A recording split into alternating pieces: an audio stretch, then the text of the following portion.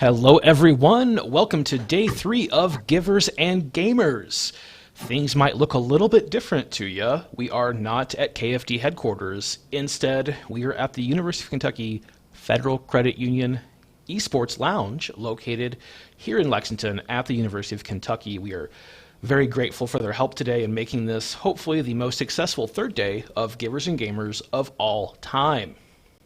If you don't know me, I'm Donald. I'm one half of KFD. The other half is Jilly Pie. She's in chat. You'll see her right after this hosting our Jackbox finale, which is going to be super fun. If you love Jackbox games, which you probably do, you should stick around, hang out, play some Jackbox with us. It'll be a good time, hopefully. So if you're aware, we are raising money for Ronald McDonald House Charities of the Bluegrass. We have a donation link going through our chat. Feel free to donate. If you want to, you can also donate to a poll and determine what's going to happen in our adventure today. But before we get too far into that, let's talk about the reason you're actually here. It's to see these amazing people that are with me. So let's introduce them, and we'll talk about how this is going to go today. So Anne, could you lead us off and tell us about yourself? Hi, I'm Anne Stickney. I'm a narrative designer for World of Warcraft. Also a gigantic nerd. Love D&D. Very, very much. Really looking forward to this. It's been a while. I've played Rogue. I'm very, very happy. We're really excited to hear. Thank you so much. And Quinn, hello. Hey everyone, my name is Control Quinn. You can call me Quinn. I am a full-time Twitch streamer, Twitch partner, internet person, gamer, nerd. I do everything, literally. I play lots of D&D. I'm also a improv comedian, and yeah, I'm excited to clown around today. We are so grateful you're here. Thank you so much. And Gwenda, how about you? I'm Gwenda Bond. I write books and am not very good at using technology, so this should be fun. And my latest book, I wrote a Stranger Things prequel called Suspicious Minds. And my latest book is Mr. and Mrs. Witch, which comes out in a little over a week on March 7th. And it is exactly what it sounds like. I love that so much. My wife has read your book about the Prince of Hell, I think. Oh, Not Your Average Hot Guy. Yeah. Yes. And the really loves it. Yay. Hello, Bronson. How are you? I'm doing really well. It's a pleasure to be here. On social media, you can find me pretty much anywhere. I got the handle Allfather Games. I'm primarily on Instagram, but I do tabletop role-playing games, a lot of Dungeons & Dragons tutorials, especially teaching you how to be a dungeon master and how to get into the game. So that's what I do. I'm really looking forward to your insight after this on how I can be better, because we're always striving to be better, right? Oh, I've got opinions. I'd love to hear them. Hi, Jess. Hello. Hey, everyone. My name is Jess_CCG. I'm a board game Twitch streamer, streaming 3 days a week, creating content and interactions with the chat. My goal is to bring communities and all kinds of folks to the gaming table. You can find me on all the social media at Jess_CCG, and I'm super glad to be a part of this team. I am super looking forward to playing some D&D and to see where our adventure takes us. And so, yeah, thanks to everybody for the invite, and let's raise some money for charity. Woohoo! Well, Jess, thank you so much for being here. I'm so excited to play D&D with you. And now, a returning person from last year's stream, Joe, I'm so glad you're here again. Yeah, I just want to say before I introduce myself, I appreciate y'all having me back for a second year. It was so great. But for those who don't know me, I am Joe, also known as Phantom Meeple, which you can find me everywhere on social media at Phantom Meeple. Primarily also a board game Twitch streamer, streaming 2 days a week on my channel and various others on Twitch. Also one part of Jess's organization, Community Connection Gaming, which also strives for inclusivity in gaming spaces. And yeah, just glad to be here again. I have that same shirt. We should have coordinated and worn that together. I wore this on purpose today because I'm like, this would be a perfect shirt for a D&D stream. So it absolutely is. All right. Well, I think we are going to just hop right into playing. I think we're a little behind schedule, and that's totally okay. A few tech issues today. It wouldn't be a stream without tech issues, though, right? So Always. So we're going to go ahead and do a brief narration, and then we'll introduce your characters that you'll be playing. If you haven't thought of a great backstory, and you can do it in the next 30 seconds or so, awesome. Otherwise, just the basics is totally fine. All right. It's been 1 year since a brave group of adventurers helped the Clown Wizard build a home for families whose children are seeking medical care. The home has been a glorious success in assisting families during a difficult time. A warm hearth greets those weary from the road or from a long day of waiting for answers from the healers. Every night, a delicious home-cooked meal is provided for those staying within the walls, and the smells of stews, breads, or roasted meats permeate the large central kitchen. The house has served as a beacon since its opening, providing light, warmth, and comfort, even on the darkest of days. Laughter and joy are common in the hallways, with celebrations held for every family when they're able to leave and head to the realm they normally call home. Sorry, this really hits home for me. The Clown Wizard spends most of his days sitting on a bench in front of the house. He loves welcoming the children and providing a pleasant, smiling face to anyone who enters. But recently, the wizard has been busy at work. Unprecedented rain has caused calamitous flooding in the ancient highlands, a group of kingdoms to the east of Evergrange. The Clown Wizard, known as Ron to his closest friends, devised a plan to transport supplies to this region to assist those in need. Furthermore, he sees this as an opportunity to set up a traveling cart in the region to provide medical assistance to those in need. Ron has tapped into an ancient ritual known only to the most powerful spellcasters, known as sliding into DMs, to find valiant heroes to assist with this mission. Our heroes approach the eccentric wizard as he sits on the bench below a group of tall oak trees. Ron stands to greet them with his generous smile, encapsulating his painted face. He motions towards a nearby covered wagon with several crates of various sizes and colors, no longer, and greets all of you. So let's start with just talking about your characters real quick. We're going to go in the same order. Sorry, Anne, to put you on the spot first, but how are you seeing Tempest today? So Tempest is kind of short, mossy, blue-skinned, a little bit grubby. Looks like they might have seen better days. They are an urchin, so don't have any parents or anything like that, but they heard that something interesting was going on and decided to come check it out because, I mean, what else have they got to do right now? Absolutely. And Quinn, what about Wadsworth Wildspirit? I'm feeling like I can't see any of my stuff. But it's cool because I'm just like wavy and beautiful, and I'm like a druid? Yes. I think. Okay, cool. Yeah, but that's what it's all about, right? I don't know, but I'm just having a good time. Sometimes you find the character along the way, and that's the real journey. Exactly. Gwenda, do you have any thoughts on Brunhilde? Brunhilde is a mountain dwarf who is rocking an eye patch. So something happened at some point, and I'm thinking that she's pretty scrappy and likes to fight. And Bronson, you're playing Lujor today. Hello, everybody. I'm Lujor Starshine.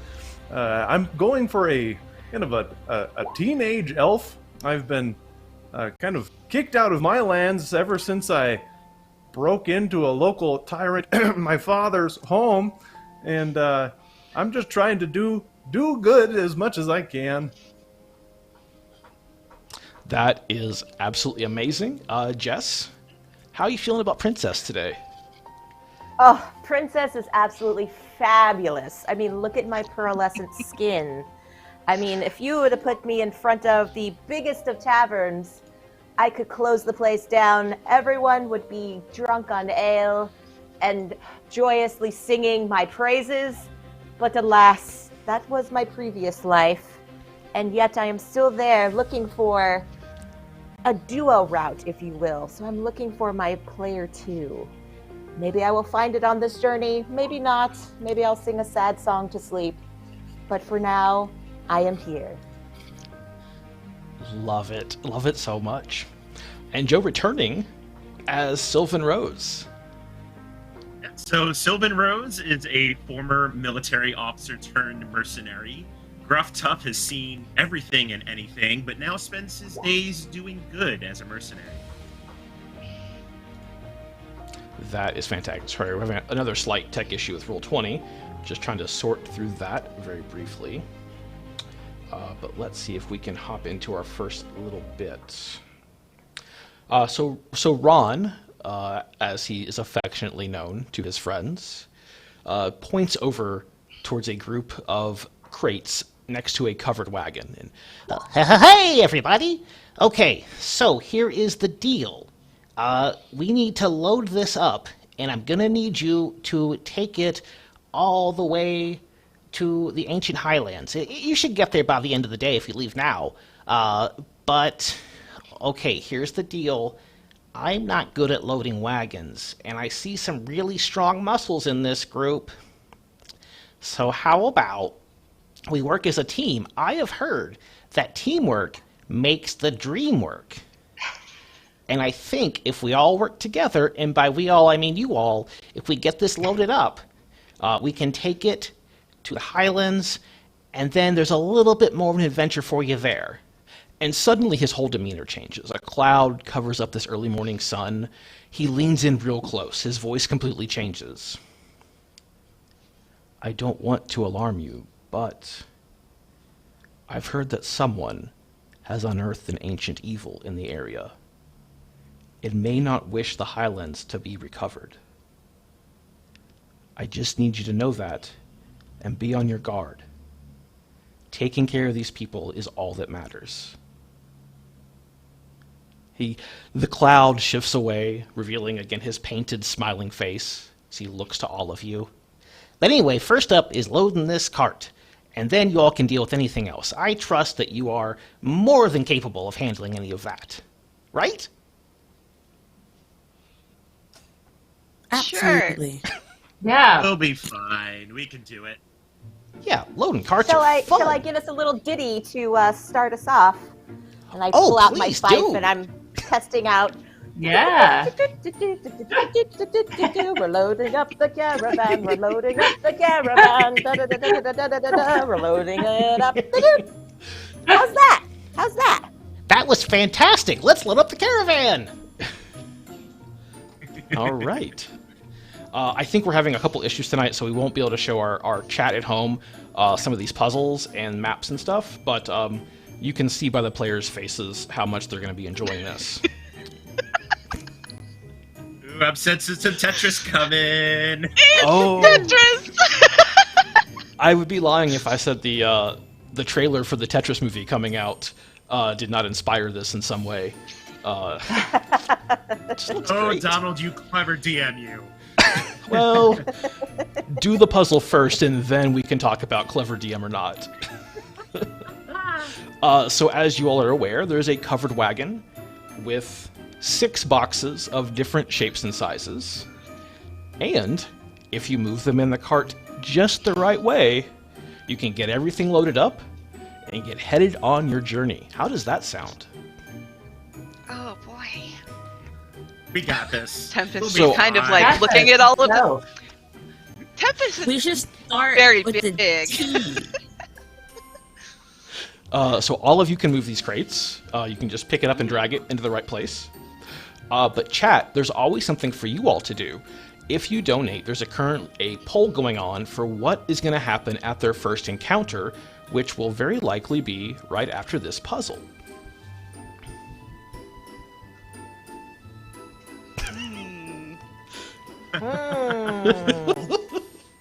Let's see. And I'm assuming we cannot Hi. rotate said pieces. You Yeah, cannot apparently rotate. Inside of them are very particular materials, and if they are shifted in just the wrong way, they'll either explode or have fry kids everywhere. I'll Oh no, mute. can't have that. Oh boy. Oh, what have we gotten ourselves into? I don't know. Yeah. The best part is that everybody is moving all of the pieces all at once, and so nothing is actually Yeah, happening. I'm just admiring all the Techinos. Yeah. just I doing like this. moved one thing. I'm like, that's not where I wanted it to go. I think this should go here. Mesmerizing. Wait, no, it's out of the wagon. Yes. Should we? Somebody's should we got have a So method one- to their madness. I was gonna say, my let's goodness. take that piece that T piece, and put it in the middle of the bottom, Okay. like at the very bottom, right? Yeah, I like that And idea. then we Okay. can take these other pieces and kind of like L shape it around it, like that, Okay. like that, Sure. Sure. maybe. Go with it. Go And- with it. Yeah, and Yes. then put that. oops, sorry, I moved it. That was not the one I wanted to move. Wow. Now, everyone, it's okay. We can do this. We'll I take think it you're one close. piece at a time. We got this. How many people does it take to load? Oh, good. Problem is gravy. I There we can't get go. to the piece that's Hey, behind there that we L. go. There we Oh. go. There we go. I got There, I like there. that. There you go. Okay, There you there. Wow. Yes. That's the way it's supposed to happen. How many Oh, adults does handlebars. it take? Thank you for that donation. We greatly appreciate it. Yeah. I think we deserve that one after solving that puzzle. Yes. Yeah. Oh my goodness. Absolutely. Oh, Huzzah, indeed. Huzzah. at this point, you look over. Ron is under the tree on his bench, sitting there, but his eyes are glazed over, and he realizes, oh, you're done. Okay, that was fantastic. Okay, look at that. You got it loaded just right. And he looks around, looks under the wagon. Oh, I don't see any fry kids under there, so that is a good sign. All right, you're going to go ahead and take, we just call it the Mountain Parkway, and you're going to take that back to the east into the mountains of the ancient highlands. It's going to be so much fun, you all. It's going to be a great journey. You're going to become the best of friends, and you're going to help people. Is there anything better than that? Absolutely Nope. not. Sounds like a fun time. Yeah, let's do it. Good time. Forgot that mic was there. It was awkward. All right. Our party has successfully loaded the cart and heads to the east towards the ancient highlands. And this is going to be the results of our first poll. So we're going to lock that in just a minute or so. Just checking everything in chat. Everything looks good. Okay. So this is our last call to donate for the first poll, and if you're not familiar with those options, it's what will our party encounter at a river crossing? Will they find an old rickety bridge?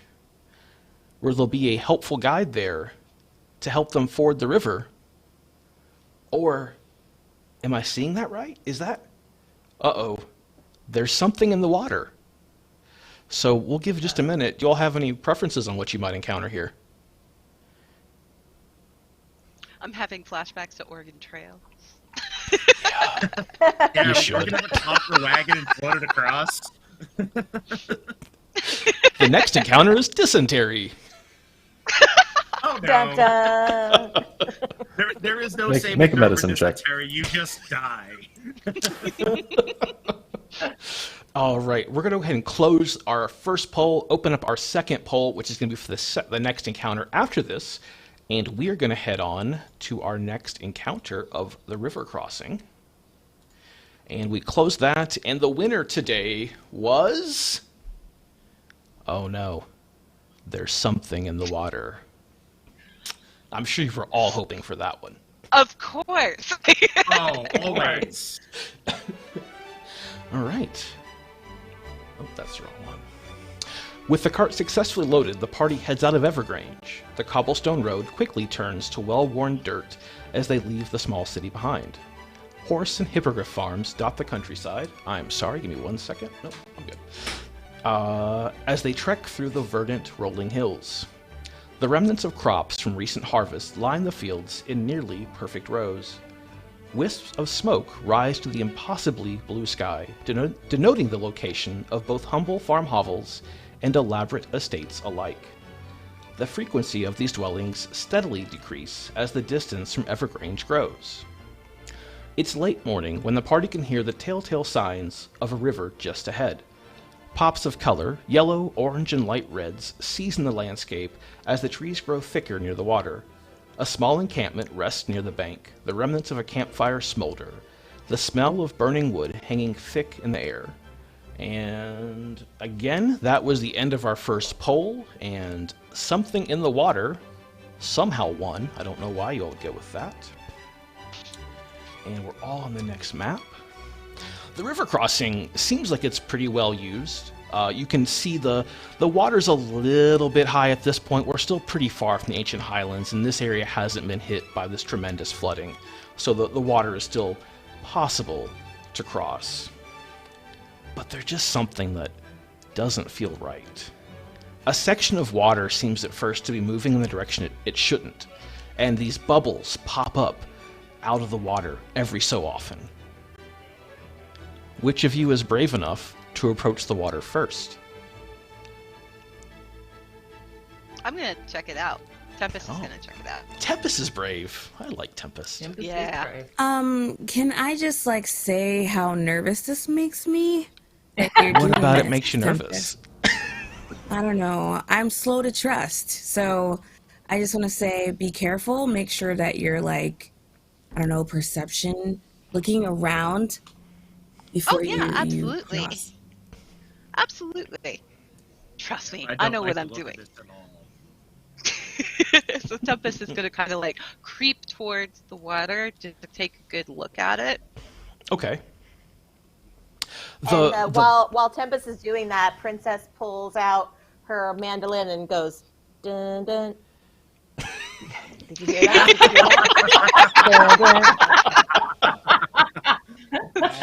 Tempest appreciates the soundtrack. Much to Wadsworth's dismay, Wadsworth shoots me a glance, and I go, da-ding, and then I put my mandolin away. I support your mixtape. Well, Tempest, as you walk towards the riverbank, not too close, not quite in the water yet. I would imagine, not that brave. No, just like sneaking up to take a peek at whatever. Something doesn't feel right. Doesn't. That's weird. The bubbling section sort of approaches you and is just 5-10 feet from you in the water, bubbling a bit more. And then suddenly, almost without warning, the water rushes into this single area and outgrows a humanoid creature, but very large, as if a human was about the size of a horse, perhaps. Oh. But still very human in shape, completely made of water. It raises both of its large appendages near you threateningly, and lets out a gurgling sound as it does not seem happy at all with your presence. And with that, I'm going to ask you all to roll initiative. Oh. It's fine. Oh, I wasn't even ready. That's on me. Give me 1 second. All right, let me add a turn. Wait, how do I? Natasha, will you roll for me? It won't let me roll. Is it being difficult for you today? Yeah. Let's see. I see you in there once, twice. Making sure everybody's here. There is Wadsworth.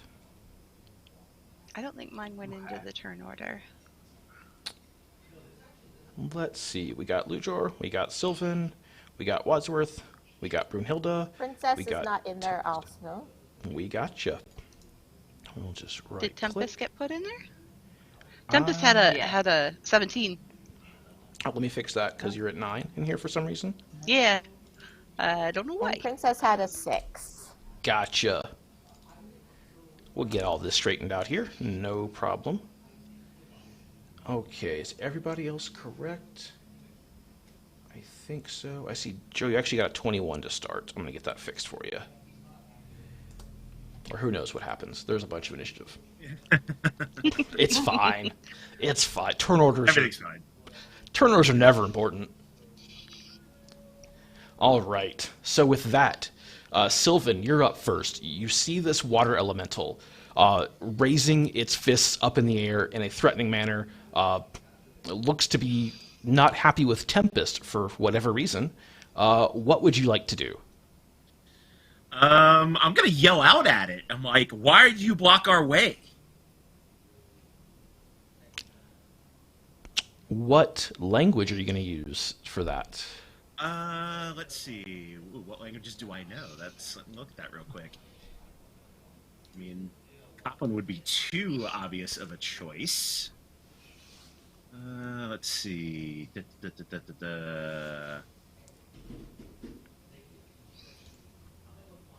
Okay, let's see. Oh, where on the character sheet are languages? That is a great question. That is going to be... Oh, there we go. I got it. Let's see. Common and Elvish and Halfling. That's what I can speak. You know what? I'm going to take a shot in the dark, and I'm going to go Elvish. Okay. And just ask what is happening? Yeah, I'm just gonna kind of yell at it, not like a threatening manner. Just why do you block our way? It maybe tilts its head at you for a second, like when you're talking to a dog and it really wants to understand you, but it just can't because dogs don't speak English, which is a real shame. And just looks confused, and its fists are still up, but not like this trembling, angry up. They're just like, okay, and like still not happy that you're here, but not as aggressive right now. So not really threatening then. Not still threatening, but like from probably full on like full threatening to maybe more apprehensive towards you. Well, maybe. You know what? I'm gonna defer to this elemental. I'm gonna delay till after it. Okay. The elemental would go next. And being that no one's actually in the water, it's still there with its fists up, but kind of waiting for you all to maybe make the first move. It's not attacking Tempest yet, just lets out a strange gurgling sound again that Lujor, you mentioned you speak Primordial in chat. So does Tempest. Oh, you also speak... Perfect. So you both... Yeah. It's kind of like it's speaking Spanish, but you both speak French. So you're able to pick up like little bits here and there, but not like fully understand it. You understand it saying maybe... I cannot do a gurgly voice. Defending home.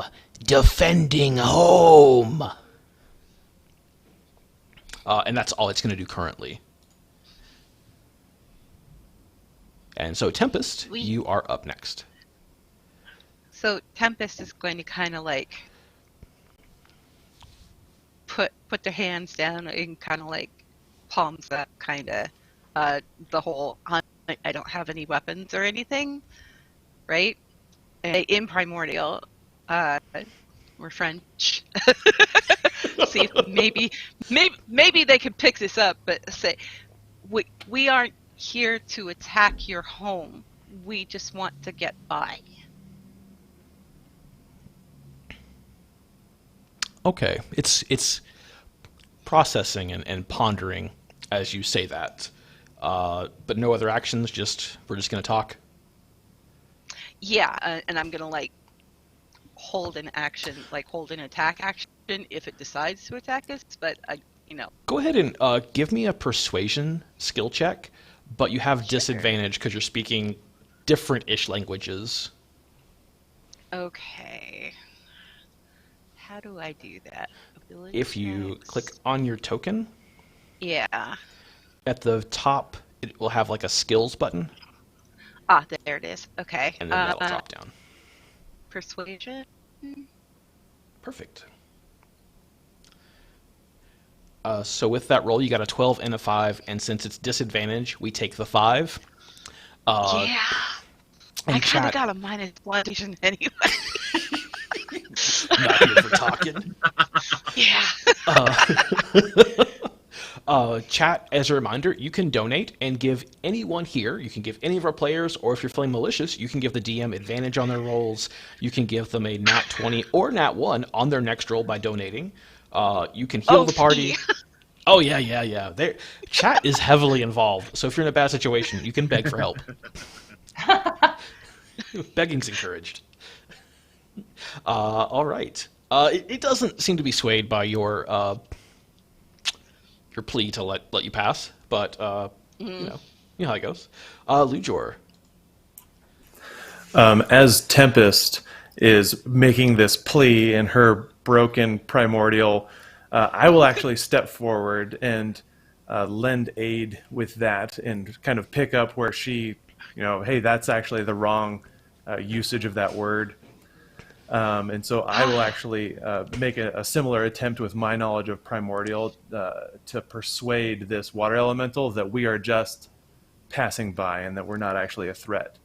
Okay, perfect. Since you're kind of picking up where Tempest left off, I'm going to give you advantage for both of you, say, like, tag teaming this discussion best you can in a broken language.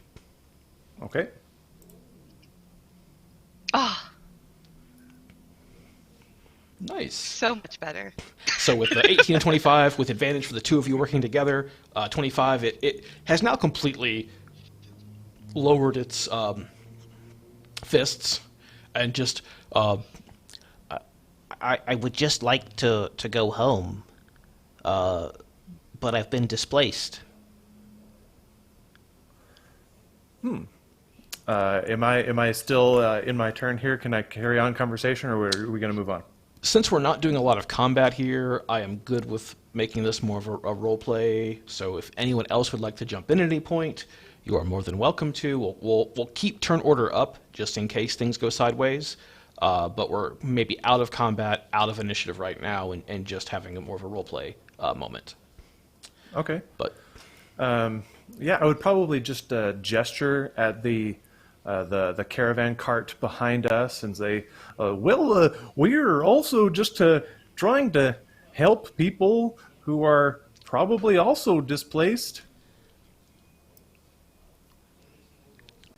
You'll seem nice. You never attacked. Okay, and you just want to go past my little area?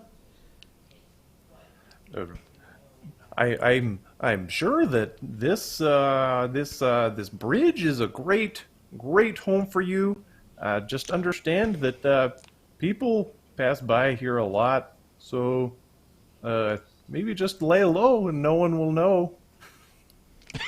And like pauses for a second, thinking, and pipes up and says, "This isn't your home?" No, I was way further north, and I got caught in a barrel, and at some point they dumped all the water out in this river, and it's a whole other river, and I don't know where I am, and I just want to go home to my family. with this, you get a sense this is a relatively young water elemental, and somehow got here from the plane of water, and is just a little confused and a little upset, and was maybe lashing out a bit.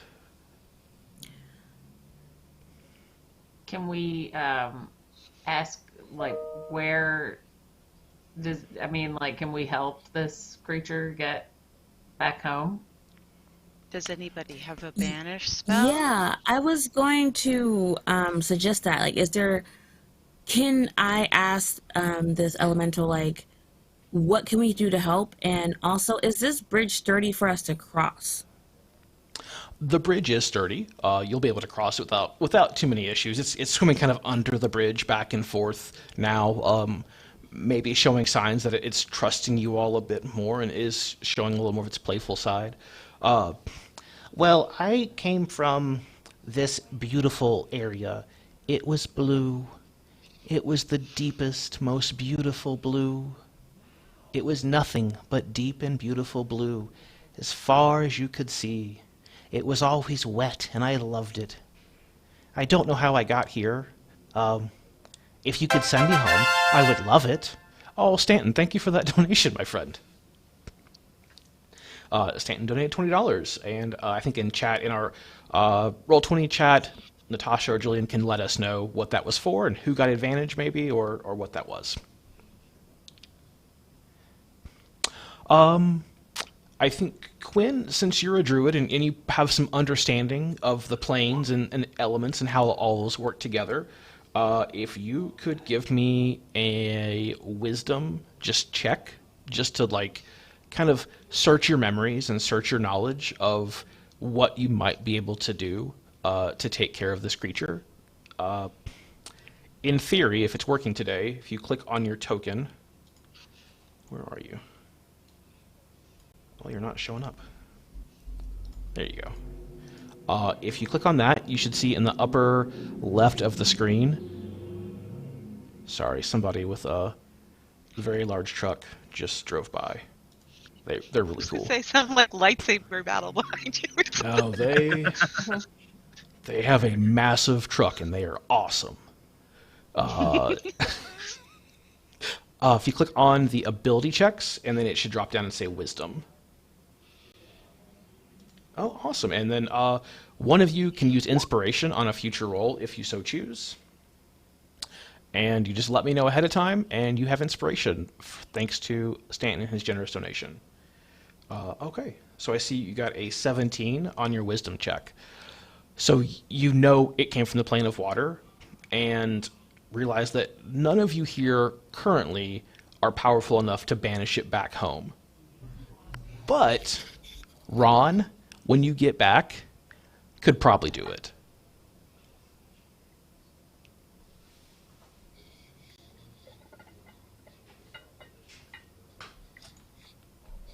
Oh, hello. Sorry, I was muted. All good. Sorry. Okay, so like if that's the move, right? So we cannot banish. This is what's happening. We can move forward, but I just feel super sad. I don't know. Oh, can we send him home? I mean, if he's got a home, he should be there.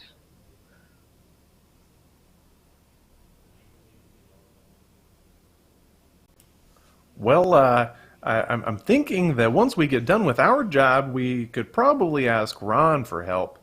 He's good with this sort of thing. So Good idea. let's hey buddy, what's your name? Oh, my name is Oscar. Oscar. Yeah. Well, Oscar, it's been a pleasure to meet you, but we've got a friend who will be able to help you soon. So maybe when we come back, we'll be able to get you home. Okay, buddy? Oh, really? Okay, Yeah. should I stay here? Yes. Okay, how Yes. about when he comes to the bridge, I pop out and scare him? Well, Scare him. Oh, Maybe Okay. maybe say hello instead of a scary roar. How about that? hello instead of scary roar. I like that. he is a pretty friendly wizard, but he jump scares like the rest of us.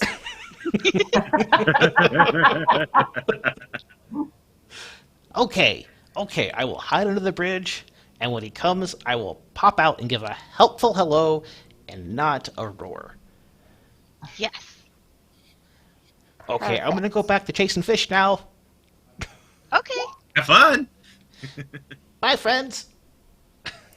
Bye. That went That very was different. wholesome. Well, don't worry. There's some That was less very wholesome. wholesome. All right. So you're able to cross the bridge.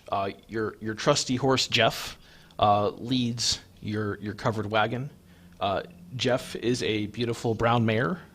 Not sure how she got the name Jeff, but horse people sometimes. It's short for Jeffina. Oh, that's There we go.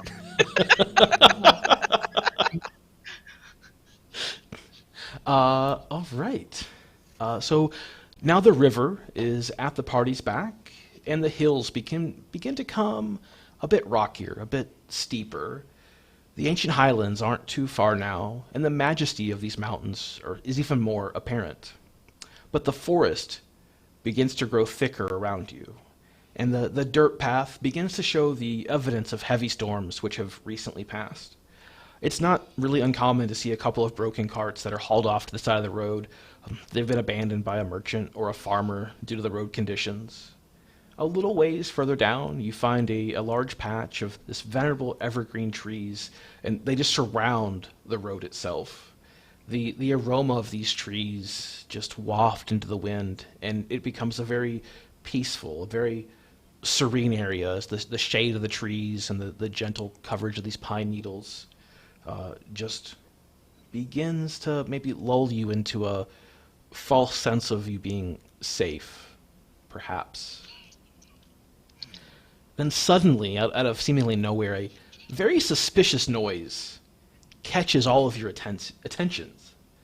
It's just a full cacophony of growls, but also mixed with screeches. It's a very odd combination of noises, and it just completely fills the air around you as three creatures pop out from behind trees. They have the face and kind of other features, especially the feathers, definitely covered in feathers of an owl, but the body is definitely not that of an owl. It's much larger, much angrier, much scarier. The body, and most importantly, the claws of bears. But I'll make sure we're very clear, not bears that have been involved in any type of drug use. I know there's a very popular movie out right now. These owl bears are completely unrelated to that. Well, that's a bummer. Oh, darn. Well, here's a fun fact and a great reason to visit Lexington. The actual remains of that bear have been stuffed and are at the Kentucky Fun Mall, where you can go see a bear that has had more party experience than probably all of us combined. Oh my gosh. Amazing. Yep. That's fantastic. That's awesome. I don't know why we didn't look for Visit Lex to help sponsor this stream, but here we are. Now, there's something distinct about these bears, or owl bears. They have little patches of different colored feathers on their faces. One of them is red, like a couple of red feathers. One of them is green. One of them is orange. This is not a puzzle or something to figure out. This is to make our combat easier, so you can tell me the red one, the green one, or the orange one. And that way it's still in game, but it makes everyone's life way easier in terms of that. And all three of these owlbears begin to approach the road, and thus you and Jeff, and they look hungry. They look so hungry. I'm going to go and clear out our previous initiative. And once again, some of my favorite words as a DM. Party, roll initiative. Oh, Meat, thank you so much for that donation. You are an amazing person, and we appreciate you.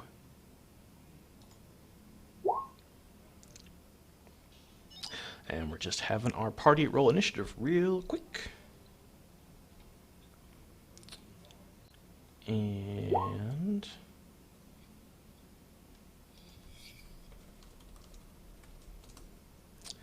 let's see here. We got Tempest, we got Sylvan Rose, we got Brunhilde, we got Wadsworth. I think we need Lujor still. Is that being difficult? Got it. And you got a 14. Yeah, Donald, you said the upper left, correct? The upper left is the preferred way to roll initiative, but if you use the other way, Yeah. I can still take care of it. It's no problem at all. Okay. Let's see. It was showing up, and now it's not showing up anymore. Sometimes it just wants to be ornery. Okay. Well, I will do. I guess I'll Yeah, just if you do the other based way, I on can my just add it. character sheet. Yeah, Okay. no problem.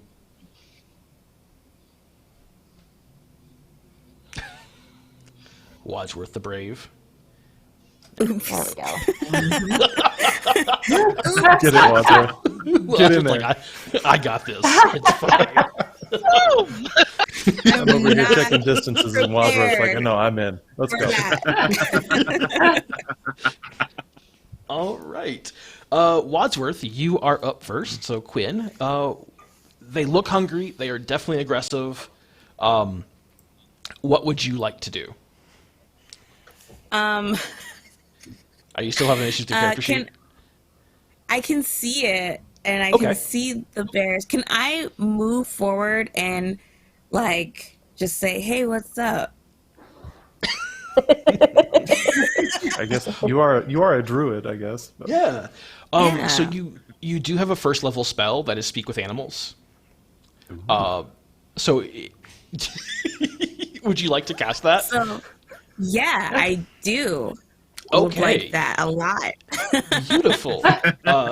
So Wadsworth takes a moment, focuses on their connection with nature, breathes in, breathes out, relaxes. Let the pine needles and this beautiful area of trees just permeate your thoughts. And you have this clarity that everything, you can just understand it.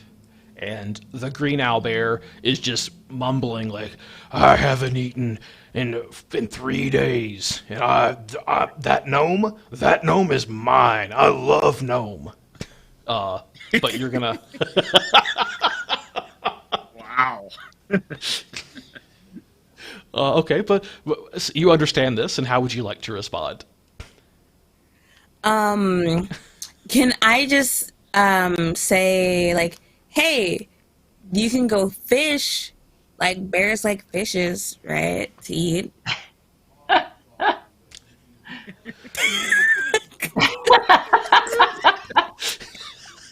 Oh my goodness.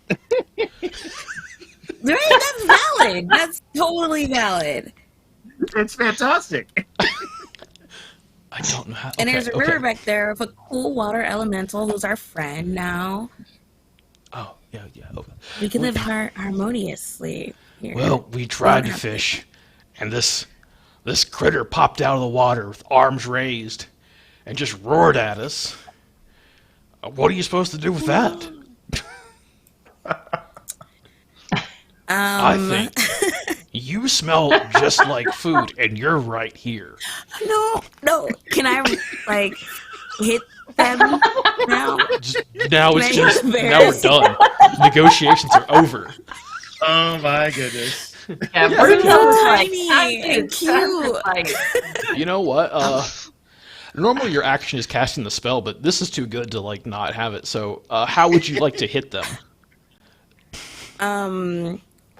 I would like to take off my shoe and throw it. Beautiful.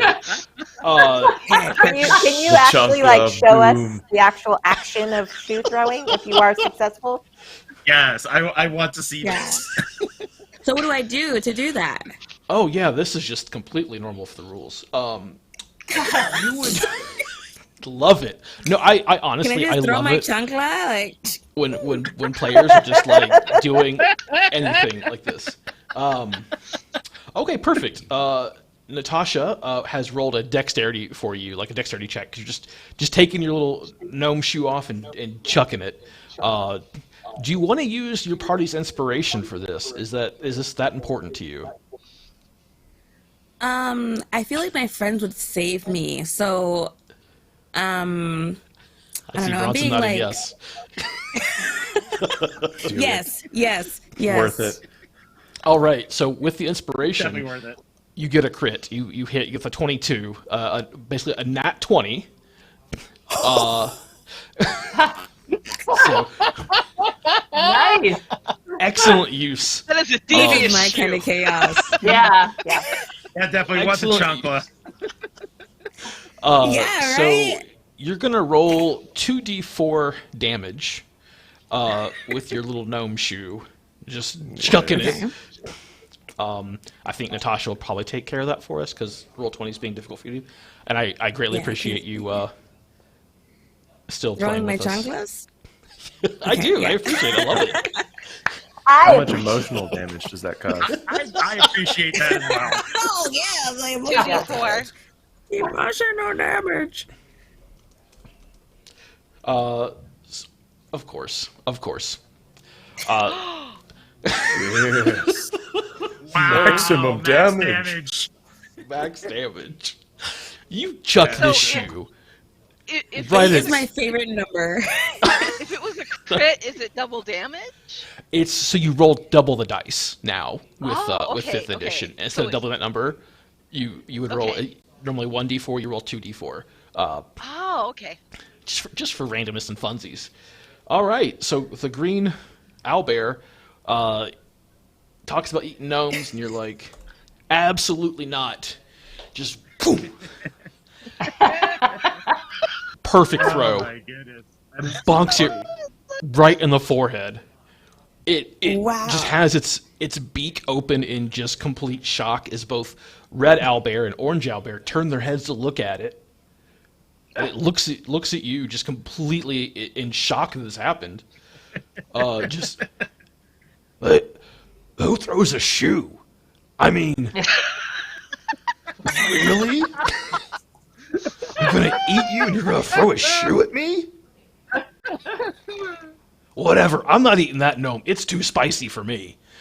Yes, I love it. The other two are like, well, we're still hungry, so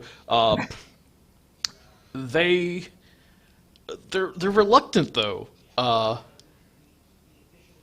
and so I'm gonna say that ends Wadsworth's turn, and with your crit through shoe throwing, the owlbears are completely shocked and have no idea what to make of this. They understand you. They kind of have a basic concept of like what the humanoids of the realms do, and they've never encountered something like that, never heard of it from their owlbear friends. So they're all just stunned, and they're just going to sit there for right now.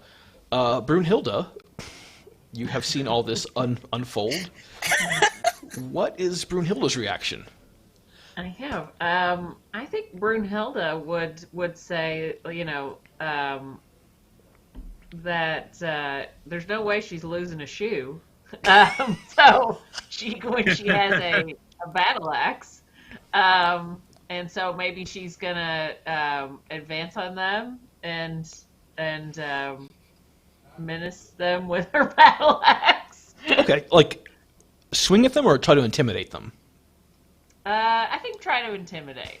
Try Okay. to run them off. So we'll put you up here closer to them, using your very fast dwarven legs to move 25 feet closer towards them. And you pull your battle axe out.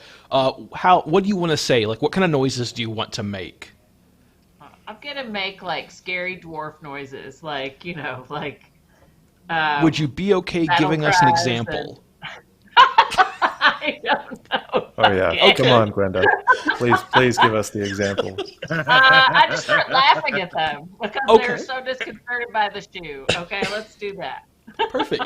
Go ahead, and if you can give me an intimidation roll, click on your token, and then Is that under skills. skills. Intimidation.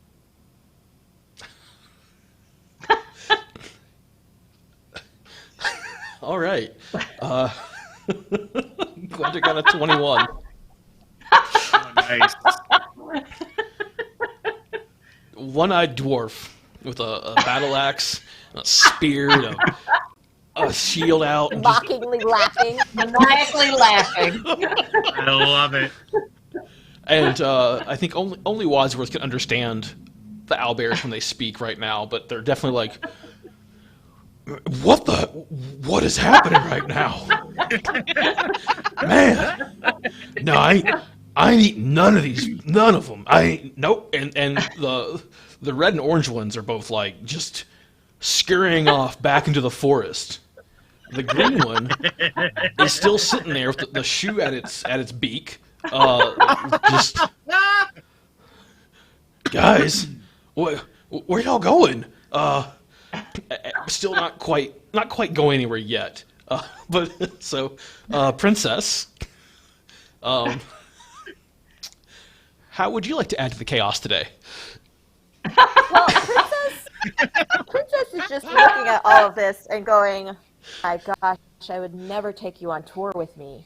But I have a spell of animal friendship, Okay.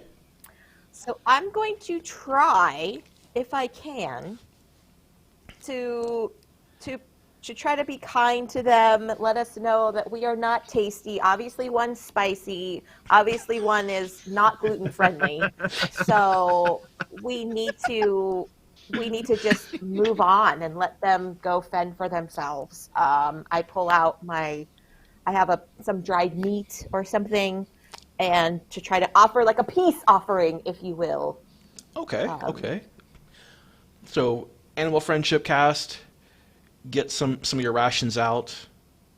Are you gonna like hold it out in your hand or toss it to them?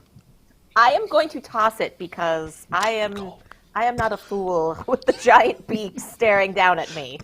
So I will attempt to toss it their way, in their direction, their general direction.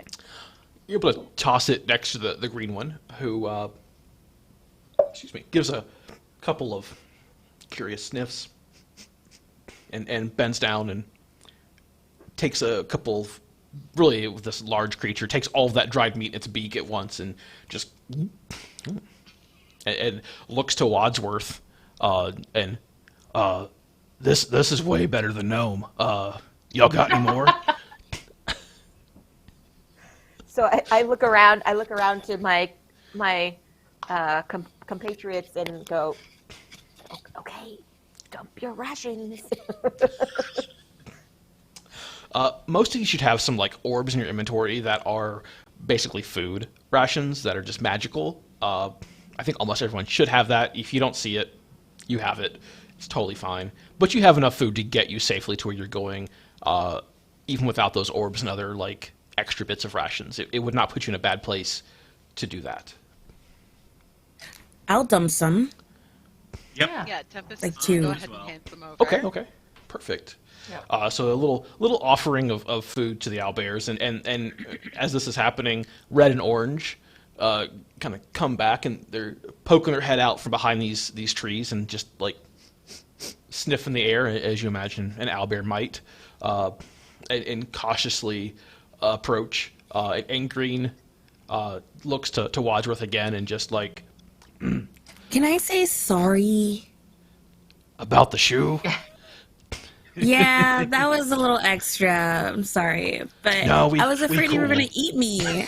I was. So, No, okay. we cool. It's We bros, we cool. we cool. One time I had this very similar encounter, and they just went right to shooting arrows at us, and we just really appreciate your kindness. Yeah, I It's could have like used just magic like on you, Wadsworth but I and the just owl. threw You my guys have like shoe a secret instead. handshake now. You're just like, yeah. Yes. Definitely have a cool handshake with an owlbear. It retracts its claws to Yeah. not hurt you. Nice. And, Nice. gives you a feather as a token of friendship. Just appreciates sweet. you being kind. Thank you. I really like you all Bestie. aren't murder hobos. Really appreciate that. It makes D&D so much better. Chat. Our next poll is going to close here shortly because we're about to get to that encounter. So if you would like to donate towards that poll, it would be super cool. If you don't and you're just having a good time watching, that is also super cool because we just want to spread the mission of Ronald McDonald House as well as try to raise some money for such a great organization. Our last poll has some donations already. Let's take a quick look at where we're at. So our options currently for our last poll, which is a mountain pass. We'll give this just a couple more minutes before we hop into this. The rock slide is currently at $0. Good. Thank you, guys. Yeah, we appreciate that. We don't like rock slides. Thank you so No, we much. don't like rock slides. No, thank you. I can talk to Rock. Yeah, Hard to bargain with Rock. It is. Yeah, I we- could this go is- for a good rock slide. Yeah, rock we slide or a can't, mud we can't slide? throw another chocolate rocks. It's not going to work. Option 2 is currently a downed tree, and then in parentheses, it's not a tree. Oh, Inshu, thank you so much for the donation.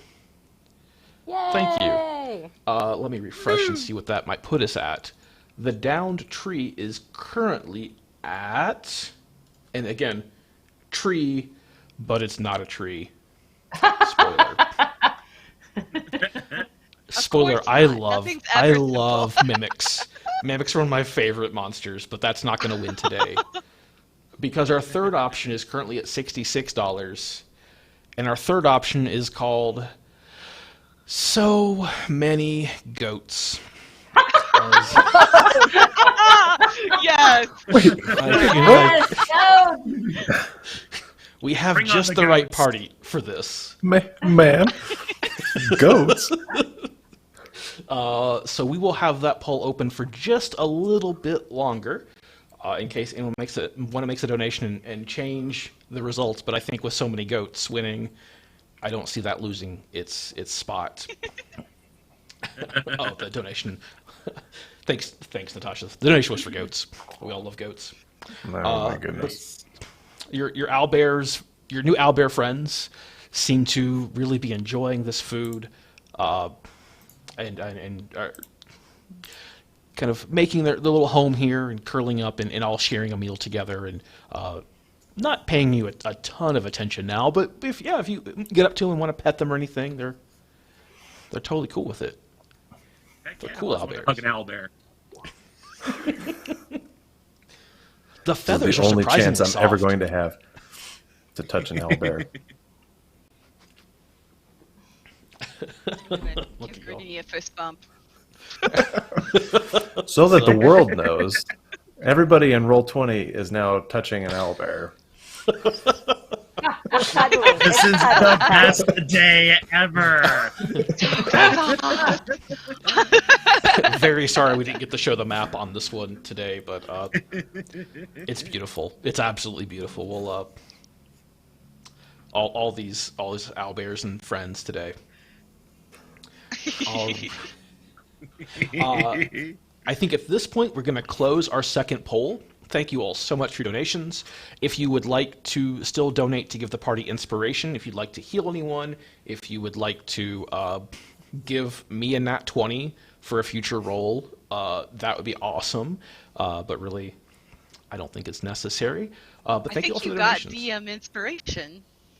You did. Yeah. I did. Yeah, you got DM. You got DM inspiration. Well, you all have inspired me. So Oh, I love it. Yes. And NQ13 says, "Is this like a Coca-Cola commercial?" Yes, all the feels, all the feels. Yeah. Yeah, It's instead of polar bears, it's owl bears. cute little family. way better. I Cracking do want one to give open with an Enshu owlbear. a huge shout out. He's one of our committee members for Givers and Gamers and has done our website, which is just super functional. It's amazing. Enshu, thank you. I do want to thank the rest of the committee as well, because this is probably the best time to do it.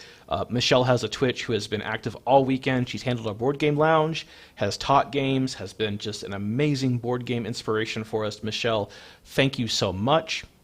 Chelsea, you're just fantastic. Chelsea is the Chief Philanthropy Officer at RMHC of the Bluegrass, has handled all of our "can we do this" issues really well, since this is an actual RMHC event. This isn't a bunch of randos just playing D&D for fun. Like, we have a purpose.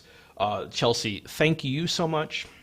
Natasha, you have been doing everything. You have been just fantastic, and we want to thank you. That is who is in chat with us, giving us updates, taking care of any tech issues you might have. Natasha, you are just fantastic.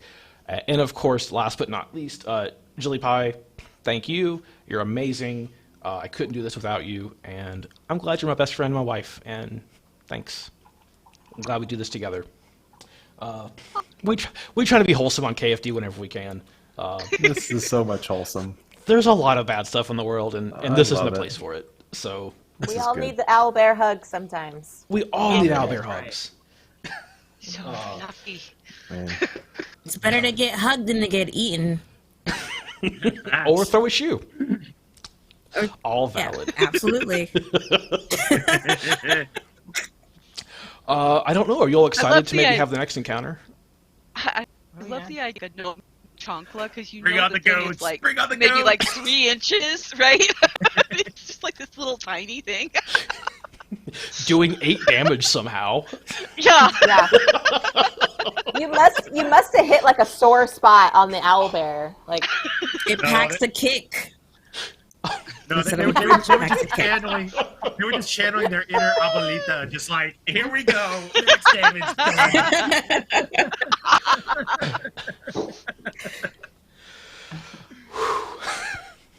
I love this part of D&D. I just love the laughing around a table together. Like, it's the best part of the hobby.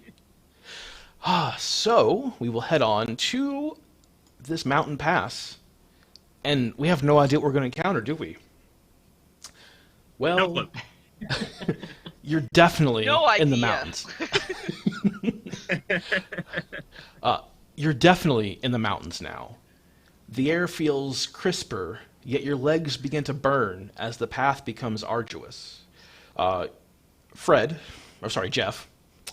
Jeff just trudges right along. Just nothing like a good, trusty horse pulling a very well-packed covered wagon, which you all did a great job of packing as well. But it seems like Jeff knows the gravity of your mission, knows what is waiting for you once you make it to your destination, and know these people desperately need your help. And as you continue this path, you enter a very narrow ravine. The river or creek has long since dried up. However, its effect on the mountain, the erosion in this ravine itself remains. The vegetation grows sparse, but some small shrubs and grasses poke through the craggy exterior, providing a stark contrast to the browns and grays of this otherwise kind of dull landscape. The sun is just now beginning to descend below the horizon. As long as there's no other complications, you should make it to your destination by nightfall. Unfortunately, that hope begins to dissipate as you round this bend, revealing... Oh, you all can't see it yet. I'm really sorry for that. Oh, don't want to move that. Pro DM moment. Oh, not that either. Revealing so many goats. At first glance, it's 9, 10 goats, and most of them are normal sized goats. But this one goat has rarely missed a meal or rarely missed its maybe steroid regimen. You're not sure. But this goat, easily the size of a horse. It definitely competing with Jeff for the largest critter out here. And all of these goats, if they notice you, they're certainly not showing it. They're just munching on a nice bit of grass they have found, a couple of bushes, and they're just chomping away. And it looks like there's no real way around them. Maybe you could go through them, but we will see. Vincent Van Gogh. Vincent Van Gogh. I love it. Oh my goodness. I do apologize. I cannot see Roll20, or sorry, not Roll20. I cannot see Twitch chat at all currently, so I'm sure there've been some great ones in there. Vincent Van Gogh. Oh no, that was a redeemed name generator courtesy of Yes. The wonderful Natasha. And the Thank big you, one is Natasha. Vincent Van Gogh. That is perfect. In that case, the large goat is also missing a single ear. Yes. Oh my God. Yes. Awesome. Oh, that's so great. Well, party, how would you like to handle this one? Should we I try kind of want to herding? go talk to Should the we try herding goats. the goat? Yeah, we I need to Tempest try looks to at maybe Wadsworth and goes, Does anyone "Can you speak chat with goat?" these guys too?" I can talk to goats, right? Yeah. You Yeah. have as a forest gnome, you can talk to small creatures. So you'll be able to communicate with the goats, no problem. Vincent Van Goat, you will not be able to speak with because he has outgrown his small creatureness. But you can talk to the small ones, no problem. Okay. In fact, I'm just going to just not do anything. Is that okay? This time?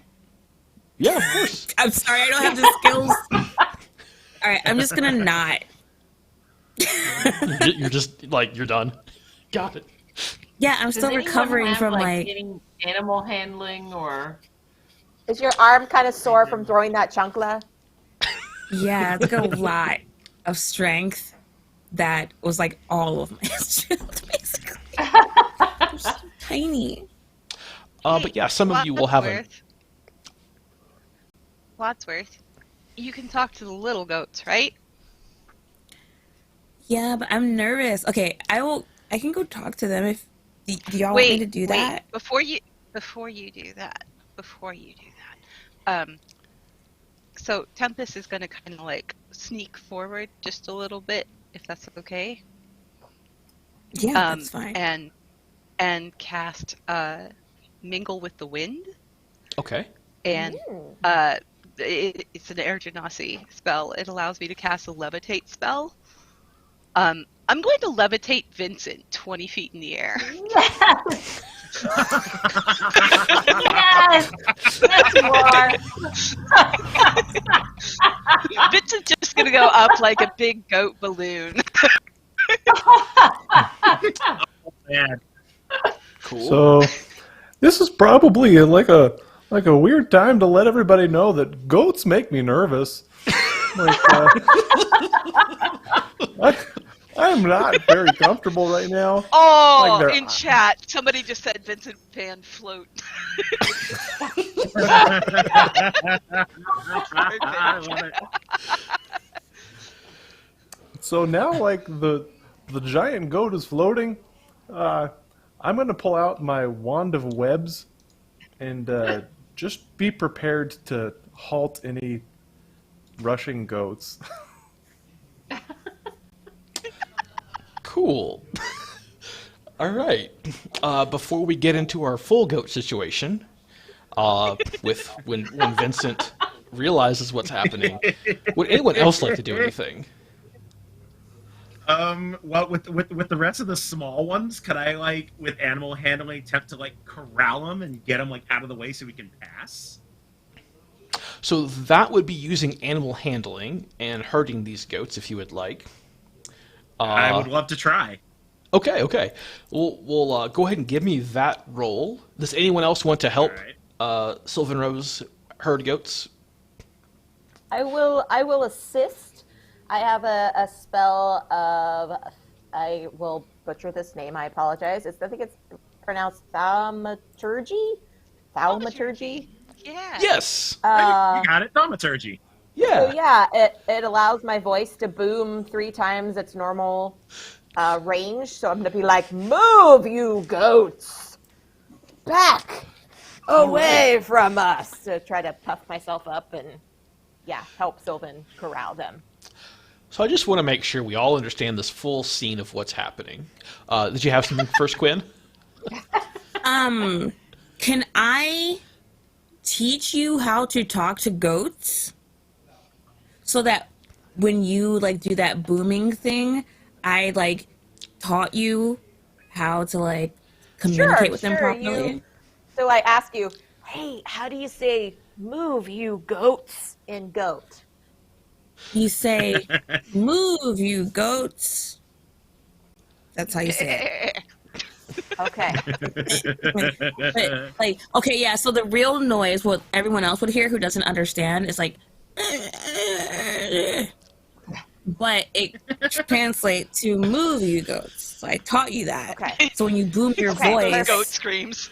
but you have to add "please" to the end. So it's like Cue that. goat screams. Okay. Goats are, in fact, very formal animals, and if you don't say please, that is it. Oh. Yeah, Please. we want to be respectful, to the goats. So let's set the full scene as this is happening.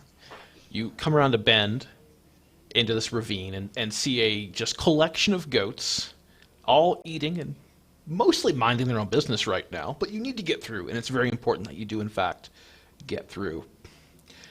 Suddenly, the largest one, who we have learned his name is Vincent, begins to just float 20 feet up into the air, while the other goats have no idea what's happening. Vincent lets out an awful which causes the other goats to stop their munching on their food as Sylvan Rose and Princess begin to approach these goats, who are looking up at their presumed leader, floating above them, a look of complete fear and shock on its goat face. And as Princess is shouting the equivalent of, "Move, goat, get out the way, please. Get out the way, please," to the goats. and Sylvan Rose is attempting to herd goats all at once. Is that basically what everyone's going for at this moment? That's a pretty good description. Cool. And how? And the animal handling roll got a 9. Do we still have player Not great. inspiration? I believe you do have an inspiration, but I unfortunately, think we might need to use it. Okay, we'll count that inspiration as a reroll. You can reroll completely because you got 2 9s. Oh, that's not much better. There. Okay, 15. Okay. I'll take it though. So you're unable to completely herd the goats, but you do stop them from completely freaking out, because these goats, in the course of the last, 6 seconds, have just had a lot going on. They're like looking up at their floating leader, looking at this awesome tiefling who is shouting at them with their voice 3 times louder than it should be to begin with, but also in a ravine, so the voice is carrying and echoing, but not a voice, like speaking goat, so a tiefling speaking goat. As Sylvan Rose is a little confused, Lujor has a wand out, ready to web these goats in case they do any goat shenanigans. And their natural instinct to think at this point would be to scatter and freak out. But something is keeping them there as they look up to Vincent Van Goat floating above them and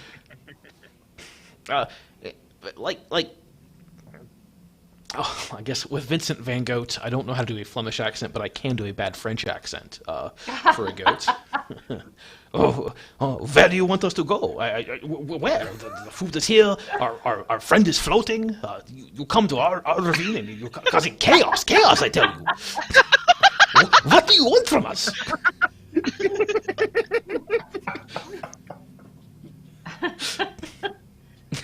Oh my goodness.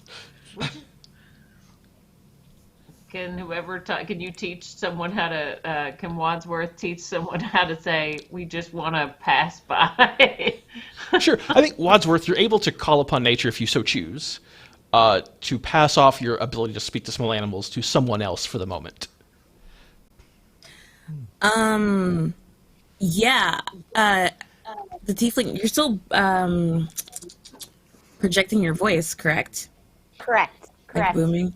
Okay, so I'm giving you the ability, or like teaching you, like, well, it shouldn't already be in you though, right? Like after I said the last thing, like this is how. So it's like you hone that dialect and you can talk to these goats in a way that can help us all. Yeah, absolutely. Sure. So, Princess, you can now speak with goats. I Can I now do- speak and I need say, consent. now that I have your attention, It's allowed. we This is chaotic. are coming. Good. It's so We are good. coming with peaceful intentions. I do have, unfortunately, your so-called leader floating in the air, but that's only because one of my compatriots has goat phobia. I don't know what the right term is, but goat phobia of some sort, and so for his protection and with yours, we will gently put you down if you will just hear our story. May we share a moment of your precious goatiness time to share what our mission is.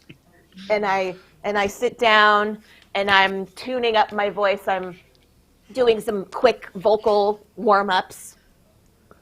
And I pull out my one tiefling person band, of course, because I want to tell you all a tale. Or the little goats?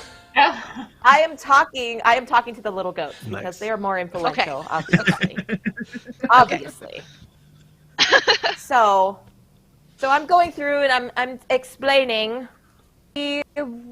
We travelers are on this journey to deliver a caravan of goods for the young ones from our friends across the land. And I just go on and on and on, and it's elaborate. The sun is probably setting, and it's just taking forever. Some of us are probably falling asleep. But I come to the conclusion of basically letting them pass. We're asking them to have us pass with the intention in their heart that we are doing goodwill, and they should allow us to continue on our journey of goodwill. End scene. Well done. Well That done. was beautiful. That was beautiful. Could you And then I give look me- over to Wadsworth and I say, "Did I say all those things right? I might have inflected different. You The nailed accent was it. probably a little off." You did it. Well done. For that, please give me a persuasion check with advantage. All right. Persuasion.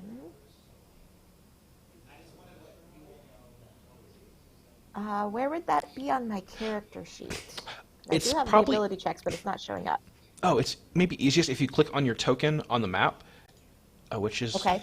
and then in the upper left corner, it'll pop up and say skills as one of those little buttons.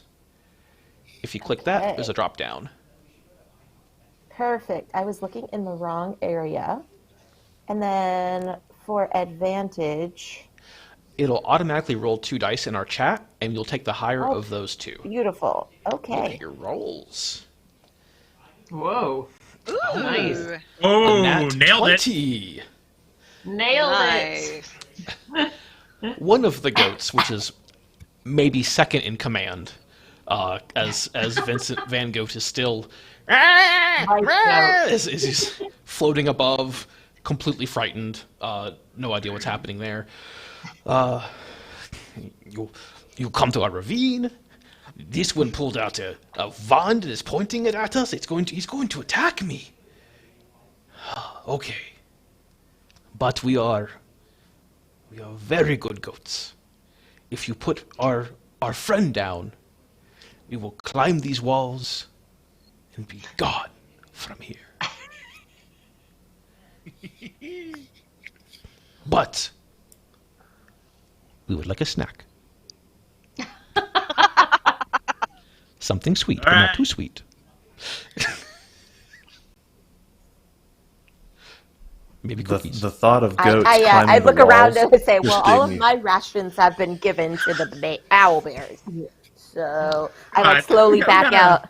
Are Have a you couple are of you apples on communicating us. what they've been saying to you? Yes. Are you Yes. like letting us know? Okay, all right. So can I, while I've got Vincent up in the air here like the glorious goat balloon float, can I see if like on the hill there's a particularly delicious looking piece of foliage? There is an apple tree with several large red, just perfect looking apples that are not red delicious, some other way better apple. Gala? Oh, galas are great. That's a perfect. Yeah. So I'm going to float Vincent over to the apple tree. I can do that with an action. And I'm going to set him down.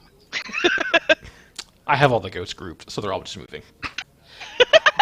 As they spot this apple tree far up, and Vincent at first is in protest, but after a few seconds, like realizes what's happening, and it's more of a And I put Vincent down. right next to the apple tree. The other goats, goats not being the smartest of creatures, see where Vincent is and begin to prance up the mountains as goats do, and climb up there, just up. However, I don't know how they do it. They're magic goats. Yes, Quinn, exactly. And now your path is no longer blocked. And we can... I look over at Lujor and I say, I think you can put your wand down now, mate. I think it's fine. You've given them the high ground. You've given them the high ground. It's okay.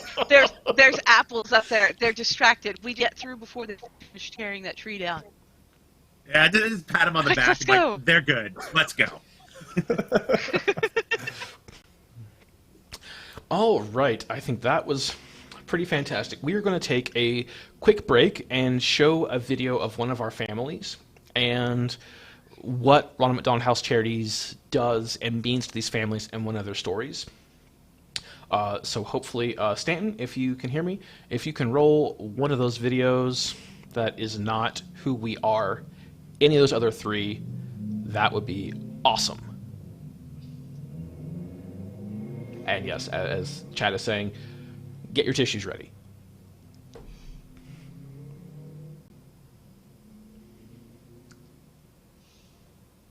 Maybe.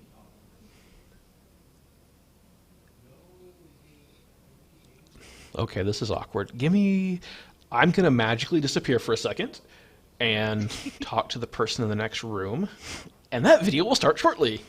We'll be right back, y'all.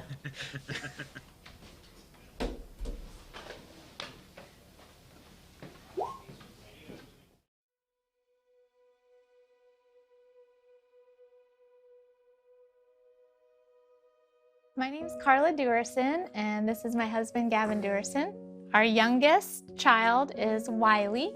She has 5 older siblings. After having 5 kids, we thought we were probably done having children, but it ended up that there was a surprise waiting for us, and that was Wiley. We found out that she did not have trisomy 21, but trisomy 18.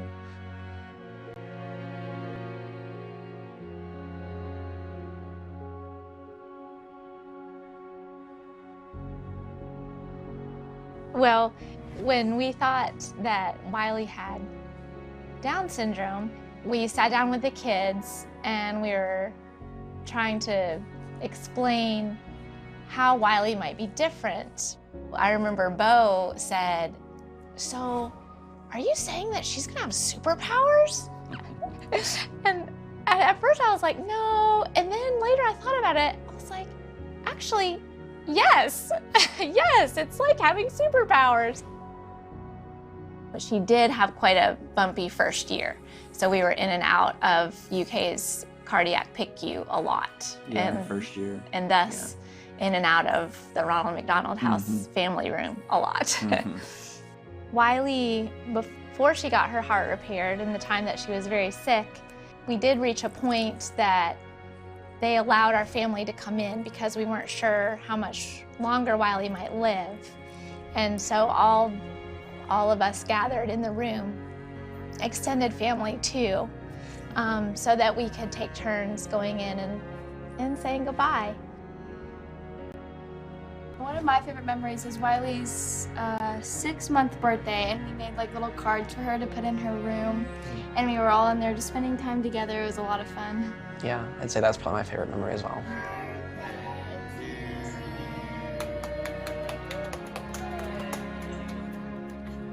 Well, it felt like an extension of our own home, and we were welcome there. We always felt welcome. A lot of the only time we got to spend as a family was in the family room, because it was hard at that point for both of my parents to come home sometimes, so it was just always a sweet time that we could spend together, all of us.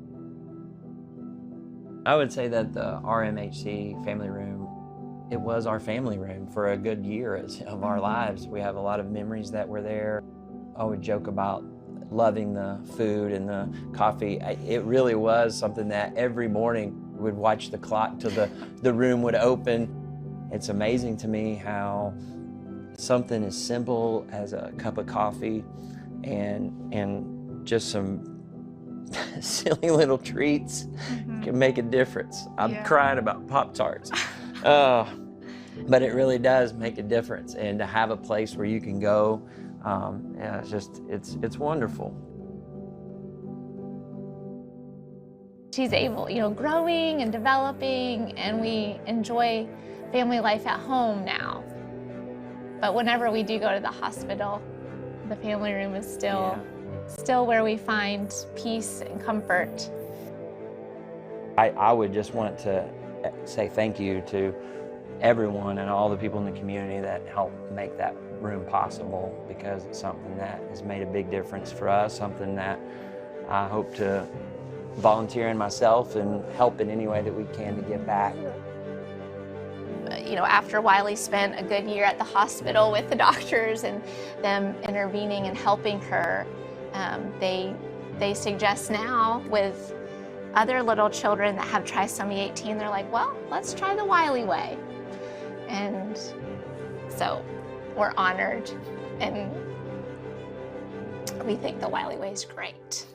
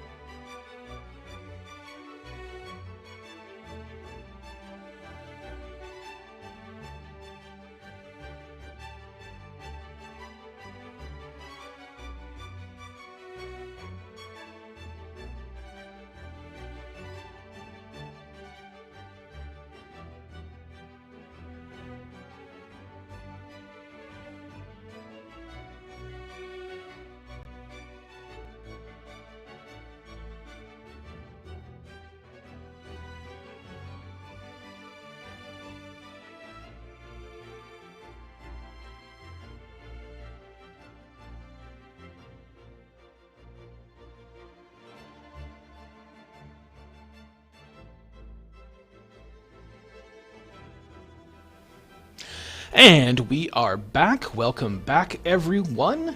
Thank you all for that break. those family videos, they always hit me right in the heart.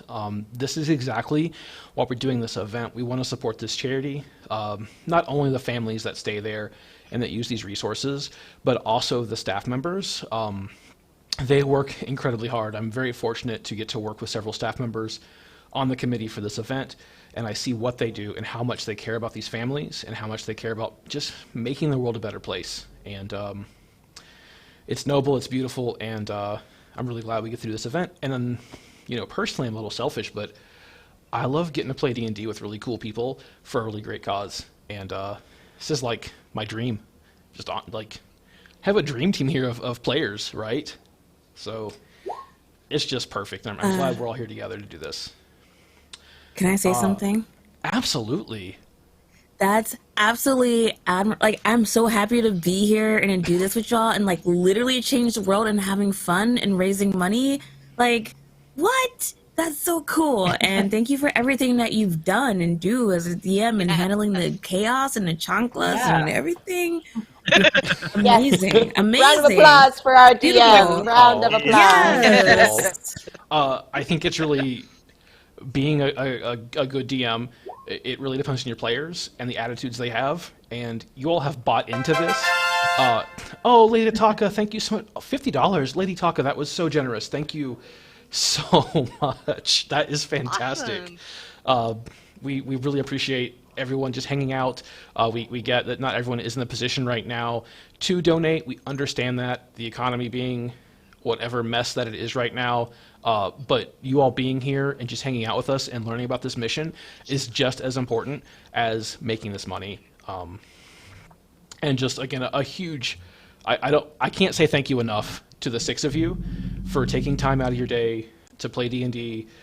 Most of you aren't from Kentucky. I'm guessing most of you haven't been to Kentucky, so this is not like a cause that's close to you all, but you're still taking time to make the lives better of people that honestly desperately need it. And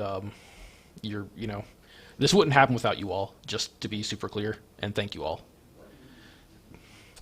Do y'all want to play more D&D? Are we good? Yeah. Absolutely not. I'm leaving now. Wadsworth still has another chocolate to throw, so. That's true. That's true. We got to see what the other chocolate ends up. Did I ever get my chocolate? Is that canon now? Like, did I get my shoe back?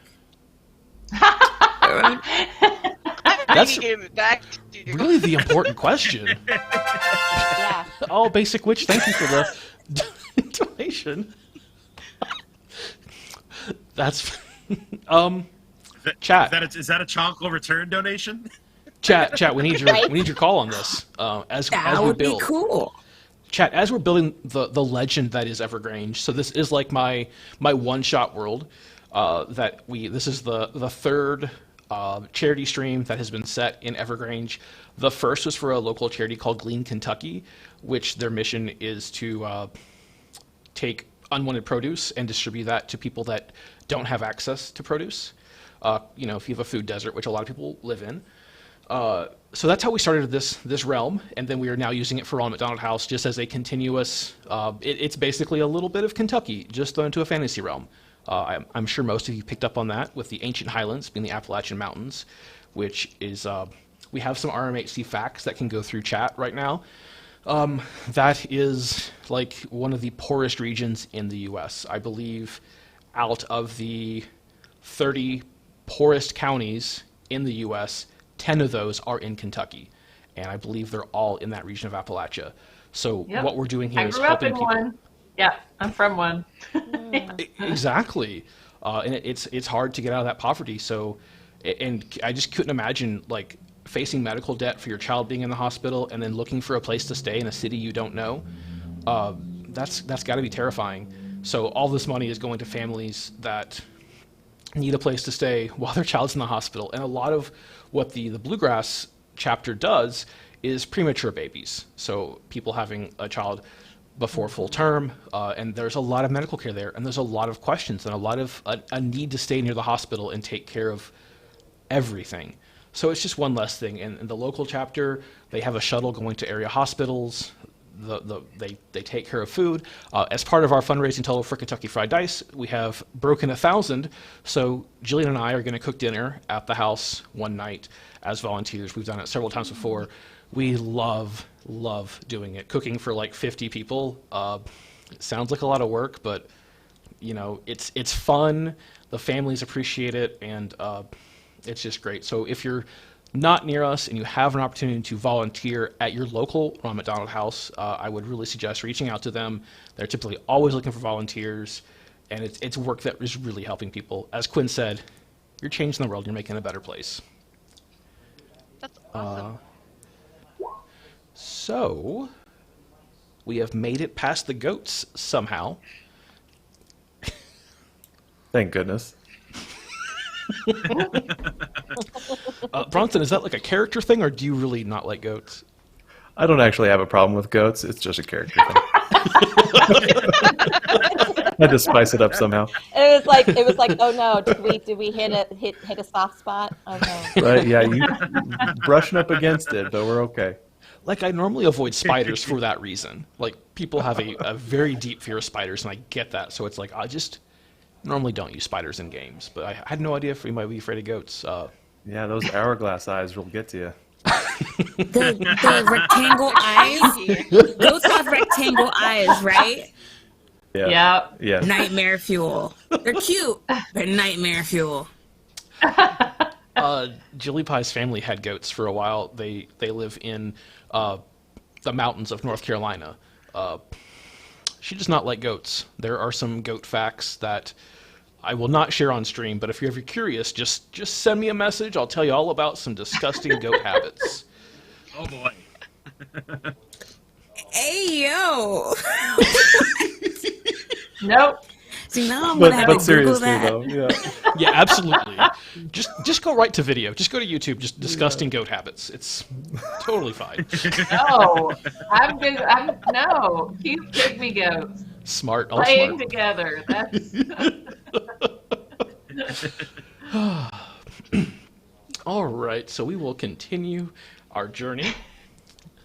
So you've made it past our goats, and you're approaching the village of Cragdon. It was small and run down before the flood, and it's difficult at this point to even discern that this is in fact a village. The buildings that remain are full of mud and rock, and there's just debris scattered everywhere from this flood. Tents have scattered throughout. Oh, hello, kitty. Tents have scattered throughout the area. Sorry. All good. With a large central tent located several, and of course a safe number of yards from a blazing fire. Around this fire huddles a collection of humanoids. There's dwarves, elves, humans, halflings, gnomes, half-orcs, just any manner of what would be considered the goodly people of the realm. And their faces are just blank from exhaustion and shock and just the devastation that has been brought to them. An elderly short woman seems like she's the one in charge. And she is barking orders to nearby workers, and her presence itself, even though she is short of stature and maybe a little hunched over and frail, but she is still commanding attention just by being there. Your wagon approaches the center of the encampment, and a wide, toothy smile stretches across her face. Well, hello there, Ewans. She peers back at the wagon. Hi. Oh, hello, dear. We Do I brought you reckon supplies. we've been waiting for these supplies? Could y'all be some dolls? And I'm sure you're tired from the road. She claps her hands, and a few of those around the fire look up immediately, and she, Ewans, go and unload that wagon. Let our friends here, let them settle around. And she motions for you to sit close to the fire. Are you hungry? And Tempest, she clasps your hand gently, and you can feel that the calluses of years and years of hard work on her hands. It gives it a gentle squeeze. I mean, I could eat. I don't know about everybody else. It was kind of a long trip, but we actually there were goats. There were goats and also owl bears and a water elemental, and yeah, it was pretty complicated. But we have everything for you. Oh dearie, oh dearie. She gives your hand a squeeze, and motions for some others around, and they head and get some. I can eat. No one's eating. I can eat. We kind of handed off our rations to the owl bears, so we're hungry. Oh, that's so smart, dearie. But let's get several bowls of this brownish stew with root vegetables and it looks like to be most of it. There's no meat in it, just all veggies and a thick, very savory broth with wood bowls and a couple pieces of stale, crusty bread to go along with it. As she motions for you to sit around the fire. Honestly, introduces that sounds herself. really good. It's like lunchtime where I'm at. I know, I'm getting hungry. Yeah, same. I could go for some stew. Yeah. Oh, stew's underrated. Facts. She squeezes your hand a little more again. They all call me Granny Ruth. I'm so pleased that you're here. Well, thank you. We're happy to be here. I know you must be exhausted, but you all look like strong, capable adventurers. You could say that. I made a goat float. I hate to. I'm very Really big strong. goat. Don't let my short stature Oh, I didn't Yeah. check chat. confuse you. Chat, did we decide? Does the shoe? Does Wadsworth have two shoes or one? Did anyone? I haven't Did caught we do the that. poll? Are they haven't platform shoes too? We didn't talk about fashion, but I hope they're like platform Crocs. Let's take a moment and discuss Wadsworth fashion. I think that's really of the utmost importance right now. Like, do you see platform Crocs for Wadsworth? Yeah. Oh, absolutely. I mean, anything else that would comfort. like? You gotta go comfort too, right? So definitely on the Crocs side of things. I feel like I would she says always that wanna return like elevate. a boomerang. Oh, that's it. Apparently, since they made friends, the shoe was returned. Chat, we There love you it. go. We love your generosity and making sure that everybody has shoes on their feet. A thing of beauty. So she's grabbed your hand. She's giving you this stew. I hate to ask, but just one final task. Sure. She points to a nearby mountain. That is Hinfolk Rise, our local mountain. It's been mined heavily by the conglomerate around here, taking whatever resources they can, and there's a little venom detected in her voice as she says that. At the top of it, Tempest is not like cool with this idea. Tempest, being a Genasi, is very nature-minded. of course. At the top of Hinfolk Rise is a plant. It's called lunar laurel. It's a beautiful bush. Its leaves can be used as a healing. Well, we'd like this cart to stay here and provide medical care to all the children who can't make it all the way back to Evergrange. And we can't do that without this herb. And of course, it's only effective if it's plucked under the light of a full moon. And she points her hand up And of course, as she does so, the clouds covering this bright orb in the sky reveal that it is in fact tonight a full moon. I know you're tired. I know you've already done so much, but if you could climb up there, we have reason to believe that someone from this conglomerate doesn't want to see Cragden returned to its formal, well, glory, and won't let us collect this herb. Is it something that you could do? I worry that it might involve violence for y'all, and I don't want to see any of you get hurt. Well, if you want to make an omelet, you got to crack a few eggs. I'm in. I mean, if we're going to go get a magical herb that can heal things, then I guess it doesn't matter if we get a little bit hurt, does it? Well, dearie, I'm worried you might get a lot of bit hurt. No, we'll be okay. We're good. We We'll be floated goats. fine. Yeah. Yeah, we got this. Have you eaten enough? If you have anything that you think could like help us along the way, that would be appreciated. But I think we'll be all right. Right, guys? Yeah, we got this. Yeah. Absolutely.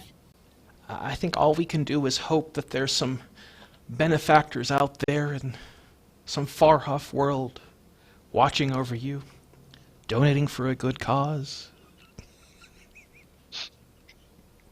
giving DMs inspiration.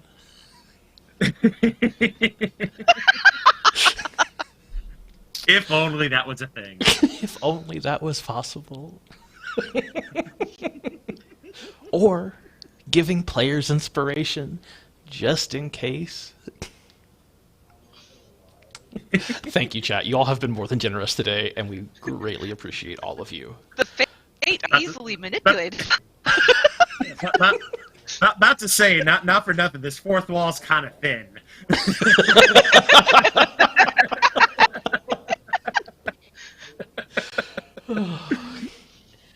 All right, let us continue on. Somehow, some way, this has been way shorter than our test session. So we're a little ahead of schedule now, thanks to you all. So we might ending this a little bit early. We'll just kind of play it by ear and just see what happens. And We're just very clever. You all are And creative, I will say. That's true. There are very. I would love. I would love to ask you offline, Donald, to see if this went how you meant it to go. I mean, you were part of last year. Do you think that went how it was meant to go? No, not at all. I mean, Bronson, you're also a DM. Like, do games ever go how you think they're going to go? Because they never go how you think they will go, I never even bother to plan. Look, nobody So you at least came in with a plan. I'm just saying. Right? That chocolate came out of nowhere. I have a feeling I need to go buy Platformed croc chancla. Platformed croc chancla. Wow, that's a tongue twister. Gnome size. Gnome size. That detail is very important. Crit hit chocolate. If I would have like woken up today and someone said, "Hey, you're gonna play D&D and the gnome druid's gonna throw their shoe at an owlbear," I'd have been like, "Yeah, probably." Like, it's just... I mean, anything can happen. It's the beauty of tabletop role-playing games. It is a world that we make together. It's a story we tell together, and your all's input is probably more important than mine. And that's what I really love about. Normally, I'd say D&D, but I think we're all aware they've done a little bit of stuff to hurt the community lately, and it's cool. It's cool, but it's hard to like not have these moments and just love it. Just absolutely love it. So thank you all again. Let's get to our final scene, shall we? This looks ominous. Oh, yeah. Oh! It is. Oh, wait. I forgot y'all can see all this. It's fine. Yeah. Everything's Very fine. ominous. It's fine. Just The mention mail- that GIF thing on fire. It's fine. Oh, little doggo. The mountain trail is well worn, as countless feet have hiked to the top of Hinfolk Rise. The path is full of switchbacks and small bridges as a plethora of babbling mountain brooks make their way down towards the valley below. Several outcroppings threaten to block the path, but an ingenious mountaineer, or more likely mountaineers, carved a path from the limestone to allow others to ascend. The air grows crisp and cold, while small deposits of snow begin to blanket the path before you. There may be footprints in the snow, or it could be the light of the moon playing tricks on your eyes. As you near the summit, a snow-covered wooden rope bridge sways over a deep chasm. Lit braziers on the other side indicate you're nearly there. You spot an ancient shrine with offerings of coins, food, and lit candles scattered beneath the large rocks. And then, which one of you has the highest passive perception? I feel like it's probably Wadsworth. Mine's 14. Let me look here. Who else was 14? No, mine's 0. You gotta have at least. Wait, what am I looking for again? Perception. It's on your character sheet. It's underneath all of the skills. Yeah, it just says passive perception. Yeah. Yeah, Gwenda, I'm right there with you. A big old goose egg. We're perceiving nothing. Oh, wait, no. Actually, it's 10. It's 10. Okay. I was looking at the wrong thing. Yeah. Oh, I'm Yeah, 14. I'm still a big old goose egg. Yeah. Okay, so you're 14 too. Okay. I think the two of you, Ooh. as you're walking up and you see the summit, there are some footprints that lead behind this rock, which is difficult for you to see what might be behind it, but there are some footprints leading that way. Do they look like human footprints? They're about human size, approximately. But those footprints are probably the least of your concern right now, because besides that, your eyes just are unable to stay on those footprints, and even the shrine itself, which is the candlelight flickering on the snow-covered ground, would otherwise be another very serene moment. But apparently I don't like serene moments for anyone and have to make them full of fighting and anger. That's probably a personal problem for me. You hear Okay, now we gotta fight. y'all are picking this up. Y'all are picking it up pretty well. Yeah, you got this. Tempest is like, enough talk, let's fight. I thought it was just a bunch of friends, just like la, la, la, la. A delightful Yeah, journey. no more friends. We're done here. You hear a deep, unnatural growl, almost a coming from the top of the mountain. And as your eyes make your way towards that, a large creature, shaped very much like a human, but 10 feet tall, and its entire body, face, and everything is made out of a very dark and dusty stone. You might call it anthracite or perhaps coal. Its eyes are glowing red like embers in a furnace, just seething with anger. Maybe even little tendrils of smoke wisping up from these eyes. Its mouth is full of jagged teeth made of stone. It raises its fists, and you realize that it is the only thing between you and the lunar laurel to take back to the villagers. So, with that, everyone needs to roll initiative. Ta-da! Oh. Y'all are on it. Like, as soon as I say it. Boy. Oh, dang. Ooh. Oh, snap. We're not rolling real good. Oh, What? Not late for- Yeah. First time we roll Sometimes crap it's not like- initiative. Oh, wait. Come on. I think where am I? now that we have to fight, it's like better. See, now it's gone from my menu thingy again. Uh-oh. You have, I think it's you have to click on your little icon and then click it. Yes, you click on your token yes, on the that's upper. what I learned. Yeah. Sorry, I should have mentioned that. I should know Roll20 better by now. It's only been the whole pandemic. Carry the goal. Okay. Here we go. There we go. Got it.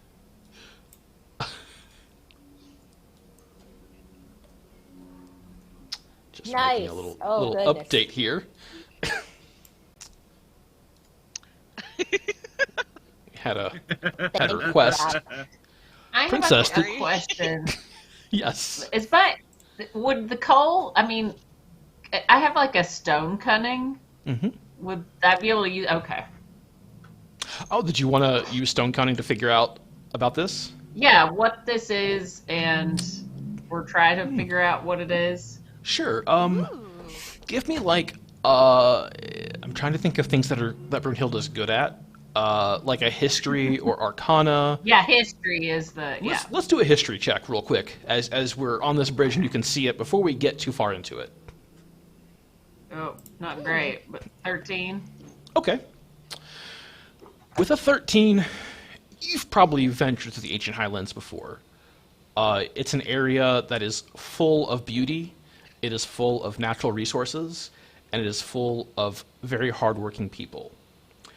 It's very likely that someone, maybe this conglomerate they've mentioned before, has built a creature such as this to maybe keep workers in line, to put down potential revolts against them. Maybe the local citizens are upset about clearing off mountains. Maybe they're upset about working conditions. And the conglomerate is too busy to do it themselves, so they've made some of these creatures using an ancient and dark and forbidden magic. It's very likely this is what Ron has warned against, this very thing, it being unearthed, taken out of these mines and taken out of the area where it's used. But as a dwarf and with your knowledge of different rocks and minerals, you know that coal and fire are just a fun combination for everyone. So, perhaps some type of fire damage to it might be effective against it. We had a request from someone, Princess. What have we decided the name of this creature is? The golem shall be forever known as Gary. So, Gary the Golem? Gary the Golem. Well, all right. He's quite cool. He is Scary Good job, Gary. Gary. All right, so we have everyone with initiative. Gary, seeing you all, and just sensing that you are here for what it is trying to protect, doesn't move at all, but raises both of these massive, like, ham-fisted arms up, just solid coal the whole way, and raises it just ready to attack. And you get the sense that if you approach Gary, the first thing Gary is going to do is slam these massive fists into you. And it will probably not be good. But otherwise, he is not moving, and that is all Gary is currently doing. So we will go Wadsworth. What would you like to do?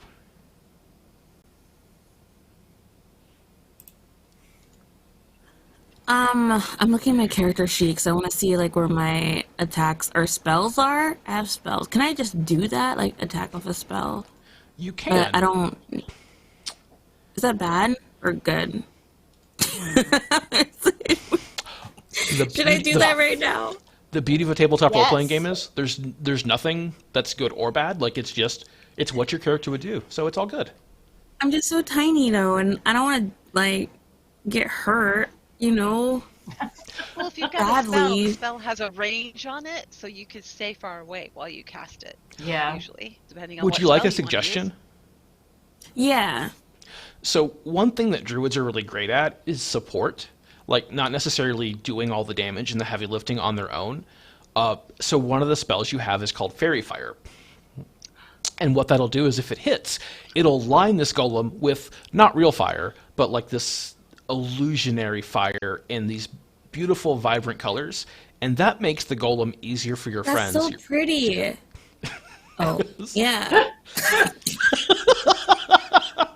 I like that. Yeah, I want to do that. Perfect. So I have to roll, right, to see if it hits?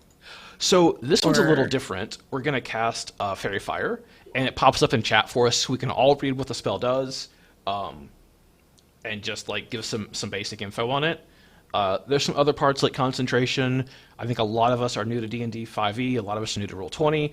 So some of these like other rules, we're just going to ignore for this combat because it's more important that we have a good time than it is to worry about rules because they're just there as guidelines. Does he need to make the dex saving throw or? Exactly. So Gary is going to try to, he like sees this, gets a sense, an innate sense that you are casting a spell at him, and he is going to do his best to avoid it. So let us see how Gary does. Gary, being the Just equivalent take it, Gary. of a giant pile of rocks, is not the most dexterous. Gary has no way of getting out of the way. That's what I thought. Gary, You think Gary's not exactly svelte. I mean, Gary's like gonna discover his glam side, like he's Right? So Gary goes from this black rock with red glowing eyes to now just surrounded, completely encapsulated by. What's your favorite color, Quinn? Purple. Perfect. These purple flames are just flickering and dancing all over Gary, highlighting all of his best features. He looks fabulous. Oh, I'm just picturing that moment in Stan, Twilight where I Edward steps in. Stan, Gary. Gary gone glam. Icon. Gary has gone. Gary also not being super smart and maybe not super into glam. At first tries to bat the flames off. It is frightened and scared by it, but realizes that as Gary touches it, Gary is not feeling heat. And Gary's just like, okay, but still angry because he has to be. But Gary's feeling beautiful. Beautiful. Gary is stunning. But angry. Yeah. I love it. As many of us are.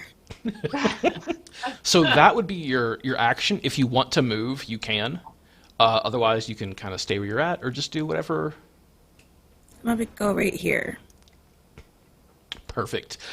So you all, now, for everyone that attacks Gary with an attack, you have advantage on all of your attacks because Gary is just glowing. This beautiful purple flame in the moonlight. Really, it'd be a great spot for a date, but here we are.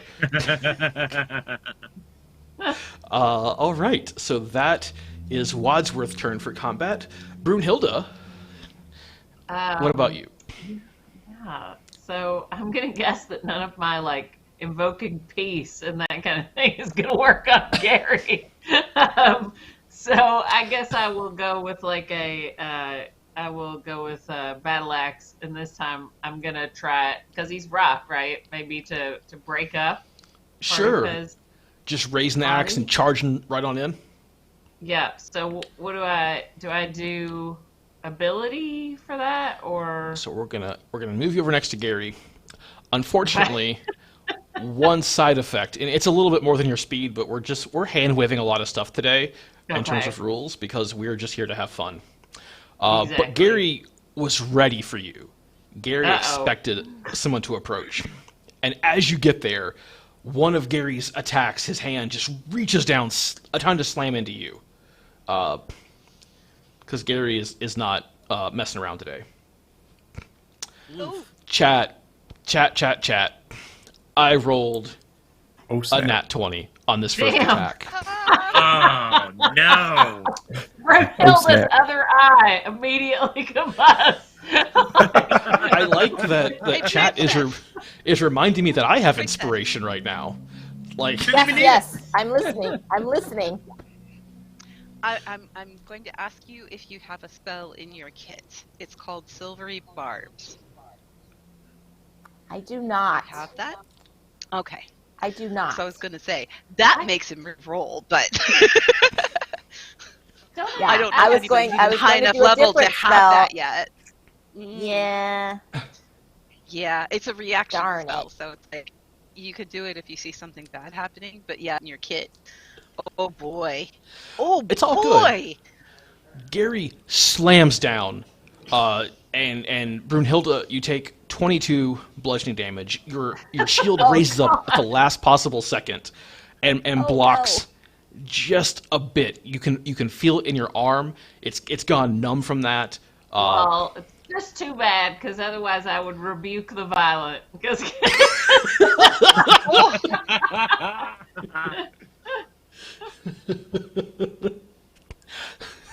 Now would be a good time for some inspiration. It would be, but now if you would like to attack with your battle axe, sure, why not? why not?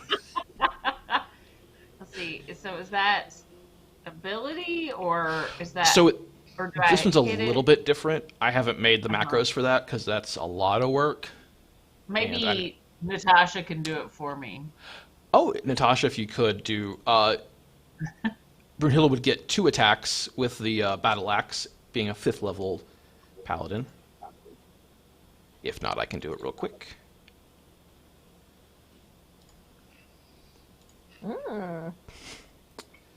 All right, and you know what? I'm feeling nice today.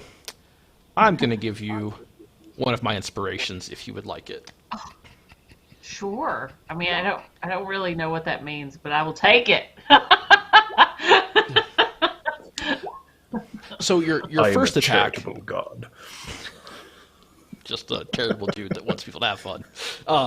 Your first attack, maybe you're just off balance a little bit because you just took a walloping from this Yeah. large stone creature, and you swing your axe and it chips against its leg and doesn't seem to do a whole lot of damage, if any.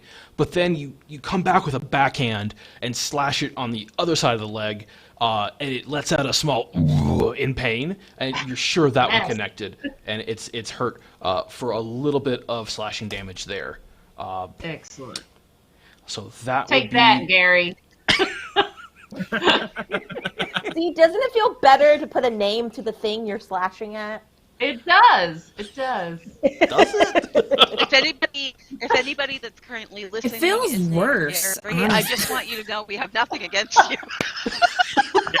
Yes, apologies to all the Garys out there. Unless you're a coal golem.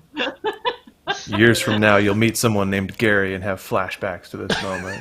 Right? Uh-huh. You'll meet them and their eyes will meet yours, and they'll just like shake their head. Like Mhm. I I know what you did. So you got your movement in, you got your attack in, and that is usually a full turn. Yeah. There's bonus action stuff. We won't have to worry about that. But Princess, you are up next. Yes, I would like to cast the spell of Hypnotic Pattern to try to pause Gary's movement. Give my Smart. friends some extra time to do what they must. Very smart. So Gary needs to make a saving throw. Gary needs to make a wisdom saving throw. His friends do not call him Gary the Wise. He has friends. He does not. Awesome. Absolutely awesome. Oh, Gary. But now Gary might because he's surrounded in purple flame, so he might have friends. You'd make Yeah, way more Gary's friends. about to get all the glitter, Way more like beautiful, purple, Oh. iconic friends. Mhm. For some reason, I'm envisioning like a tasseled jean jacket. I don't know why. Because it's required. Clearly the soundtrack for this whole fight Like is the Prince tassel now. sleeves. absolutely Yeah. is. Just purple He's wearing a rain. bedazzled jean jacket. It's great. Yeah, that's That's exactly it. amazing.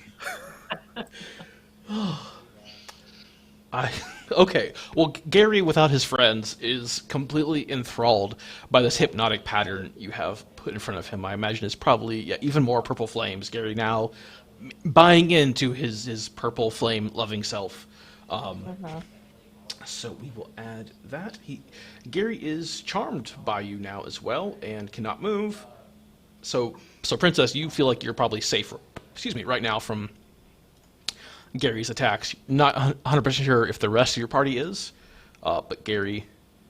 Yes, that and one. I will make my way over next to Wadsworth. And I was like, I thought I'd just enhance the purple. What do you think? Yeah, I love it. It looks beautiful. It smells good. It smells like rocks, I guess. Can we smell? Is that But a like thing? those massage rocks, right? Those those soothing Yeah. massage rocks. Yeah, so ones they put the stones like on your back and stuff. Exactly. That's what I was going for. Oh my gosh, I'm so glad you got that. Oh my gosh. Y'all are fun. I really like playing with y'all. I think that's it for Princess's turn. So Tempest, you're up next. So Tempest is going to move forward, but also very wary of Scary Gary and the fairy. So That was good. Tempest is going to pull out a short bow and make an attack from a distance. And because we have advantage, I believe I get sneak attack if it hits. Yeah. You sure do. Okay, so let's try this. Oh. Well, that would. A dirty 20. Dirty But- 20, not a natural 20. That hits though. Okay, so I think if I click this and this, oh yeah, okay, so 14 sneak attack damage and 9 piercing. Nice. And I believe And you all should then- be able to see a little health bar above Gary. Yes, Perfect. and it went down a bit. Yeah. Yeah. Take So, that, Gary, again. Brunhilde, Get the covering your other good eye. one attack. I just got one rogues attack, right? Yeah. Just get one, correct. And Just the one. Okay. So, I'd also like to bonus action if that's okay, and bonus action hide. Absolutely. You want to hide behind like one of your teammates? I was gonna hide behind this thing if I can. Perfect. Over there. And do I need to roll a stealth check? Yes. Okay, hang on. See, wait, ability. Nope, not that one. Skills. Stealth. 90. Okay. You feel like you're very well hidden behind. Okay, this, cool. But as you make your way behind it, you see. Oh, Basic Witch! Thank you so much for that donation. You are fantastic. Yay! A donation to Fully Heal, Brunhilde. Brunhilde, congratulations! You have Oh! all of your health back. Oh, thank you. Oh, Hey, magic! I was just about to figure out, like, can I do that? Like, I can heal people. You are the healer of this party, but yeah. Also, we have chat. Snap. But you can do whatever you want. So Brunhilde's back to full health? Brunhilde's back to full health. Yay! Yay. Oh, that's awesome. Tempest, behind the other stone pillar, you see an elf, male, with a kind of a set of wands in their hand, manipulating something. Not sure what's happening there, but that's what you see. You're not sure. They don't seem to be paying attention to you. They seem to be looking more at Gary than anything else. Just tossing that out there. I forgot to mention this, and this is a huge miss on my part. All of this character art that y'all are seeing, chat doesn't see tokens, but the character art next to our players today, that is all done by Burger Bun. You can find her on Instagram. You can find her on Twitch at twitch.tv/burgerbun. It's burger with... Thank you. It's been linked now. She also has a Tiltify page and a Patreon. My go-to for all of my art, and just I think character art adds so much to games and is one of the best things to do. So sorry, Burger, I didn't shout you out earlier. That's on me. I love the art. Yeah, it's great. She really captures that essence. Okay, so that was Tempest's turn, and Sylvan Rose, you are up next. All right, well, I think I'm going to run up and join the fray.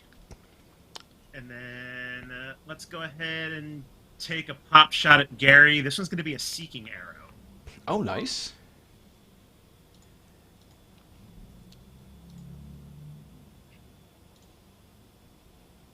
So he's going to need a dex save. Well, Gary has proven he is dexterous. With his giant rock. Oh, fantastic. Gary got a 6. All right, so normal damage from the arrow plus 1d6 force damage. Nice.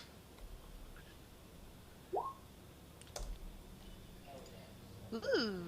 All right, starting to chip away. Little bits of coal are popping off as these hits start to take their toll on that. Yep, and then my second attack will just be regular.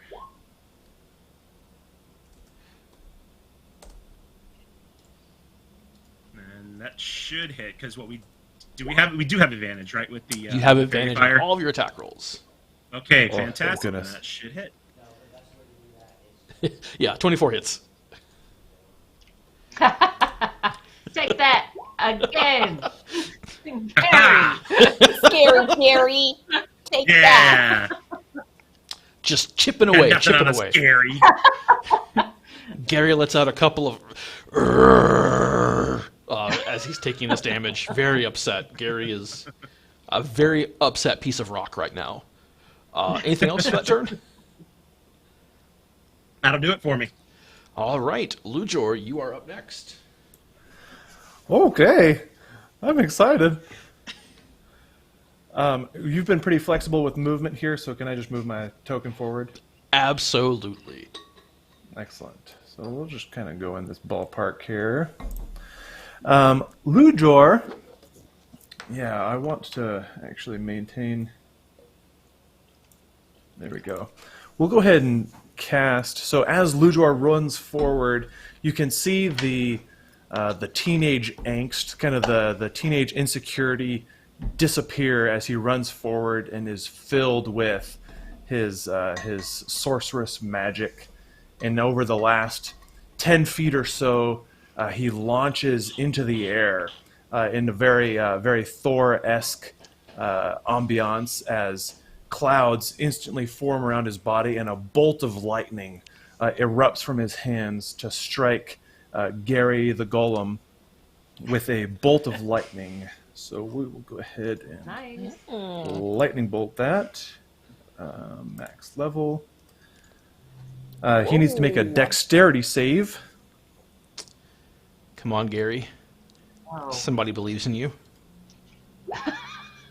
Oh! Yes. Oh, Gary. And Donald, I'm going to go ahead and spend a sorcery point to re-roll both of those ones.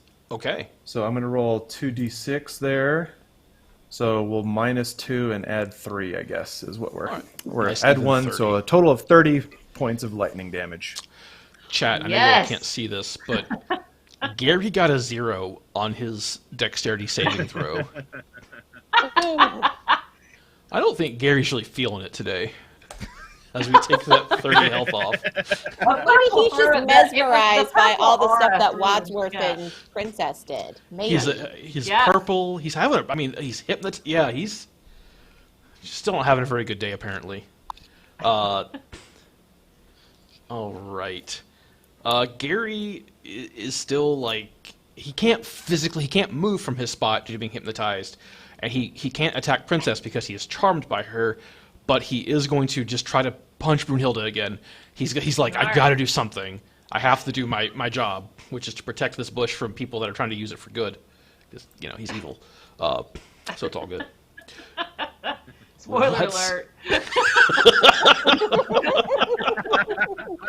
He's a very complex character. If Gary can do one thing well, Gary can hit things. Did not get a crit this time.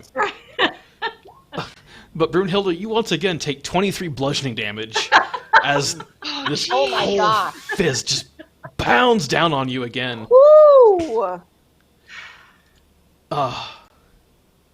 But you're okay. Oh, thank you for getting that health. But that's it for Gary. Gary's like not unleashing his full anger quite yet. Gary is just biding his time for when he's not quite so fabulous. Gary smash. Wadsworth is his like, back. why did I decide to get close to this dude? Okay, I'm gonna use an attack now.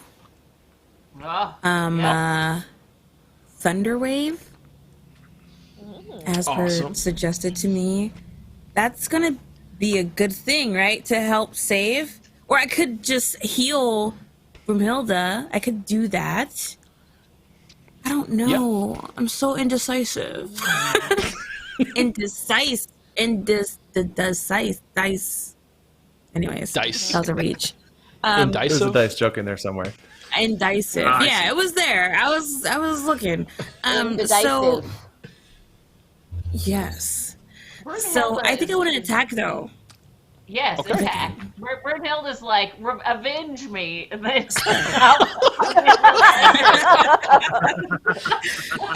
holding your one good eye, Brunhilde. Exactly. Yeah. So I'm gonna do that. All right. You're supposed to be a little bit closer to the goal for it to use. It's like a 15-foot from you. So are you good running up closer? You don't have to be right next to him, just within 15 feet. Okay. Okay. You're there? Okay. So every square is 5 feet. All right. So a little bit closer. That's probably good. I'm so tiny. That's well, good enough. It's fine. But Gary is going to do what he loves doing, and that is trying to save a dexterity saving throw. Is that right, or is that? It was. Oh, it's Constitution save. Okay, he's pretty. That he might be good at. Constituting or something. No. Oh. No, he is Not not. today. Not today. Gary got a Not 7. his day. So Gary's having a terrible day. 18 thunder damage. He's like, I should have joined that union, but here we are. And then you have the option to, I think, move Gary back 15 feet. Would you like to do that?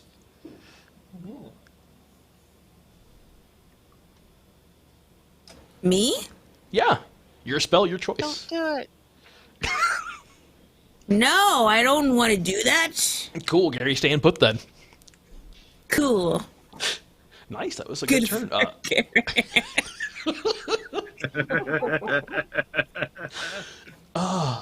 All right, Brunhilde. Yes.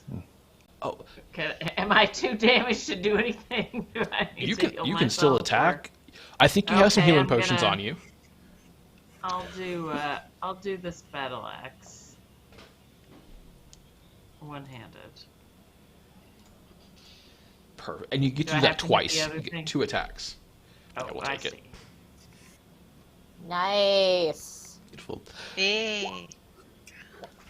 In your So your face. first attack, like the feeling like a repeating story with him. Your first attack just doesn't quite get through the rock. With that second attack, No. you cut back and somehow slice rock, because you're really strong. And very mad. It's a good axe. Never piss off a dwarf. Anything else you want to do? I don't I think you so. have a. Oh, do I have a healing potion? You do have a healing potion, and I like to house rule it that if you drink a healing potion, that you just drink it yourself. It's just a bonus action. If you want to give somebody else a potion, it's a full action. Okay, I'll just do that, but I don't know how. So, if someone. So you just drink it, and we'll say it's a really strong healing potion because our chat has been so generous today, which we cannot thank you all enough. And you get back 14 health. Nice. Yay! And thank you for getting that. All right. Princess, what would you like to do, Gary? I would like to use my spell of suggestion and try to talk Gary down by not smashing, but by embracing his inner glam, if I can. I've been waiting for this. Oh my goodness. I really love that you all are just so killing things averse. It's just fantastic. Except for Brunhilde. Yeah. Hey, Tempest got the bow out. That's true. That's true. Yeah. And lightning happened. Like, I mean, look at Gary. He's not looking so great. Yeah. Okay, you want to cast suggestion on Gary? Correct. Can you let me link that real quick so I can? I don't actually have all the spells memorized yet. I'm working on it, but He has to do a wisdom saving throw. awesome. Thank you. He has been really good at saving throws today. Oh boy, That ain't gonna do it. those are some rolls. Dude. All right. Gary. Yeah. Good heavens. Gary. Gary chooses violence. He rolls in the 20s for his attacks and gets a 2 on his saving throw. So you feel like normally the spell wouldn't work on a construct like a golem, but something in the air tonight has decided that it will in fact work. So what would you like to suggest to Gary? I start slowly humming the tune to Purple Rain to Gary, and slowly just let him know that violence is not the answer, Gary. Embrace the glam, embrace the tassels on your shoulders. I slowly do like this, and it's just like looking like, huh? But there's no tassels, but you know, it's the flames, it's the imagination, it's the, you know, it's just the beauty of the purple. So I slowly tell Gary, no Gary smash, Gary glam, and I give him like a self hug, Gary, self hug. Command word I glam. only want to see you dancing in the purple flame. Yes, exactly. Purple flame, purple flame. And then everybody, I just have them start swaying, and we're just like. Everybody pulls out a torch and just holds it up. It's like, Yep, torches out. There we go. Yep, exactly. We're just embracing it. Gary at first seems reluctant. His fists are tight. His anger is there. His eyes glowing red. But as the music fills Gary's soul, as it does with all of us, his glowing red eyes shift from this angry, fiery red to this beautiful, soothing purple to match the flames of his fairy fire adorning his arms and body. And he begins to shake back and forth slowly and gets into the groove. I'm nudging Wadsworth, and I'm like, come on.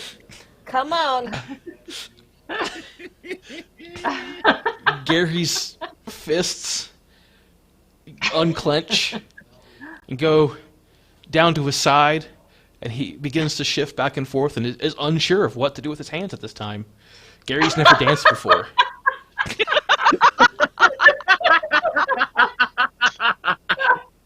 Oh, it's so good. It's not what I was expecting today. I think that Gary needs a pinky ring. You should have a know, spell. Can someone Wadsworth, do you have one? Yeah. Can somebody conjure one? Wadsworth has a Yeah, spell. someone just You should have a conjure spell. one up. I think Druidcraft that you can Yeah. like make one out of just whatever stick or whatever you find on the ground. Flower. All right. I want to do that. I want a Got it. nice Gary-sized pinky ring. They're looking at their hands, right? And they see that beautiful ring. Sees the pinky ring, and you have Sees somehow the pinky ring. the Oh, angry see the pinky ring, not sees. Sorry. the angry face full of jagged teeth is no more. It is now a smile as Gary has learned to dance and has a pinky ring. Oh, that's so good. I love everything about this. Yeah. Yep. Does this also give some time for Brunhilde to like slowly back away? Oh, absolutely. Gary's no longer angry. Gary is just wanting to dance. Gary has found glamour. Gary has found his true calling. Yes. As this is all happening, the elven male that Tempest you noticed earlier has not been forgotten. It is not a plot hole.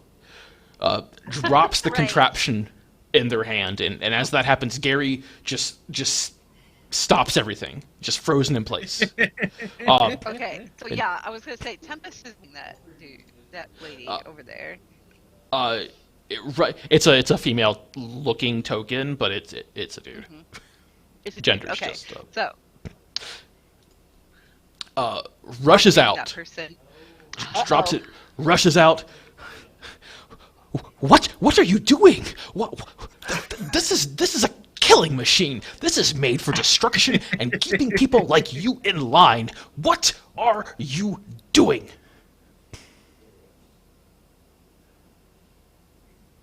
Yeah, exactly. I'm just as shocked as all of you. This is not made for dancing and fun. This is for keeping people in line, to keep them from what they want, to keep us in control. How dare you take that from me? Have you Talking ever about asked what smack Gary someone wants? in lightning bolt range. Is this what Gary wants? It doesn't matter what Gary wants. Gary is made to work. Gary is here to work for me. There's Gary no dancing. I don't think Gary wants to work. I think Gary wants to vibe. Yeah. Or smash this person. Gary's trying to Donald- vibe right now. You did say this is an elf, right? This is an elf. Okay, yeah. So I just want to like look over in their direction and just say in Elven is like the jig is up. Speaking of jigs, Gary's doing a good job.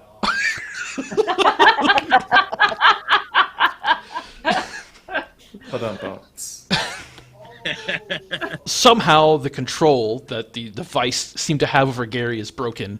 Gary goes back to dancing and vibing and enjoying life.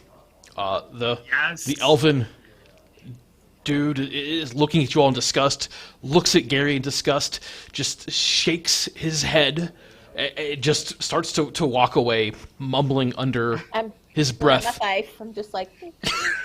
Just Yep. I love it. Unless you all are going to stop him, just walks down the mountain path away. No, just let him go. All right. Yeah. I let was him gonna go. say they seem to be done with whatever they were doing, and just Gary's like having Elsa, a let it final go. time. Yeah. Mm-hmm. Go. All right. Gary is able to dance and remain on the mountaintop.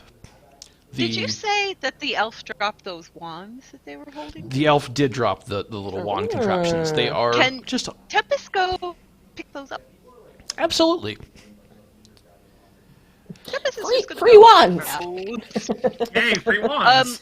and just like tuck them in the belt, not blindfold them or anything, because honestly, Gary is having a wonderful time. So, as you pick them up and take them in your hand, give me an Arcana check. It's not my thing, but okay. You're a rogue. Fake it till you make it. There you go. Yeah. Skills. Arcana. And you have advantage because all of you have 16? roleplayed and had so much fun with this. A 16? Not terrible. Yeah. So a 16, you pick it up and realize its intention is to control Gary. That is all these are good for. That's And what I figured. if you're able to break them, Gary will be free to be Gary's self forever and ever. Yes! Tempest You gotta immediately break snaps them. both of them over their knee. Yeah. Like, just Yeah. immediately breaks them. Nice. All right. Hashtag let Gary vibe. Yes, let Gary That's dance. Gary. The wands are snapped. For a second, Gary goes completely limp. Head down, arms dangling at the side. Just like, comes up the hands around the. Be merry, Gary! And as Gary hears Tempest say that, Gary perks back up and begins dancing like no one has ever danced before. Yeah. Yes! Oh, goodness. I can't do that, but like, we can all envision this Yeah. this golem dancing. We can. We got it. And yes, exactly. Quinn has it nailed. A very low grumble emits from Gary's chest. Thank you. Ah! We did it! We did We're the it! Iron Giant, you guys! Yay. Get your Hey, tissues for guys. that scene. Can somebody heal I Gary? think we're here good for a measure, plant. so he's like, Thanks, Lujor. Plot twist. no, forget the plant. This is way more fun. Guys, I don't have like any nature or medicine. Someone needs to harvest this plant for me. So, Tempest is also not nature inclined, but looks at Wadsworth and goes, "Do you know how to pick a plant? Like, without killing it?" I've got some pretty high nature. Would that work for harvesting? Yeah. I just don't know anything about plants, so I don't want to touch it. Yeah, still if you want to, or if whoever would like to, we can have a group discussion, and you can roll a nature check, and see who wants to pick it. Who Go, identifies as... Sylvan, give it a go. shot. Go, Sylvan, go. Sure, I'll give it Yeah. a shot. All right. Hey. All right. 13's not terrible. 13, it's not rocket science. The plant is... You're able to figure you can take a few leaves and not actually damage the plant. And really the important thing is the plant's no longer being guarded by an angry golem. Is instead now being guarded so that it grows and flourishes, because Gary can now grow and flourish as Gary was meant to from the very beginning. Beautiful. Yeah. Yay! Oh. That's so beautiful. There's a part of We me that did wants that, to y'all. tear We my did eye at that. elf off the mountainside. Gary is free to vibe and protect his plants.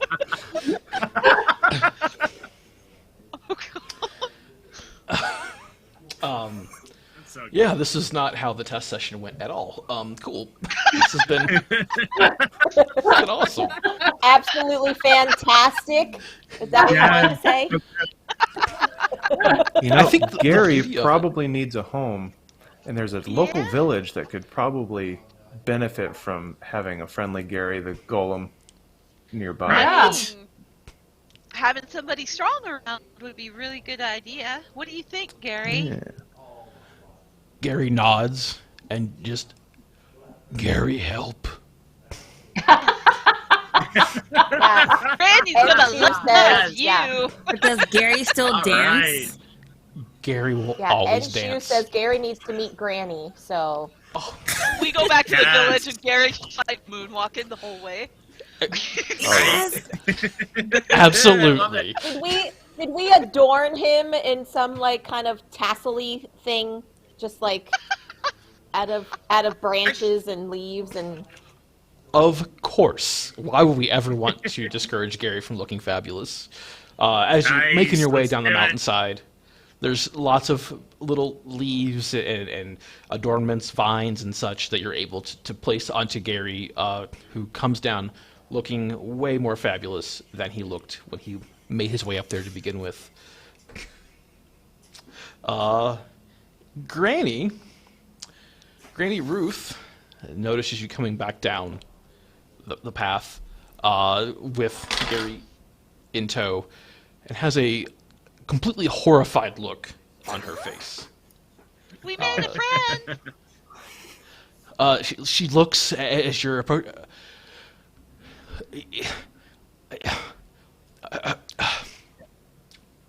Is This is Gary. He's gonna protect you. and with Gary, that say hi. Say hello. hi.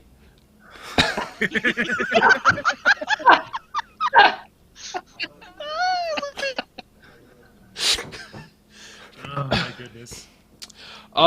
Granny expresses that at some point these golems like this were used to keep the people in line, and that was her initial apprehension, but realizes that Gary is no longer that evil creature, and Gary has found love and happiness through things other than work.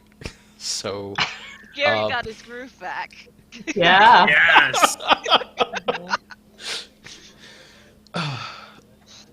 all right, but you're able to bring the herbs back, and Granny mentions how this cart will now be used to give medical care to those who can't make it all the way back to Evergrange, that these supplies have been much needed and will help rebuild the town. And now that you brought Gary back with some strong hands, there's really no limit to what they can do in Cragden, thanks to you all who did way more than you were asked to do. And you're very much appreciated. Yay! All in a day's work. I'm getting Iron Giant vibes here. Absolutely. Yes. So as part of this, following our D&D session, Nate Graham, the executive director from Ronald McDonald House Charities of the Bluegrass, is going to actually go into detail, I think have some photos of what happened in Eastern Kentucky and how the staff members went out there to help clean up, and what the Care Mobile has done and what that means to the community, and especially the eastern part of our state.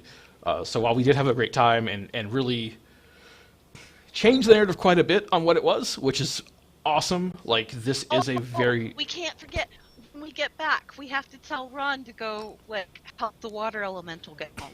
Oscar, we have Yeah, to we have can't forget Oscar. Yeah, Oscar, we gotta help Oscar. I want to make sure we press that plot point. Sure. Granny is so grateful for you. She has cots for you and more stew if you would like it, so you can sleep here overnight and head back to Yes. Evergrange in the morning. Yum food. Make it back to Evergrange. It's again turning towards evening, but the house that your friend Ron, the clown wizard, has built is still bustling. So many families are staying there. They're actually already full, just due to everything happening. So many families using this resource. Ron sitting on his favorite bench, under the oak trees, a smile on his face as you approach. Granny told me what you... I can't even do the voice anymore. Granny told me what you did. I'm so grateful. How can we ever repay you? Can you help Oscar? That's really all we need, I think. Yeah. So let me get this straight. You traversed a dangerous area. You befriended a water elemental. Yeah. You befriended owlbears. You unblocked a path full of goats. Yeah, floated the goat. You climbed to the top of a mountain to gather an herb, where you befriended a golem, and did all of this selfless acts, and all you ask for is I help someone else. Yeah, Is that Yeah. what all of you want? No big deal. Yes. Yeah. A single Oscar's tear gotta go home. slowly drifts down Ron's eye. As he is just overwhelmed by the love and support you have all shown today. And he says, of course, I will leave immediately to send Oscar home and back to his family. Yeah. Yay! Yeah. just a fair warning, he might jump out and surprise you. So. Yeah. He does like to spook people. He likes jump He's scares. no harm. He's a little prankster, but he's fine. Oh. Y'all have done everything we've asked for you and more. Both in character and out of character. You doing all of this has definitely made the world a better place. And we appreciate it. That is the end of our D&D adventure. Thank you so much. Nice. Yeah. Thank you all. That was so much fun. I would That love for was all of you great. to once again That was so fun. introduce yourselves, tell everybody about your socials. If you're on Twitch, like whatever you do, make sure that we are getting that out to our viewers, and just so you all are getting the recognition that you definitely deserve. We'll go the same order. Anne, do you want to start with that? Oh yeah. Really, I mean, the only social that I'm really active on right now is Twitter for now, while it's still working. But Twitter handle is Shades O'Grey. That's Shades, letter OGREY. When I'm not playing D&D here for charity, I also play it for a website called Blizzard Watch. You can find those episodes over there. And when I'm not doing that, I'm working on World of Warcraft. Dragonflight's a good expansion. Just saying. That's amazing. Quinn, where can we find you? Yeah, so I'm Control Quinn on Twitch, Twitter, Instagram, Zanga, LiveJournal, all those everywhere. And when I'm not like doing things for charity, I am playing video games full time here on Twitch and also spreading advocacy for trans and gender fluid individuals. And today was really fun. Thank you for having me. Thank you so much for being here. And thank you for doing a great cause as well outside of this. That is fantastic and very much needed right now. Gwenda, I know you have a new book coming out soon. Yeah, new book coming out in just a week, Mr. and Mrs. Witch. And then I also have an apocalyptic rom-com duology, which Donald mentioned earlier, the Match Made in Hell series. And you can find me at gwendabond.com, Gwenda on Twitter, Gwendabond pretty much everywhere else. Instagram, I'm pretty active on, but I'm still with you in the Twitter minds. And I also run I'm the board chair of the Lexington Writers Room, which is a co-working space for writers here in town. That is amazing. Bronson, once again. Hello, everyone. I'm Allfather Games. I am a game master, dungeon master, anything tabletop role-playing games. I'm in some aspect of it, but primarily my goal is to help the worlds that you imagine become a reality at the table through communal storytelling. So teaching you how to be a better dungeon master, how to be a better game master, and actually develop the craft of storytelling. So that's what I do primarily on Instagram, but I'm also drifting slowly into YouTube and Twitch. So I saw your Twitch channel. I would love for you all to be able to give Bronson a follow there, get him to affiliate as soon as possible, because here he is doing great in the world. So, and make sure you're giving everybody a follow for everything, not just Bronson, but everybody gets follows, please. Jess. Yeah, so hello everyone. My name is Jess_CCG. I do tabletop board games on Twitch 3 days a week and usually playing games with chat and interactions in the community. I own my own company called Community Connection Gaming, where our goal is to bring folks to the table of all player types, colors, and creeds. I am joined by the wonderful Joe, who will introduce himself in just a moment, and his partner Abby. And we are also part of the Tabletop Live Network, where we stream monthly marathons of tabletop gaming And you can catch me on all the socials at Jess_CCG. And I have been so pleased to be a part of this and being in my element. I felt Inner Princess was truly showing today. So thank you so much. Thank you so much for being here. And Joe, round us out here. Once again, I'm Joe, also known as Phantom Meeple, everywhere on social media and on Twitch. I'm primarily a board game Twitch streamer, so come by. It's always a good time, nice homey feel. Come on by, check out the stream. And once again, thank you for the invite. Glad to be here for a second year and hopefully a third. Hopefully. You all always have a spot at my table. At any point, if you want to play D&D, just let me know. I would make time for any of you. You're all fantastic. And Bronson, I'd love some feedback because I always look for feedback on how to get better as a DM. I don't think we can talk after this, you all, so I do want to once again thank you all. This is a different setup for us, so usually on the Zoom meeting we could stay and chat, but I think with this we can't, which is really unfortunate. You have all been amazing, and again, I can't thank you enough. This charity is near and dear to my heart. We spend a lot of time working on Givers and Gamers. I had no idea that motorcycles could be that loud, for one, but that's cool. That's cool. How much work it is to start something like this from scratch, and it's been quite the journey. And I'm incredibly grateful for the entire committee that I have with me, and incredibly grateful for you all that are taking time out of your very busy schedules to be here and help us raise money and spread awareness for this organization. Thank you all again. Did it cut out a little bit? Cool. We lost you, Donald.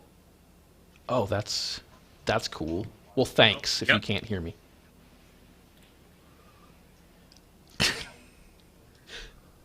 Okay. Oh, there we go. You're back. Oh, there you're back. There we go. Would not be a Twitch stream without a tech issue. Always. I was like, So with that, what? I saw everyone doing this. Thank you so much. Thank you so much for having us on. That was so much fun. Agreed. Yeah, this was amazing. Thank you. Well done. I'm so glad to have you all again. Anytime. We're going to head to our Be Right Back screen, and in just a few minutes, we're going to be joined by Nate Graham, and he is going to talk all about the Carrymobile and the impacts that it's had on Eastern Kentucky. So hopefully, Stanton, you can hear me, and we'll go to the Be Right Back screen, maybe show a video.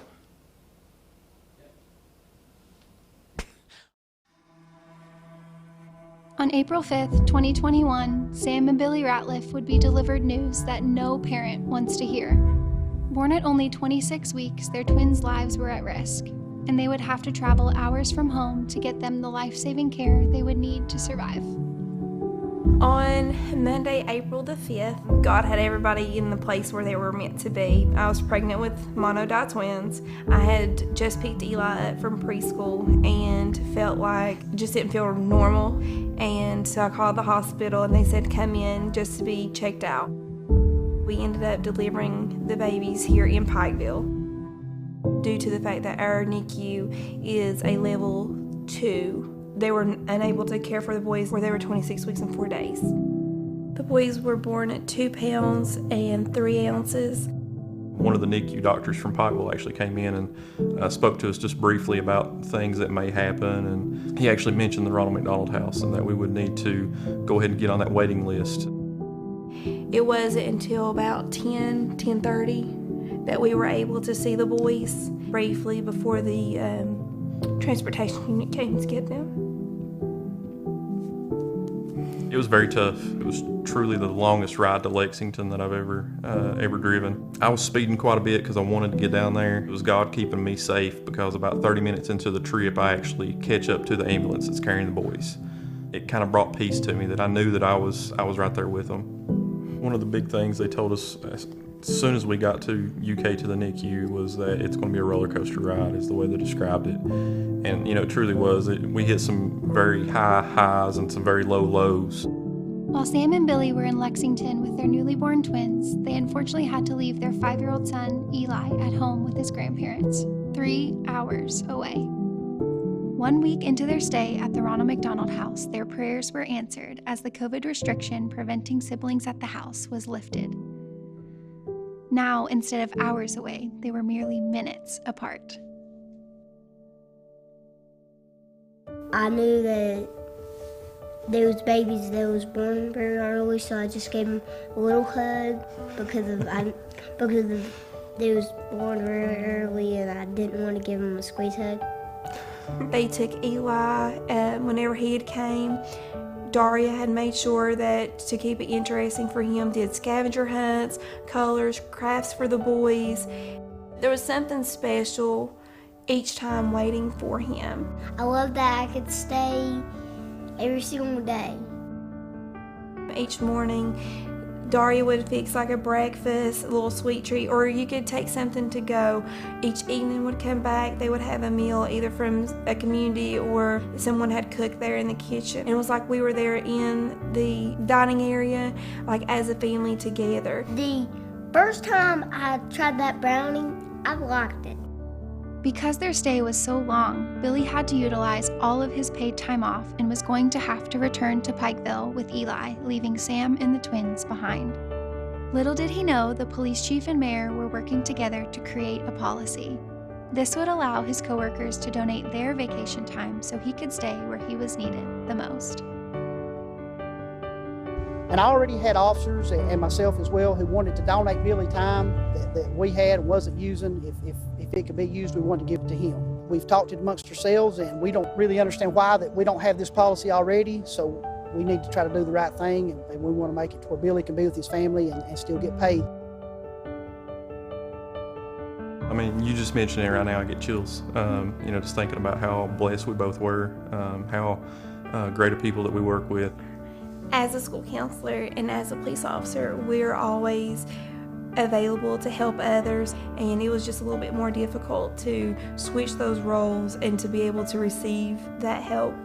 One of the quotes that was in the dining hall was the greatest strength that a person can have is to receive help. Just amazing how much support we received. If I had one word to describe the Ronald McDonald House, I would probably use family, because it truly felt like a family. It is like a home. It is not like a hotel. You're actually in a home with those family members who want to take away all of the stress and the burdens of life, so that way your main focus is being on your loved one who is in the hospital. Like a complete blessing that we were able to stay there. They currently weigh 11 pounds, 11 ounces. They're right on schedule with their clothing, 3 months. Getting teeth. Yeah. They're actually cutting teeth right now, so.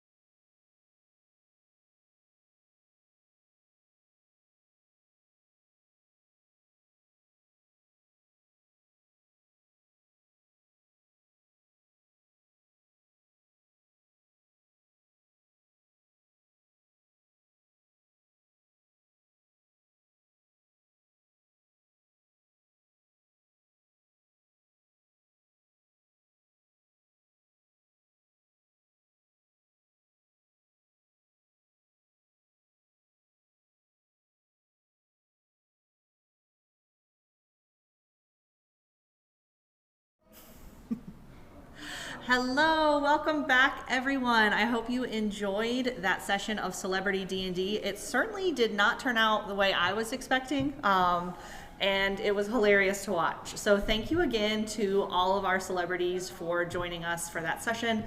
Of course, thank you to our DM Donald for doing such a good job and literally rolling with the punches, or the not punches in this case, which of course is what a Dungeon Master does, but we appreciate the skill that you brought to that. And this is our last part of Givers and Gamers Weekend 2.3. So excited. Thank you for everyone who has participated throughout the weekend, whether you were gaming with us, whether you've been in chat talking with us. For all of you donors, we really appreciate you. And definitely thanks to all of our fundraisers who have helped contribute to our fundraising total. We appreciate that more than you will probably ever know. So thank you so much. And right now I am joined by Nate Graham, the CEO for Ronald McDonald House Charities of the Bluegrass, so the big boss. So I'm minding my P's and Q's right now, Nate. All right. So Nate, just say hello. Tell us a little about yourself. Yeah, well, before I go any further, I'm getting to come in on the tail end of Givers and Gamers, having gotten reports throughout the weekend, and I too want to say first and foremost thank you to our committee and our team for putting this on. Since Friday, but probably since Givers and Gamers ended last year. Yeah. We've been working on 2.3, so I want to give a huge shout out to everyone that's been a part of that, and then obviously the community that's been out there supporting Givers and Gamers and having a good time. I know when I walked in this afternoon, there was just a energy and laughter going on in D&D, and so thanks to Donald for leading that. But it's a pleasure to be here as we get ready to close out our third edition of Givers and Gamers. As Jillian said, I'm Nate Graham, the CEO at RMHC of the Bluegrass. Been just completed my 5th year here. Wow. And this is our third Givers and Gamers. So brought it along a couple years after we got started, and it's continued to take on a life of its own, if that's possible in the gaming world. Yeah, it's great to be here, and I appreciate everything everybody's doing. Yeah, and we actually, when we started Givers and Gamers in 2020, it was actually Nate's idea. So he came to me and Donald knowing that we were avid gamers and said, listen, we're obviously canceling a lot of in-person fundraising events because of the pandemic. Nate has some experience with Extra Life and thought, hey, what could we do that could utilize this gaming skill that you all have? And that is how Givers and Gamers came to be. So we've changed a lot. That first year, we still laugh. That first year, we were literally on YouTube. We were, and the irony behind all of this is that I'm the stick and ball gamer. Those are my game, and I come to Jillian and Donald and looking at, we have to pivot, right? Mm-hmm. And we'll probably, that theme will be heard throughout this conversation, but they've just done a great job and continue to teach themselves and learn and bring on new experts and new committee members who have brought their own expertise into it, and it's continued to evolve, and it's gone places that I had no clue, other than I thought we were just going to be online, just gaming a little bit, raising a little bit of money and engaging some of our audience. But this is it's been incredible. So again, a huge shout out to all of you. Yeah, it's a whole different ball game, if you will. There you go. Now you're talking my language. That's my language. Absolutely. And yeah, someone says in the chat, the birth of KFD. And yeah, so this is being hosted on Kentucky Fried Dice's Twitch channel, and we literally started streaming to learn how to stream for Givers and Gamers. So that is our invention story. And so always when we say that Givers and Gamers is near and dear to our heart and to our community, we obviously mean it, because that is why we're here, and we love doing it. It's kind of like Amazon in the garage, right? As a book delivery, and you guys taught yourself in your own house and got your own channel, and have continued to do it. So maybe one of these days, Givers and Gamers will be at that level. We can only hope. We can only hope for billions. Yeah. fundraising goals met. Yeah, get those donations in. Help us get there.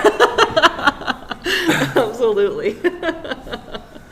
And I realized as I started to talk about our origin story, I also didn't introduce myself because I'm like, don't you know who I am? Everybody should if they don't. So if you don't know who I am, I apologize for that. I'm Jillian. In the RMHC world, I'm the Director of Programs and Operations. Here on Twitch, I'm Jilly Pie, and I'm one half of Kentucky Fried Dice.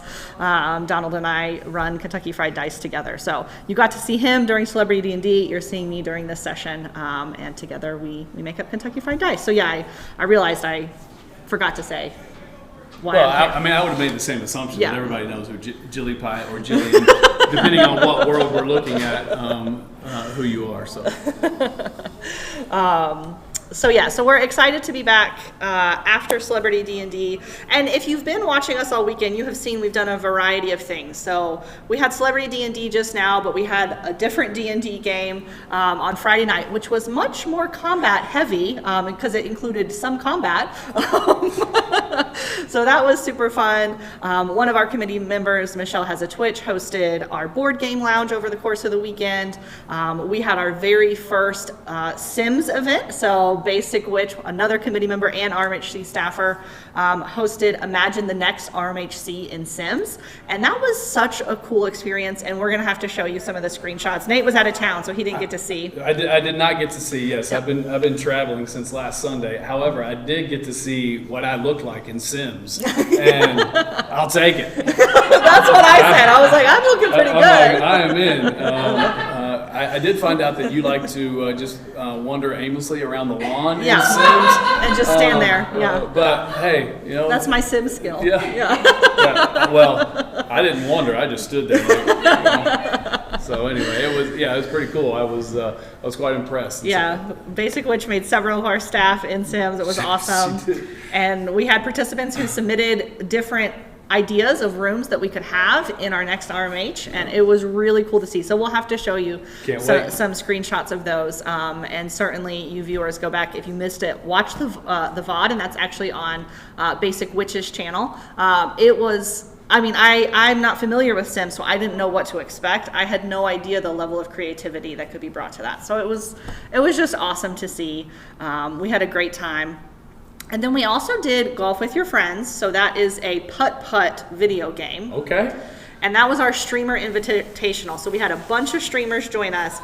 And if you thought you walked into a lot of laughter during Celebrity D&D, you missed Golf with Your Friends. It was chaos in the best way possible. Okay.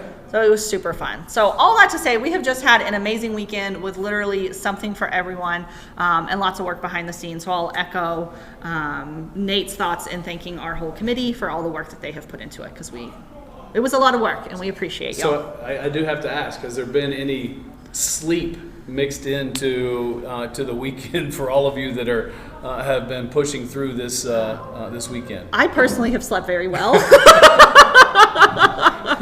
Donald, not so much. I see Donald back here in the theater, and he's holding like very, very little sleep for him, but. Well, that's great. Yeah, that's great. I got some sleep. Okay. It's been okay. Hi! So we are, if you can't tell, we are not at mine and Donald's home right now.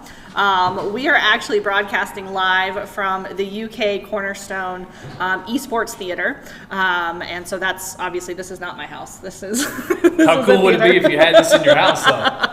Right? Maybe our next house. Okay. Once we get that $1 billion level, you know? Well, I will put that in each one of your houses if we get to that level. But yeah, so we are here at the UK's The Cornerstone. And so actually, if you're in Lexington and just joining us online, feel free to come on down. You can actually play Jackbox with us in person, which we're going to get to here in a little bit. But before we do that, we want to talk about a part of the RMHC mission that you may not know about. So we do have 3 core programs. A lot of people know about the House, which is our 21-bedroom home where families can stay while their children are hospitalized. We also have our hospital programs, which includes a family room inside Kentucky Children's Hospital. And then our third program is our Care Mobile, which is a mobile dental clinic in Eastern Kentucky. And if you were paying attention during Celebrity D&D, you heard a little bit about that. Donald sort of took the idea of that program and transformed it into a Dungeons & Dragons world.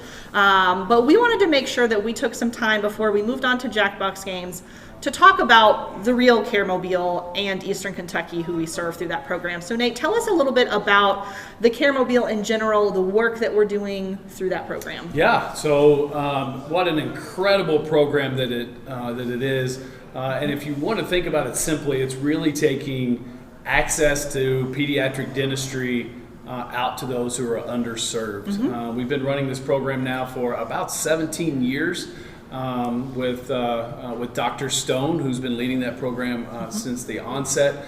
We have a partnership with the University of Kentucky College of Dentistry, as well as the Center for Rural Health down in Hazard, which, if you think of the house, I'll use some gaming terms, if you think of the house as our mission control, if you can think of Hazard, Kentucky and North Fork Valley, which is a UK clinic, as their mission control. The Caremobile is a dentist office on wheels. It has a waiting room, and it has 2 treatment chairs. We have a full staff dentist, dental hygienist, and they treat students in 5 southeastern Kentucky counties, anywhere from their Head Start program, and they go up through. They can go up through junior high and even into high school a little bit, but they're really trying to hit those early ages for some education purposes. And we're seeing about 2,500 kids, and so basically the Caremobile pulls up to a school. Each school has a specific plug that allows the Caremobile to utilize the power there at the school, and any kid that is signed up into that program is treated, and once the final kid in that particular school is treated, they unplug, they make sure all the charting and everything is done, and this can be over a series of a week, it can be over a series of a couple of weeks, just depending on the population that needs to be served in there, and they move to their next school within the county. And they do it any day that school is in session. The Caremobile is operating, so it's an incredible program, and just only touching a portion of those that could be treated in southeastern Kentucky. Absolutely, and I have, as RMHC staff, been fortunate enough to join some of our other staff to just visit one of the locations with the Caremobile. I think it was like maybe World Happiness Day or something like that. So we literally got to have a field day with the kids. So there was like, oh, instead of just going to the dentist, we also get to play games and blow bubbles. And it was so much fun. And really just seeing the way the staff from the Caremobile were interacting with the kids, you could tell they are very much a part of the community and very much beloved by those folks in this community. Yeah, one of the great things about our team, our Caremobile team, is they all are from the area, have left in some way, shape, or form, educationally or whatever, and have come back because they see the need in this particular community, and so they're home serving their friends and their family and their communities that they grew up in, and yeah, to be able to see the kids talk about the drink pyramid that Dr. Nikki Stone and her team developed many years ago, that's been adopted actually across the country, is a lot of fun. To be able to pass some simple things out that, a lot of times maybe some of us and those that are watching might take for granted, right? A toothbrush, a toothpaste, dental floss, mouthwash, or just a simple trip to the dentist to get checked out. And some of these kids are seeing Dr. Stone and her team maybe for the first time ever, and they're already in 4th or 5th grade. So it's an incredible program. It's a huge impact. I guess to put that into perspective, the data shows that the population in which Dr. Stone and her team are serving had the 2nd worst rate of pediatric dental decay in the country, second only to Native Alaskans, and she's dropped that rate by about 25% in the time that she's been treating. It's amazing to look at the data and what it means to start that education early, and even the kids that are educating mom and dad, right? When they talk about the drink pyramid and they have an opportunity to get a pop, right? And the kid's like, no, pop is only at parties. Pop is at parties. Yeah, I heard that so many times when we visited. Yeah, pop is at parties, and so I could go through the whole thing, but you can't. The kids don't want to have pop unless they're at at the special occasion. So it's pretty cool. Yeah, when you had mentioned earlier the drink pyramid, that was immediately what popped into my head, because I don't know that I've ever heard kids like repeat something that you're really trying, like a health concept you're really trying to teach them, but I heard that so many times when we visit with the Caremobile. Yeah. Pop is at parties. Yeah, that's the only time. Water whenever, milk at meals, juice just once, and pop is at parties, I think is, and so now I know it. But yeah, it's been pretty incredible, the impact that team's been able to have down there, and we hope that we can, through events like this and fundraising opportunities and different partnerships, that we might have the opportunity to expand the reach of the Caremobile program into the communities that we serve. Absolutely. And as you were talking about the connection and the fact that our staff are from the areas that we're serving, I think that is where we really saw a deep impact when in the past year, Eastern Kentucky was hit by really devastating floods, including some of the staff from the Caremobile. That's right. Personal homes were hit. And that really allowed us, you used the word pivot before, that really allowed us to pivot. So talk to us a little bit about that, like how that happened and how the Caremobile program and staff were able to respond during that time. So that what a devastating and heartbreaking time that was. And look, schools were not going to be in session. Our Caremobile was not going to be utilized to provide dental care. And so the team down there, as well as our team here at RMHC in Lexington, and our global team members that are based out of our headquarters in Chicago, the Caremobile came to us and said, what can we do? And we kind of put our heads together and we said, let's pivot and repurpose the Caremobile. And so one of our team members, yes, definitely was affected by the floods. It was a landslide right through her house. And we had the opportunity to go down and serve her in a way to really help start the cleanup process with her. But so many people were without wound care. They needed vaccinations. They needed prescriptions. They needed supplies, just basic things. And so we put the Caremobile out, and Dr. Stone and her team were there to provide whatever they needed. They were there to allow other people there to provide other needs and meet other needs. And they did that for weeks on weeks. As the people were trying to recover and they were trying to get back to some sense of normalcy where they could start to move forward, and so we repurposed to provide the needs and meet the needs that were there in southeastern Kentucky during what is still, they're still in recovery mode, but the Caremobile is back at the schools doing what its initial intent was.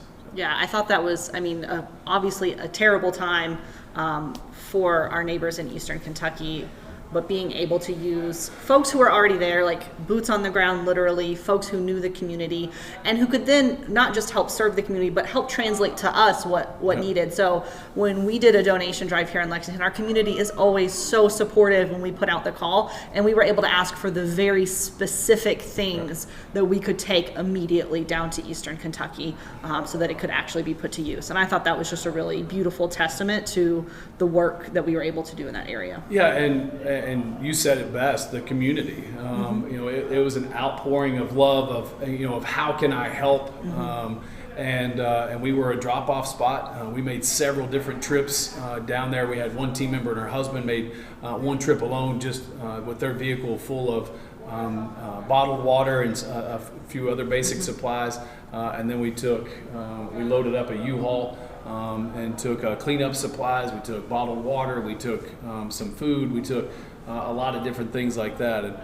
But it was this community that poured out and said, yes, we want to continue to help keeping families close to their sick or injured children, but we're also going to try to keep these families together and help them as much as we can in Eastern Kentucky, because Kentuckians step up to help Kentuckians, and I was very proud of the efforts that were put forth from everyone involved.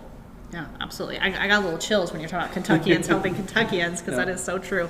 I'm not actually a native Kentuckian, but I feel like Kentucky is home now, and just thinking about that outpouring of love for each other is, like I said, gives me chills. Yeah, it was it was an incredible effort, and nobody hesitated. It was just one of those things where we saw a need and we needed to help meet it in any way that we could, and not be in the way. And this was an opportunity for Nikki and her team to know exactly what the needs were, where they needed to go to make sure that people could get to them. And you know, they were doing prescriptions where people had lost everything. There was even some clothes, tetanus shots, all of the things that were there. And we even had some wound care where people had hurt themselves, and even some checkups for some of the elderly who needed that. So they did everything that they could. Hour upon hour upon hour, until they got to a point where they could start stepping forward. Yeah, absolutely. Thank you so much for sharing that about our Caramobile and the way that we were able to really help serve Eastern Kentucky beyond our normal mission of serving Eastern Kentucky. And for those who don't know, here at RMHC of the Bluegrass in Lexington, we do have our 21-bedroom home, and folks come to us from anywhere if they're getting treatment in Lexington. So sometimes that's because there's a specialist that they're going for specifically. Sometimes we are geographically the closest place for the level of care that a child needs. And sometimes folks are in town when something happens and their child is hospitalized. The primary population that we serve is actually from Eastern Kentucky. So again, not exclusively, but we serve a lot of Eastern Kentucky with all of our programs. That's right. We every one of our programs serve a large population from Eastern Kentucky. We have a partner, a sister house in Louisville, and so it's almost kind of like the state is divided, not intentionally or unintentionally. It's just the way it kind of works out. And they're kind of serving the western part of the state. We're serving central and eastern part of the state, but we have them come from. I don't remember how many states was 2022. Was it 11 states? Yeah, that was 11. one of our trivia questions on Friday, so I remember. I was going to say I might have gotten that one right if I was playing, but 11 states, and so Eastern Kentucky, I would say, is 85 to 90% of our population that stays at the house or receives the benefit of our programs. Absolutely, and. Also, for if you're not familiar with who we serve at the actual house, again, coming from anywhere and could be any number of medical diagnosis, but the number one for folks at our particular house is premature birth. And so we have a lot of families whose babies were born early and they're in the NICU, which Nate has personal experience with. Yeah, I do. Yes, my wife and I are proud parents of triplets who are now about to turn 15, so we certainly know what it means to have just a state-of-the-art NICU with the neonatologists and all the specialists and things like that. And one of the really cool things is we get to see a lot of babies. Right, when they go home, they come over and we get we get to see a baby that was born maybe at just over a pound who has now reached the 3 or 4 pound, and that's still a very small baby, but they're getting to go home. And we had one of those situations a couple weeks ago where we had one that was born, I think, at 1 pound 2 ounces, and came in and they had just surpassed the 4 pound mark, and I got to hold them, and you gotta be careful because you feel like it's you might break them. But that's one of the benefits we get is we get to see a whole lot of babies that come through the house. Absolutely. And sometimes our families will even come back, at a year old or whenever, maybe it's because they're in town for an appointment or they're just coming back to visit. But it's always nice to see those families come back and see how the babies are progressing. A lot of times those families will come back with a carload of wish list items. Absolutely. A way to give back to us, and we're so grateful for that. And again, that was a similar situation not too long ago that we had 2 wagonfuls of coming out of a car of a former family that was just bringing the stuff that they really appreciated and utilized when they were at the house, as far as the sweet treats and the chips and then also some of the other more needed cleaning items and stuff like that. So families tend to find a reason to come back and see us, and so that's the biggest compliment we can have. Absolutely. Wonderful. Nate, is there anything else that you want to be sure you share with the Givers and Gamers community? Well, I think it was Joe talking about being invited back for a 3rd year for Givers and Gamers 2.4, and so I think I would be remiss if I didn't say a huge thank you again. Obviously we talk about the services that we provide as a team, but there is zero chance, and I mean that when I say that, there is zero chance that just our team could do the things that are done without our volunteers and our committees and our wonderful community of support. So we're here to kind of help facilitate and give those opportunities, but it's really those groups that make the dreams come true and make the magic happen. And so again, just a huge thank you to everyone who's been a part of Givers and Gamers, when it first started up until now, and then and hopefully in the future. It's certainly my honor to be a part of it and be an encourager and cheerleader for everything that's going on. So.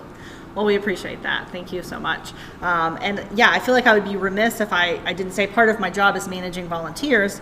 A large portion of my job is managing volunteers. And so we have a lot of volunteers here on this committee. We mentioned earlier in Celeb DnD that if you're here in Lexington, there's also opportunities for you to volunteer with the Ronald McDonald House, either as an individual or in a small group. What we were specifically talking about during that session was coming to cook dinner for our guest families. We provide dinner every night at the house.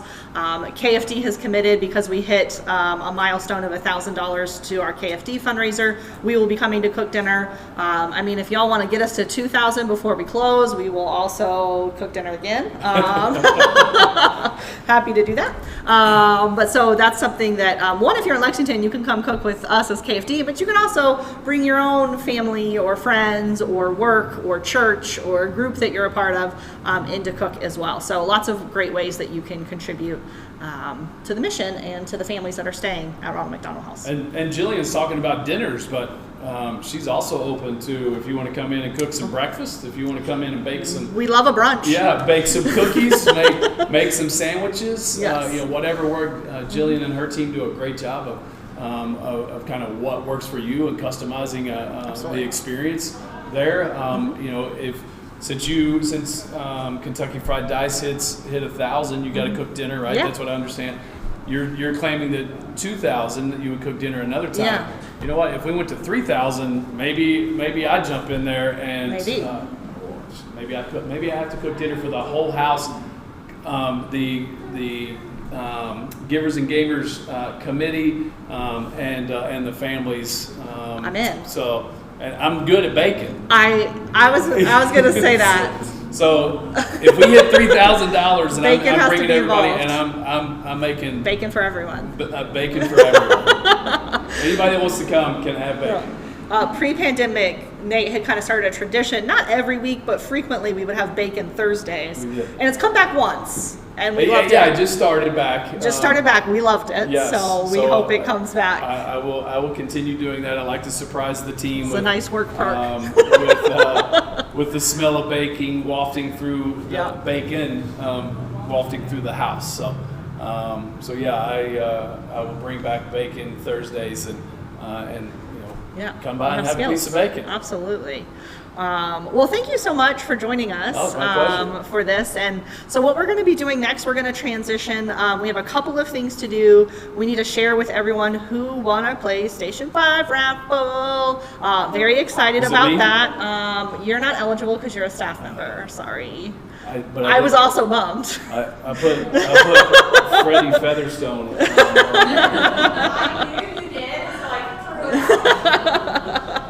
All right.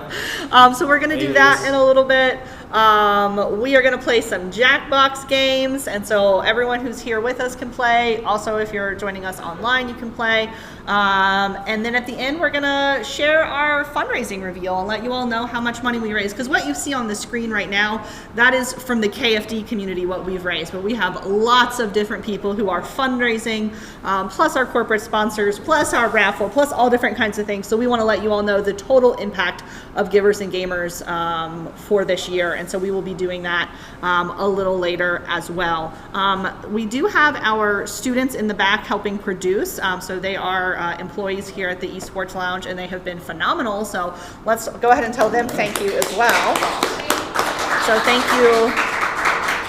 you all so much. And I believe Stanton, you're back there right now. If you don't mind, maybe play another one of our family videos and then go to a Be Right Back screen so we can just transition ourselves in here to Jackbox games. Hopefully that happens. We're from Pikeville, Kentucky, which is eastern Kentucky, and me and Jennifer met in 2012. And a few months after we was married, Jennifer found out she was pregnant. And everything was fine at first, and then she started having some medical issues, and we found out Autumn was going to be born premature. So she was born 1 pound 6 ounces. She was 3 months early. They told me I had preeclampsia in Pikeville, and they transferred me down here to UK. And then 4 days later, we had a baby at 26 weeks. Autumn's biggest issue with being born so early was her lungs had not developed properly. So she had small lungs, and they was not able to take in the amount of oxygen that she needed. We had been talking to the nurses at the hospital about places to stay. And we had actually been staying in our camper, my mom and dad's camper, about 45 minutes down the road, and driving every day. And it was in the middle of the winter, and it was really cold. The nurse told us that the house was opening back up after renovation, and to go at a certain time to be over there, and they would show me our room. So I walked in the front doors, and it just felt like home. It just felt like, I'm sorry. It felt like we finally had a safe place to stay and to just collect your thoughts and just get away from the monitors and the struggles over there at the NICU. It just gave us a place to rest. He was at work, so they brought me over here and showed us our room. And he opened the door and he said, "Welcome home." And I was just like, oh gosh, it was a safe place, that you felt safe, and it was awesome. It takes away a lot of the stress of every day because you have a place to come that's really close to the hospital, so you have a short commute every day. We stayed in the Ronald McDonald house for 351 nights, and we brought her home, 350 days, and we brought her home on day 351, right before Christmas. We weren't expecting that day to be the day, but we knew it was coming close. So we went in for rounds that morning, and they're like, "You guys ready to go home?" And we looked at her and we're like, "For real? Like we can have her? Like if she's ours, we can take her home?" Our community met us at the county line, and they had their vehicles decorated, and they followed us all the way to our house, blowing the horn, and all the signs, like all the road signs were lit up, "Welcome home, Autumn," and all of our neighbors had balloons and signs on their porches, and we had a crowd at the mouth of our holler standing there waving at us, waiting on us to come home, and everybody wanted to see Miss Autumn finally. Autumn is very outdoorsy. She's a tomboy at heart. She loves to play in the dirt. She's a cheerleader. She loves animals. She loves to hunt. She loves to go hunting with her daddy. She likes her school activities. She enjoys riding the bus to school. That's how she likes to get her day started. We just want to say thank you from the bottom of our hearts for giving us a place to stay, to be close to her when she needed us the most.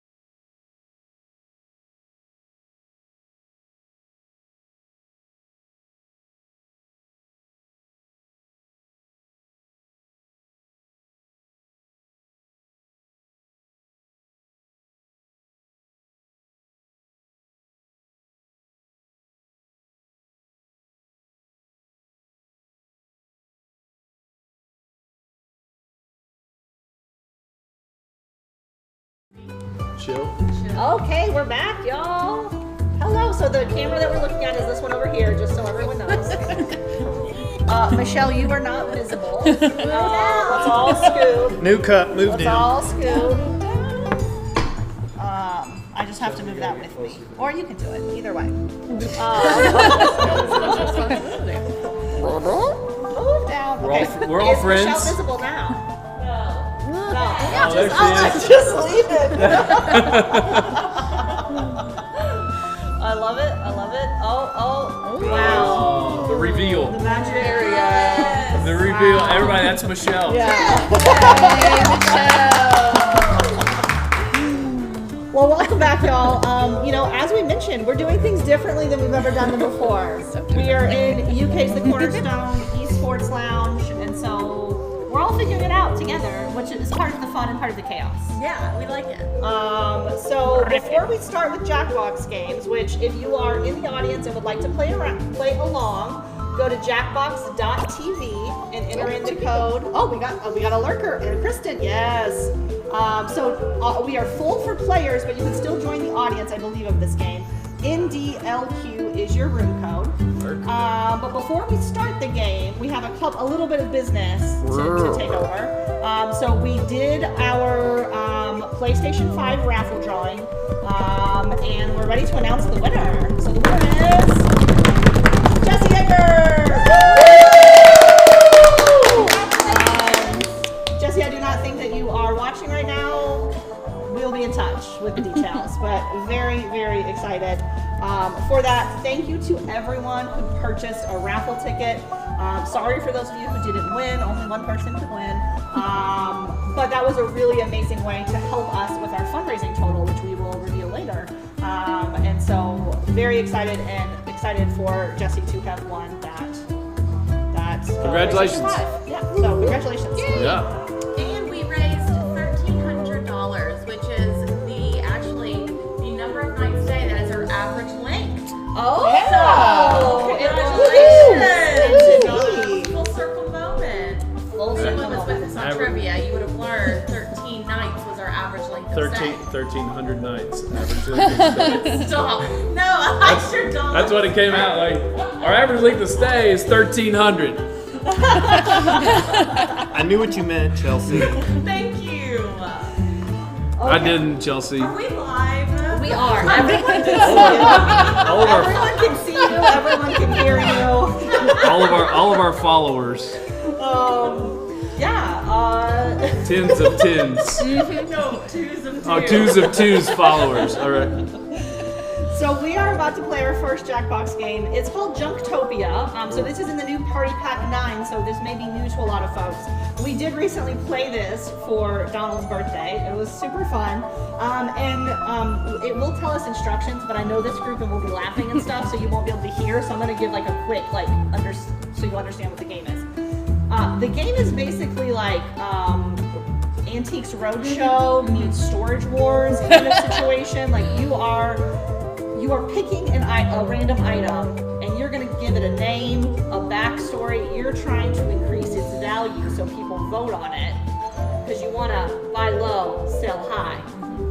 Understanding the concept. So, of course, we're all here to be silly. This is a Givers and Gamers stream, so we're going more PG-13 silly. Right? Okay. PG-13. It's still 2 letters and 2 numbers, right? Yeah. Not full rated R is what I'm saying. We're not going full rated R. We're scaling it back just a tiny bit. Like, if we were in R, I'd be good with this group, right? That's tame. So yeah, let's play. Michelle, you're the special player. You hit go. So you'll see us looking at our phones. It's because we're all playing Jackbox games.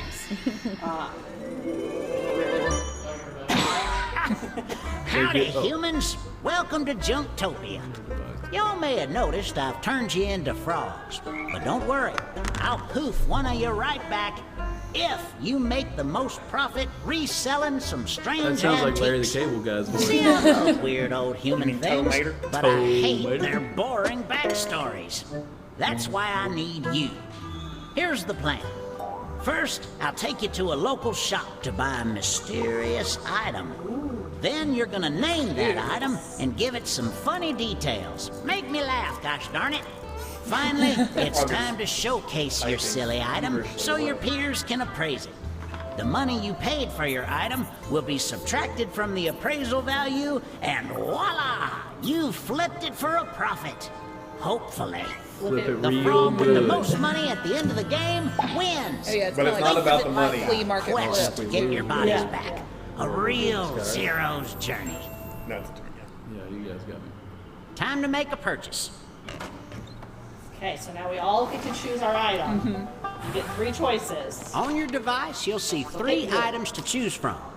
The item you get is going to be appraised based on the funny backstories you're going to write. So buy something you think you can make hilarious. Oh, dear. Buying a more expensive item means you'll get just a little bit less profit when you flip it. When it comes to winning, there's more than one way to skin a unicorn. You'll also see we all are wearing cute hats. Hey, little tadpoles, join our audience and play along. So am I supposed to pick one of You these? pick it and then you check out, and then you can choose to pay it out, buy outright, or you can haggle and see what happens.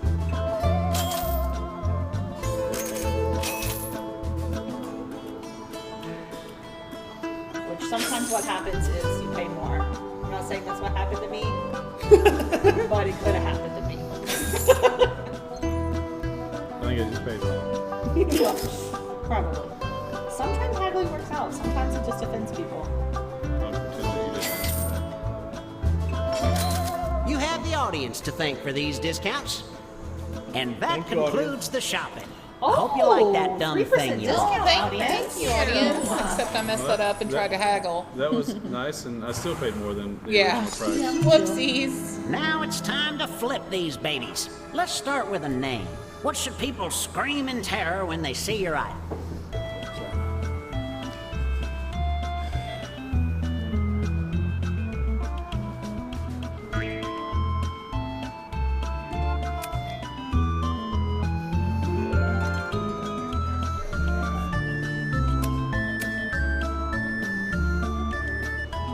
First, we just write a name, and then you'll get to write a backstory. And that's where you can really be funny.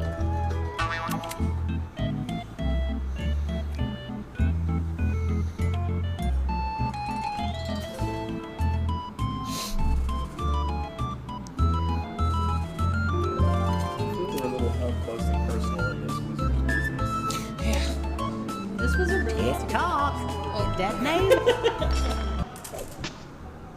Next, dream up 2 hilarious facts about your item. For each fact, you can either fill in one of 2 prompts or write something of your own. Spin me a tale. Your time starts now. Get hopping. Oh, thank you for that raid. Oh, yay, Mild. Hi, Raiders. Welcome in. Welcome on in, Raiders. Oh, that's for that. Oh, oops. I was like, I'm going to help. Hi, Raiders.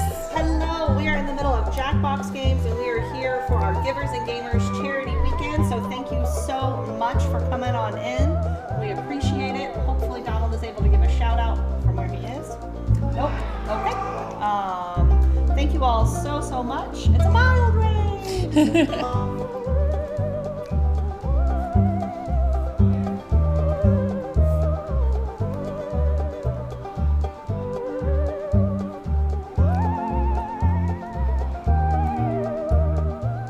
There we go. Awesome. We are busy writing funny stories for Yes. our flea market finds. So we'll be right back with you in a moment. I gotta channel my funniness. Mild is a wonderful Jackbox player and the best pun bestie. Pun bestie? Pun bestie, yeah. Pun bestie.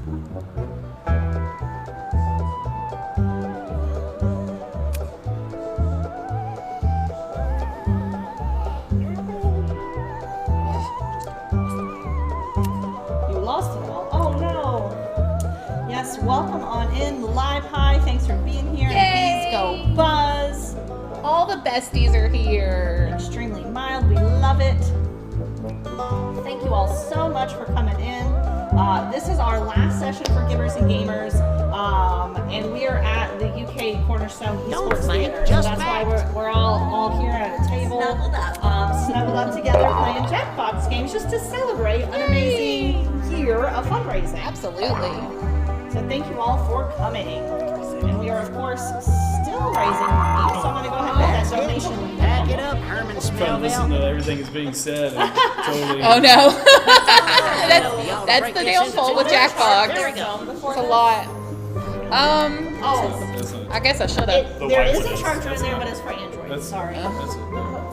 Oh, minimalist. So this is what we're voting on. Okay. The minimalist gaming chair. What makes it rare is its ability to turn a healthy spine into a crooked mess. Oh, that's and the 3 legs represent giving, gaming, and gumption. I love that. What made? What made it rare? Oh, you glow, girl. The hot pink color repels babies and fools. Ooh, that's important. Sold. This pitcher poured drinks for the cow who jumped over the moon. Wow. What a find. That is. Oh, okay. Oh, that's just the facts. Okay. Yeah. Ooh. Condiment chic. Yeah, look at that shirt. The height That's of barbecue amazing. couture found on the floor of Texas Fashion Week. Wow, that's good. He resoundingly answers the question, what's that taste like? My God. Well, that's really good. So now we are going to be able to vote, but like they'll match them up and we'll get to vote. Oh, which one's The real Easter basket. It was created by medieval soldiers. This is the earliest known Easter basket, and each egg was used during something. At some point in time, this egg basket was used. It's time to appraise your items. But don't put all your eggs in that basket. Just the Easter eggs. For each pair, pick the item that had the funnier facts. Try your best to recall your laws.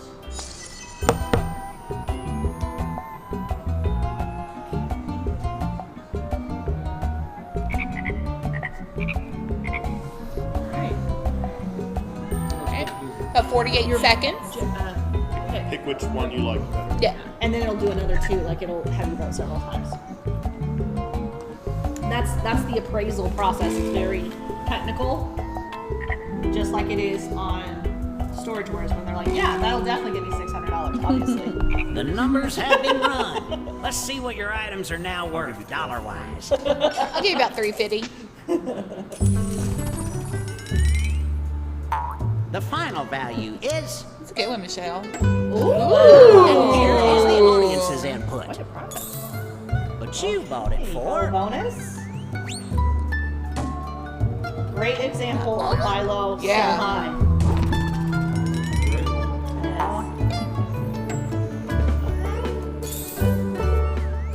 Okay. Ooh. You also bought low. Oh my god, I love this one. Oh man, I don't know if they'll do so well. I know mine flopped. Oh, your Easter eggs. You tried. But you did make a profit. It's true. It's true.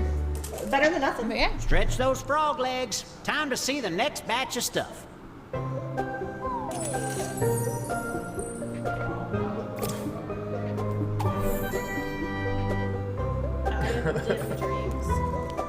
It was invented to solve a common problem, getting dates. Pressing the silver button causes DMs to fly into your interest accounts. Oh, I get it. The real treasure.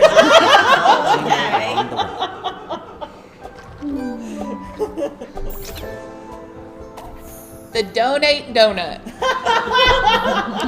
Originally intended as a tasty party, it proved detrimental to dental health. It was found useful at some point. Was not.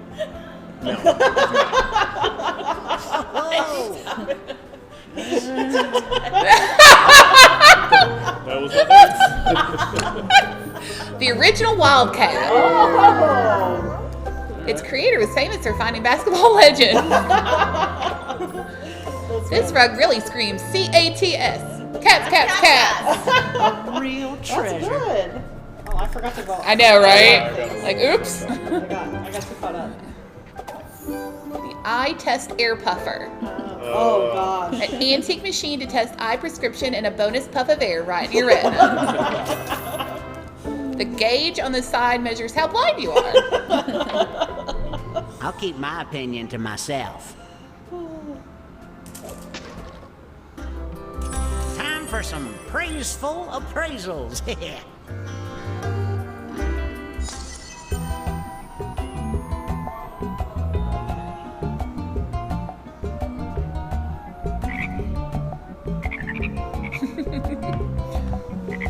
This is a good selection. Get your votes Calculations in. concluded. Time to see how much these barf bags are worth. And if you missed it in the beginning, whoever makes the most money gets turned back into a human. But the rest of us, we're just frogs. Yep. This item's true worth is. Yeah. Yeah. It's not such a bad life. Got And yourself a you little lily paid this pad. much. Yeah, you overpaid for this one. Like maybe some D&D You adventure. did better than I thought. That was You a did good better one. than I thought I Teach you to would. love Yeah, yourself. once I understood what it was. Just, I'm not gonna lie, mine was a pity vote, but I gave it to you.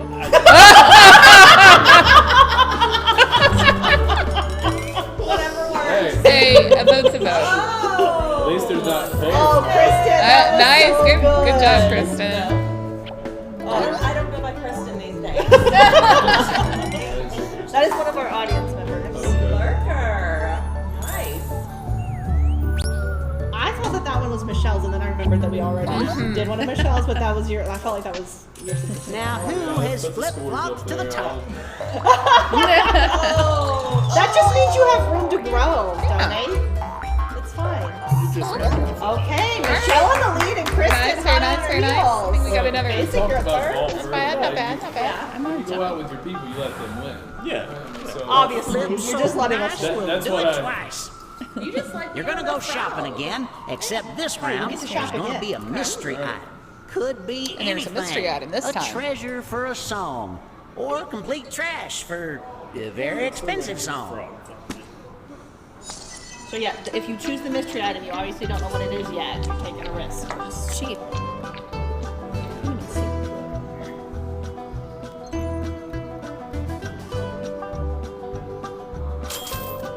Sparkling failure. Oh, yeah. I've I need to failed pay that more. both times.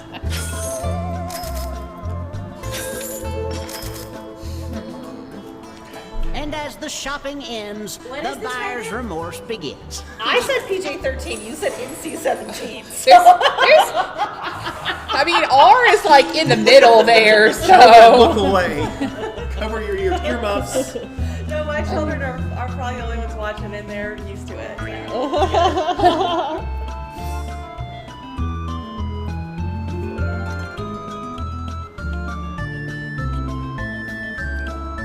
Hmm. 40 seconds.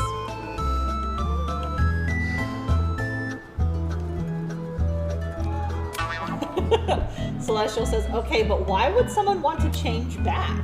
Exactly. Uh-oh. Uh-oh. I'm struggling here. What? This one that you just did? Oh. Come on, wrap up that nom de plume. Okay. We'll see. Toe on the line here. Matthew would love to be a frog. I agree. Okay, we gotta write our 2 facts about our items. Let's see.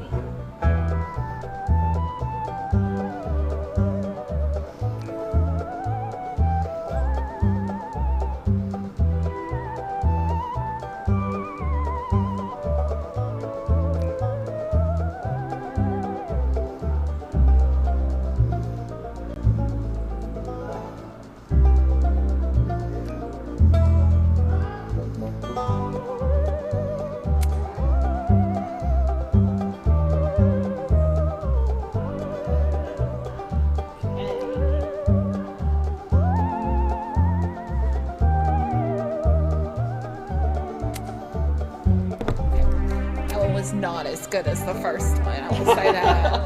I lost my mojo. You know, sometimes did you pick a mystery item? I did. Sometimes that works for your advantage because it's like, oh my gosh, like you get a spark, but it's a risk. And then It's it a is. risk. It's a risk. It is a risk. It's a gamble. It's all part of it. Got about 50 seconds left. Cindo Jabberwock. It gives you the power of looking like a baby.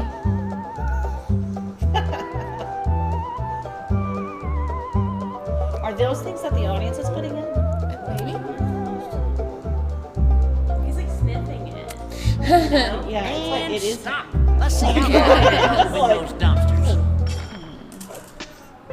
It's such a It's time to learn about the items you bought.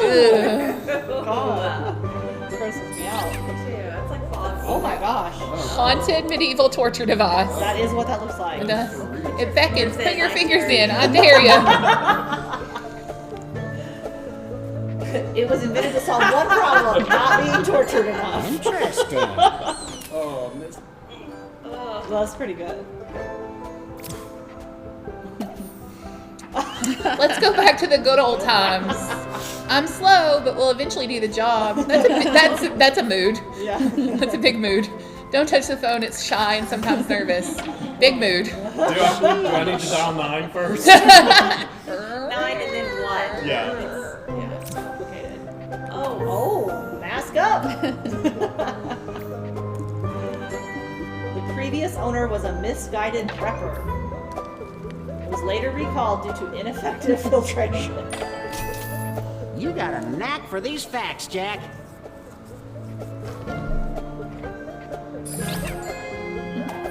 Firm cushion chair.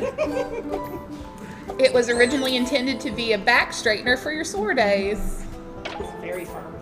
The wood type is the stump you left in the backyard. Well, this object is certainly making me feel things. Where I'm from, we turn those stumps into carvings of bears. Oh, Yeah. A praise.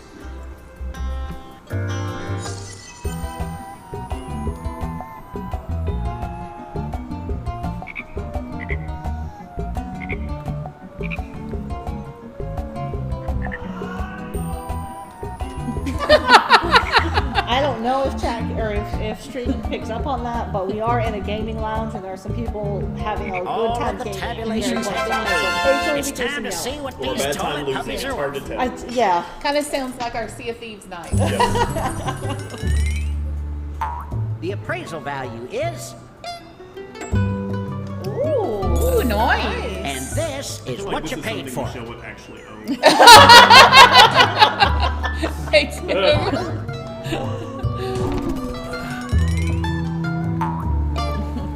Oh, the good old times. That was good, Kristen. Yeah. I mean, we can still that for receive a faxes song. at the house. Well, they're still the preferred form of medical information. Yes, we fax a lot. Hate it, but we do it. Yeah, our referrals come via Yeah. fax. Oh, it's- I'm like, could you just email that to me? Yeah, right? I'll accept a picture from your phone. Yeah. Just email it to me.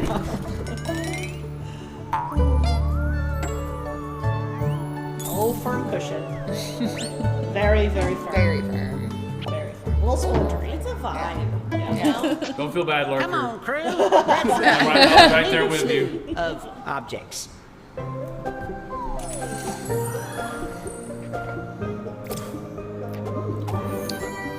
Lockable flask. If you were to drink the contents, it would taste like hopes and dreams and rust. It was very popular among anyone who wanting to keep the good stuff to themselves. Sure, that sort of Keep makes sharing, sense you if you know? don't think about it too hard. Fancy. This cup runneth over. It's actually made of the hide of a ghost. Stop. Its creator made headlines for creating a unique and beautiful way to protect ballerinos' family jewels. I think we can all see the value in this object. I miss it. For all of you watching at home, that was a hat. Oh! Oh! Oh my! Why Earth's Why bean Earth's bean can? This is tasty little secret, the rust. There's a theme Tell you there. what, we gotta. It was once used as store beans. Delicious beans. Roll that beautiful bean. There you go. Oh! I bet that's Chelsea. The mannequin actually feels none of the actual pain. Love it. Its use is for those who need to reach their stand goal from their Apple Watch. Oh, I could use that. Rich backstory. It's almost like he's trying to warm himself. Yeah. Your appraisal. The cactus. Y'all are funny. Itself. Oh, cup. Okay. Oh, got it.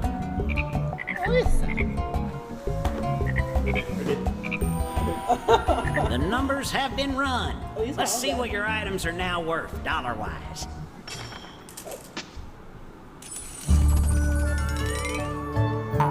The group appraised this as...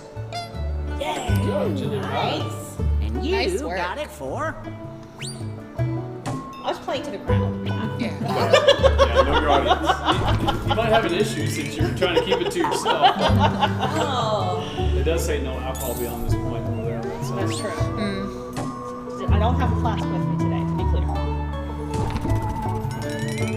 Oh, this bean can, that was good, Nicholas. I like that. I think herbs is spelled differently back there. No, that's how you spell it. I think that's... That's how you spell it. Nice.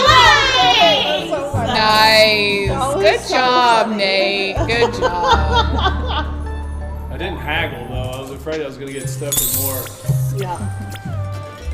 Oh, we got a little. Yeah. Mixing it up a little here. Still down there. But 1, 2, and 3, it's staying Okay. consistent. We're just I about think there's done. one more round of We Yeah. just need to review y'all's This is items for all as the a collection. marbles. Go ahead and write the name of what All you're the beans saying. in the rusty can. Them famous beans. Did anyone else think, like, when you watch those movies and they eat them out of the can, they look good? Oh my gosh, I forgot it's a two-part over the set. fire. Oh, yeah. Okay.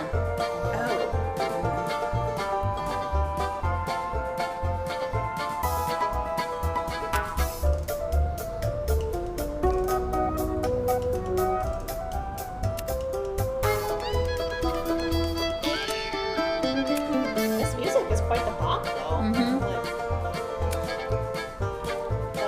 Sounds like where I just came from, Nashville. Oh, yeah. So I got to do some line dancing when we were in Texas. Yeah, that was. Is there video? Gosh, you did. Pixar didn't happen. Yeah. Recreation. Not coerced into doing it. No, I, You got no, 8 I- seconds, Chelsea. I volunteered. Did you have the boots and the hat? I didn't have the hat. I did take my cowboy boots. Check out these striking sets. And I worked up I was glistening at the Oh, the bed.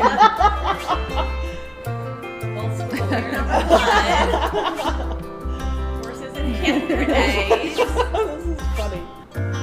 Dial of yore. Oh, yeah, there you Vote for your favorite collection. I have my moments. go. Right? Did you have a giant belt buckle that you could hang your hands on? I did not take my belt buckle, so I had to put them in my thumbs in my pocket when I was. Line dancing. We learned five. We learned Nice. Good five job, dances. Jillian. Fill her up. I know a few Old timer of the correction steps collection. in each one, so I can make my own. Yeah. Wild West staples. Oh, these are good. Eggs and ham. Select the best sets of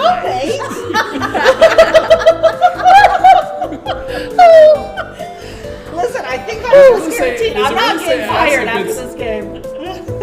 It's those are like wingdings. So no one knows what it means. Exit, we don't know. Bleep. You have the stream deck to bleep that out. Bleep, bleep. Bleep, bleep, bleep, bleep. Oh, God, that was good. Oh, goodness. And the winner, who will be human again, but they won't feel human until they've had their coffee.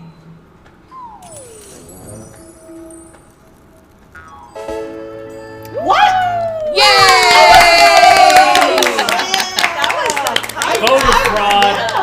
That's voter I didn't make it a fraud. recount. What is this? Everybody loves an underdog. Stop the steal. Yeah. Oh, but donut, you weren't last.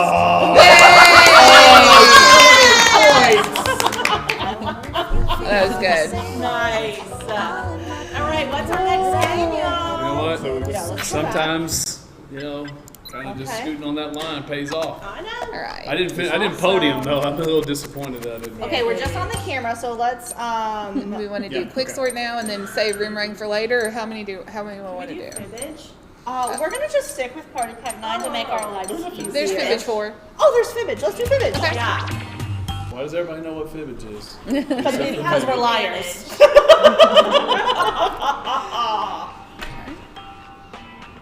We're all gonna get on, and then we will show you to the audience.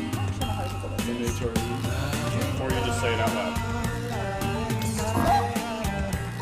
Oh, look at them back there getting on it. Yes, we made a little plan to just to show our beautiful faces. That's wonderful. We'll be able That was it. We had 6 last time. Okay, perfect. Yes. And then show the audience. Yes. We're good. Okay, we're good. Thank you. Nice. MHRZ. So if you're joining us, it's jackbox.tv. Oh, I forgot you could choose. You can choose. Wait, I want to Why do would I that. not be just scary crowding anything? Yeah. So if you would like to join us, we've got one more spot, jackbox.tv, room code MHRZ.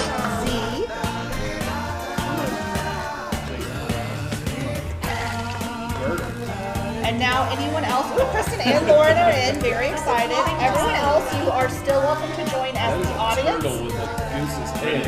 Usually the audience gets to vote. Yes. Oh wait, I'm looking Are we at ready? Nicholas. I like how you enunciate his name. Nicholas. I actually don't know if I've played Fibbage. Hello, I'm Cookie Masterson, and my lawyers have advised me to welcome you to Fibbage 4.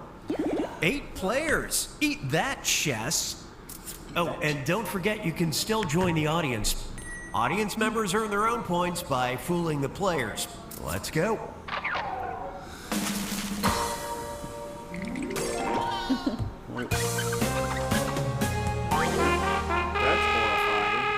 This is round 1. You'll get 500 points for everyone you fool with your lie, and you'll get 1,000 for finding the truth.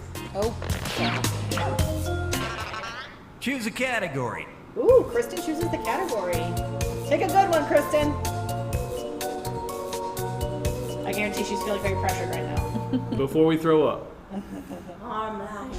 Ooh, first up, if you were a cow, you'd want to move to this unique farm in Aksaray, Turkey, where they'll keep you happy year-round by giving you blank. Now, write a lie on your device that the other players might think is true. And if you can't think of something, press the Lie For Me button for half the points. Start already.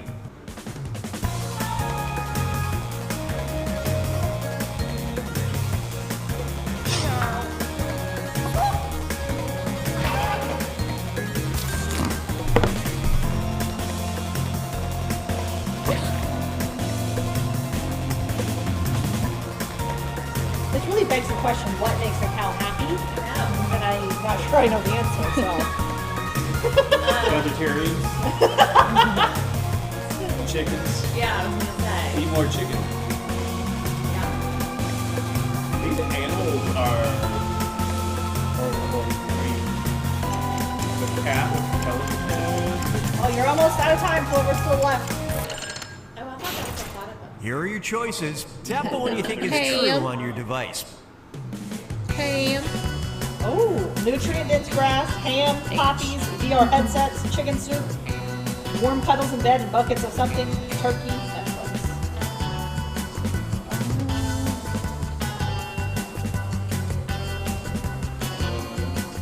Ham.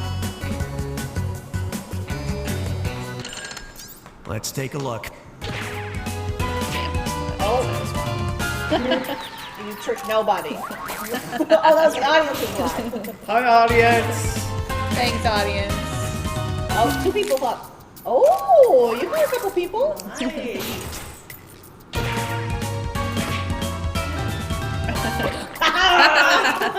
That was a good one.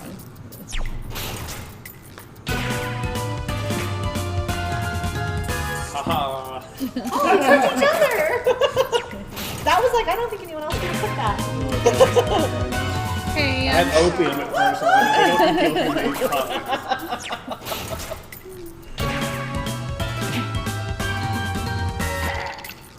Okay, okay. I did like the warm cuddles in bed. And you all missed it. Oh, I feel like I've heard this before. Yeah, because it like tricks them into thinking, yeah. I've never heard that before. Yeah. What was yours? No, I didn't like turkey. Oh, okay. Is H a drug I don't know about? All right, it's neck and neck up there. Yeah. Give me a category. All right, Nicholas, choose wisely. What's the category gonna be?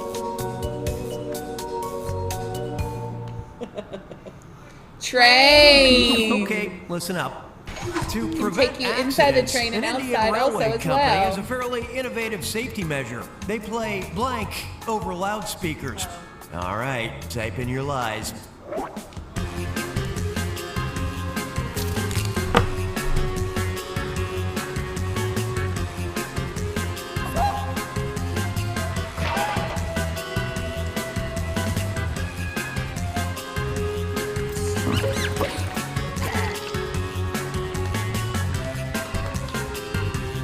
I look forward to everyone's lives. It is really chilly in here. Yeah. Yeah. It is here. Over there, nothing. Right. They got to keep that really cold. That's true. A lot of, yeah. Okay, here you go. Ooh. Our options are meditation chimes, a mom saying be careful, K-pop, disco, bees buzzing, someone in the kitchen with Dinah. Was there someone in the kitchen I know? Piano man, music, metal music, Bono.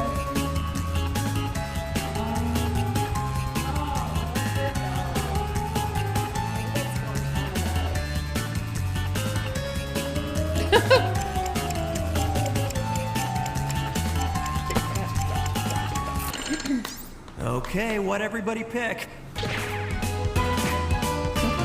I like that one. You have to be honest. I was like, yeah, I feel like that could work. Be careful. You hear meditation chimes a lot. That was a good one, Jillian.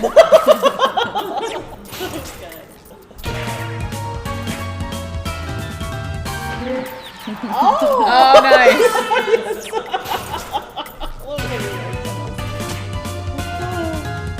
Thanks, audience. Oh, disco. That would be fun though. A disco train. Oh, I gotcha. Auto.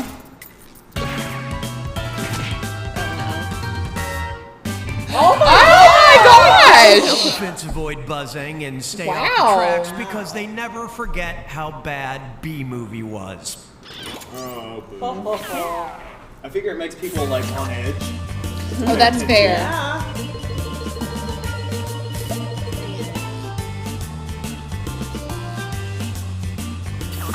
Let's check in with our modern day heroes. Very interesting person. Former 3LW member Naturi Naughton has stated she left the R&B group after a fellow member attacked got her this. with blank. Okay, We'll into those do lies. a little callback.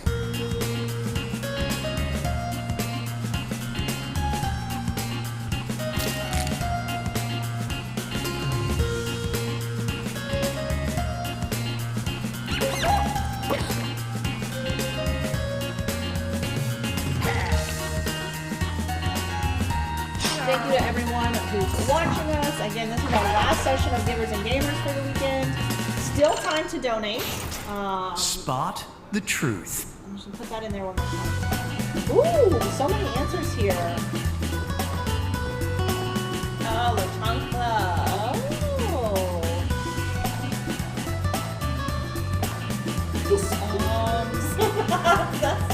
So we're choosing between witchcraft, a flat iron, a wig, a pinball machine, a microphone, a ripe avocado, a KFC meal, middle school photos, chancla, or a shoot. Let's see what Same everybody thing. picked. It's an avocado. Thanks.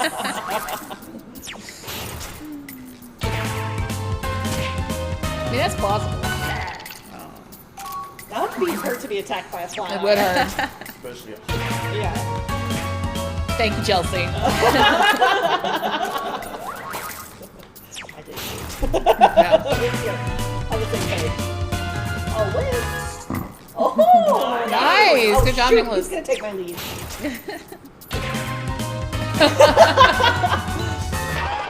I would also feel attacked. That way, yeah. None of those seeing a lot of day. Nice. Good job, I Chels. bet that's real. No, it wasn't. It was a lie. Well, that's depressing. Was it real? Oh my Potatoes. Everyone's known in a KFC famous fraud. No, Right. those are non-violent. Attacked with 2 piece and a biscuit. Oh my gosh. Oh, I think the scores are changing. Wow. Oh, the graphics. This is disturbing. Very disturbing. Get ready for round 2 where all Mantis points feet. are Oh, doubled. yeah. Would you rather? That's like Choose a category. Alright, chili pie. Oh, my turn. Chili.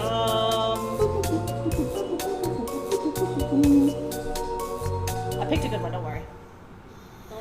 Oh, okay. All right, here it is. For a hypochondriac. The 2021 Ig Nobel Prize in Medicine went to a group of researchers who demonstrated that the common blank can be used as a powerful decongestant. Enter your lies now. Save your ideas for your game.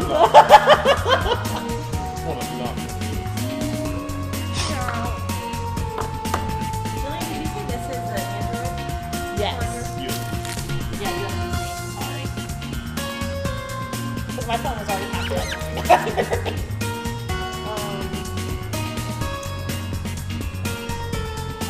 I don't know.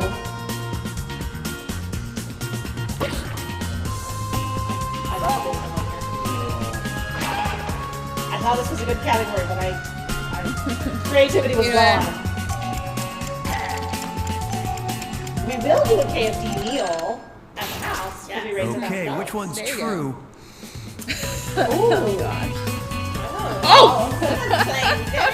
Well, we've got olive oil, microwave oven, horseradish, Quaaludes, Dimetapp, hair dryer, flour, water hose, air.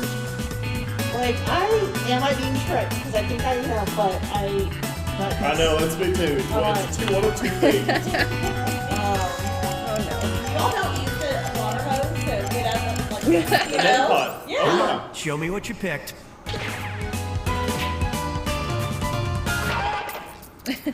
I mean, horseradish does do some work. Yeah, I wouldn't put it in my notes.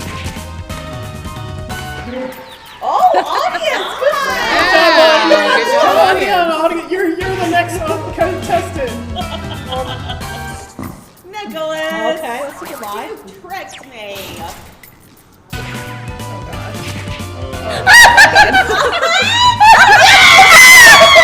The up-and-coming group of researchers was modest about their results. He's like, what? I thought it had to be the truth because I didn't think anyone here would have put that. Oh my god! Well, with Nate in the room. Well, not today!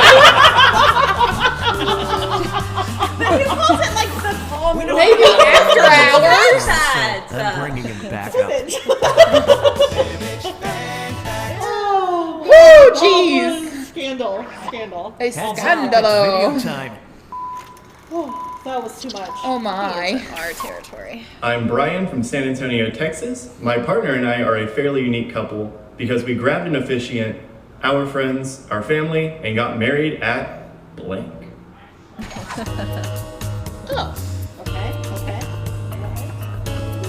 Submit your lies now. So lie with a video entry. So where do we think those people got married at?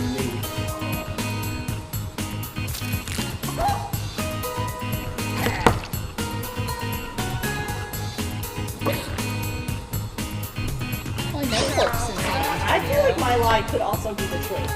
Yeah, Like, that's how confident I feel about it.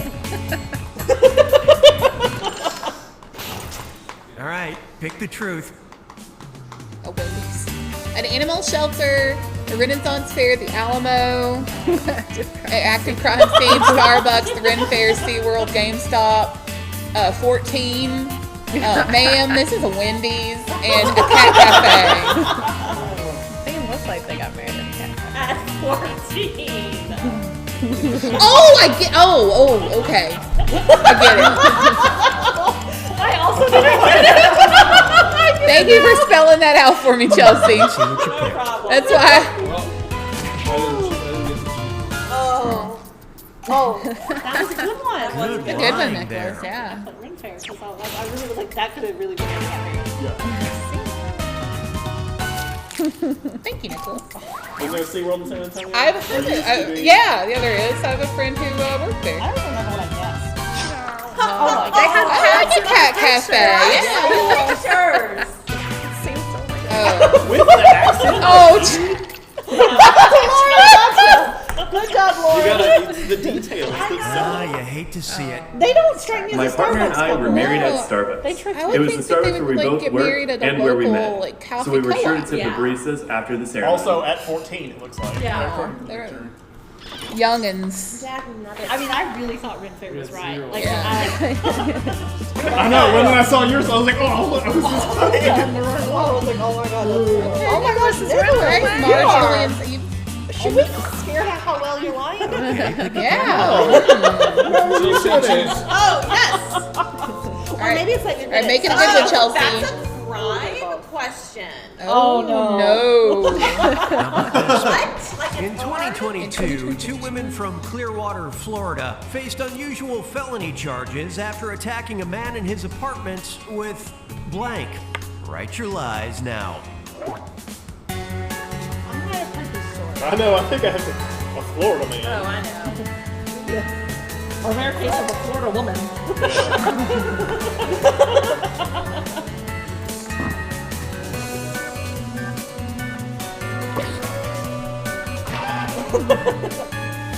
Oh, Lord.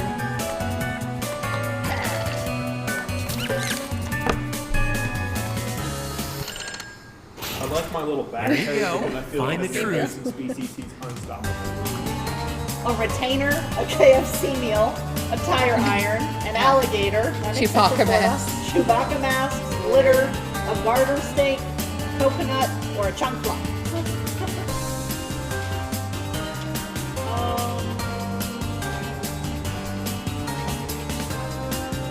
With two of them.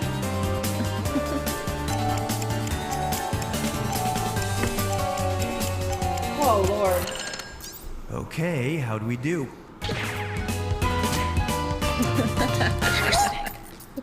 Shell, you caught him in a lie. Got one. She caught you in a lie. Someone's in a lie. Nice, Kristen. Were they wearing the Chewbacca mask? Just like waving them. Menacingly. Oh, Trick me again. You took a lie and a coconut. Oh. Whoa! Once I Whoa. saw that option, I thought, Yeah. I do remember this. I remember reading Yep. this. I was impressed that somebody didn't call it a garden snake. And I was like, so nobody here. So I put, they spelled it right. So great job.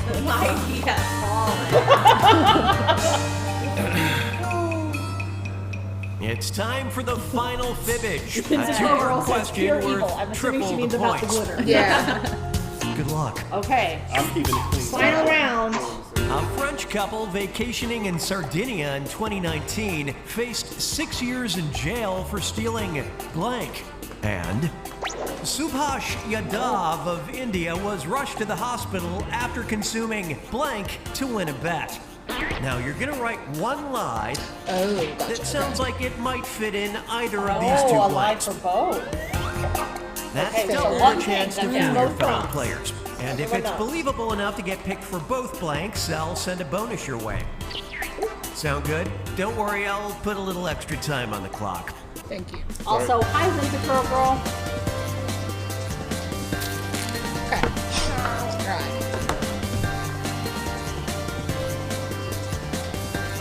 We're in a glitter shortage.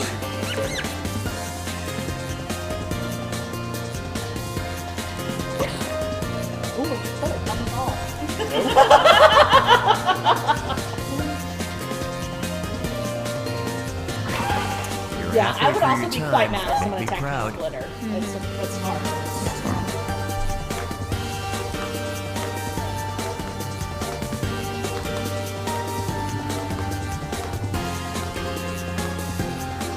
Unless it was environmentally safe glitter. Is there such a thing? Like made out of algae or something? Yeah, like biodegradable. Yeah. Like biodegradable glitter. Not the same as glitter, but celestial Okay, here's octopus what you're working makes with. their own These confetti. questions have Like two I've got- different truths. So for now, just Very pay useful. attention to this one. Find the truth for just this question now. Mine wasn't almost the truth. It was exactly the truth. So I know the answer. So wait, are there two different? They're both the same answer. It's the same. No, it answers both. Yeah. But it says pick an answer for just that one. Yeah. Oh, I guess you get two chances. So. Oh. No, just let me answer once. It might be on something. Like we might. Oh, okay. I don't really know. Time to deal I don't with this know. one. Choose the truth for just this question now. Okay. One.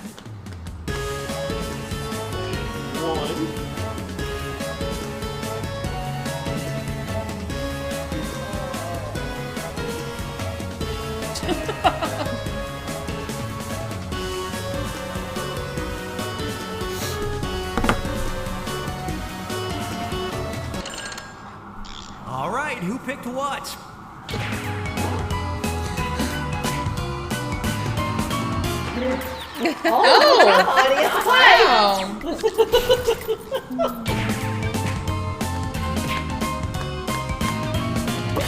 Alright, Julie Pie. Double deception.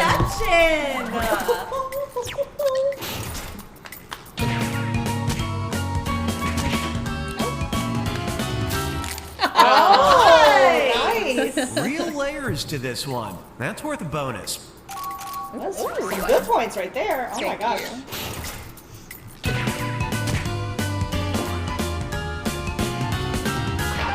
Good job. Good job, Nate. Good job, Nate.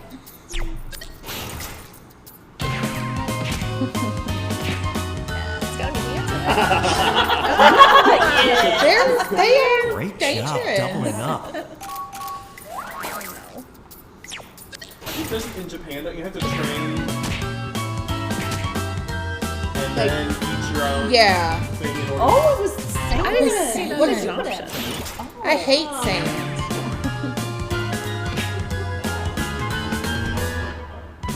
Oh, neither do I. They tried to steal 90 pounds of sand, and he tried to eat 50 eggs. Both failed 100%. Math. Okay, yeah, I was like, they just put sand in a bottle and they got 6 years? No, 90 pounds of sand. My God. I guess they wanted us to make a beach at home. Oh!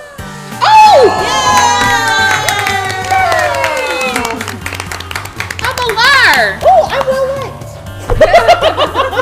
You are well liked. I'm a liar.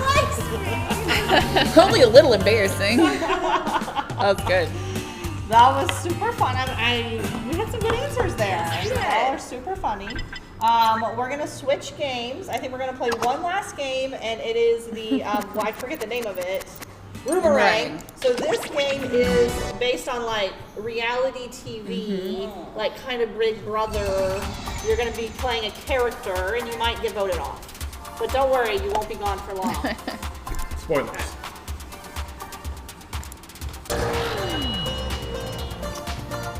Okay, we're gonna get in our Easy one code. to enter.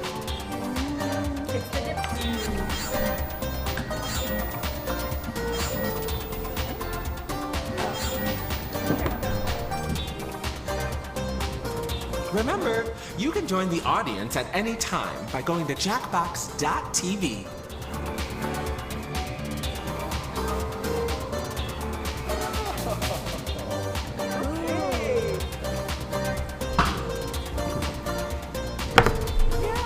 Outstanding. So you will get to choose a little fact about yourself and your avatar after you join. Just FYI. It looks just like me. Doesn't it? The resemblance is uncanny. Those were the shorts I had on yesterday. And audience, you are welcome to join us at jackbox.tv. Room code UUUN.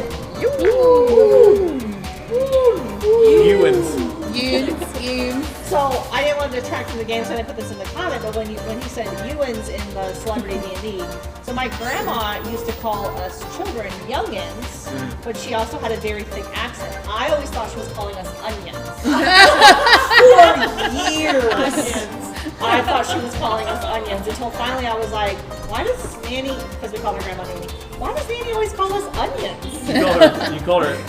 Did you call her Grandma Nanny? No, just Nanny. Oh, that's good. That's kind of like. I was like, why does Nanny call us onions? And my mom was like, that's not what she's saying. That's awesome. For years I was confused. We got room for one more player.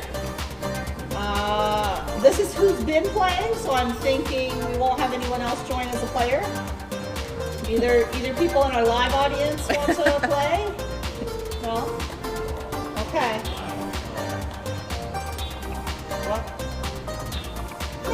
What? 6 of us are in the game. He can't do it. Right? Yeah, this is everyone. There's a 9th person. Okay, that's fair. All right, so Michelle hit start, and if our audience would like to join as the audience again, you can once we hit start. 3, 2, 1.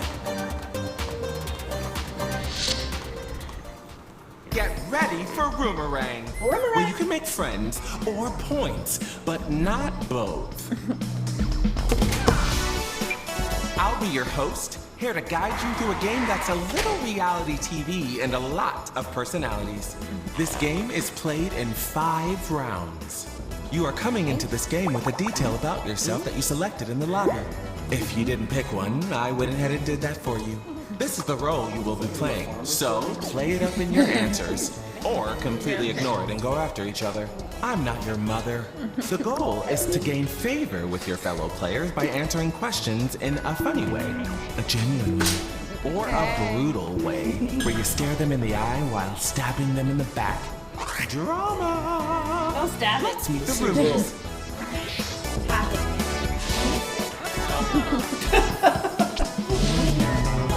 Which mime? Me lover. I love it. Love me. Cheese maker. And also. That's clean.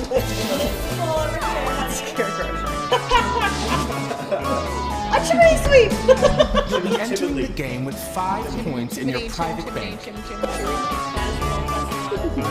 There you go. Through popular answers and lost if you are eliminated. But I'll be keeping the totals a secret until the very end.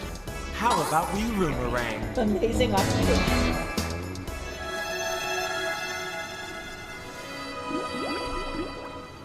Round 1. Introductions.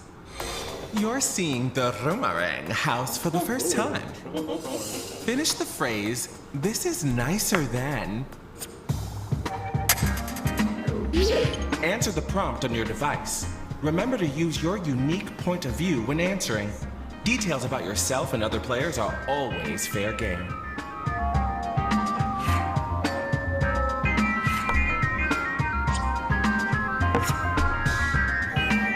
Oh, audience poll. Who do you love to hate? Nicholas. Donate 33%. Michelle 67%. I didn't get the photo. Did I miss voting? No, this is audience poll. Yeah. So 3 people.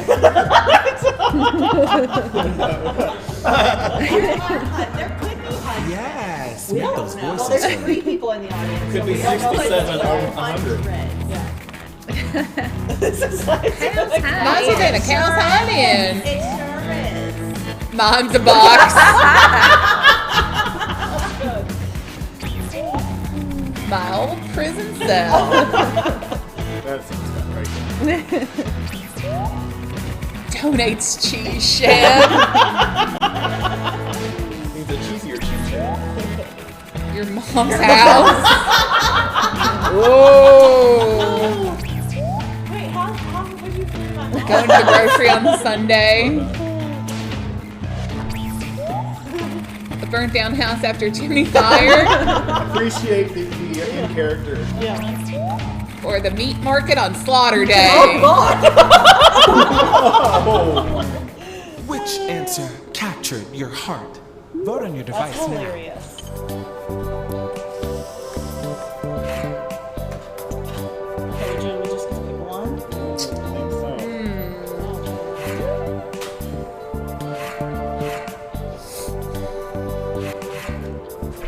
Who got the votes? Yeah.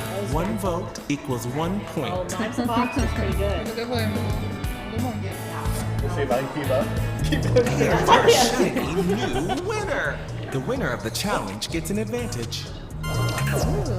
You get safety from elimination. Nicholas is head of household. He will not be voted out Elimination time has arrived. You will now vote for a player to be eliminated. The player with the most votes will leave the house. If the player you voted for is successfully eliminated, you'll steal some points from them. Fair? No. Delicious? Yes. Choose a player to eliminate now. And add a reason. Let them know what they did. Oh my gosh.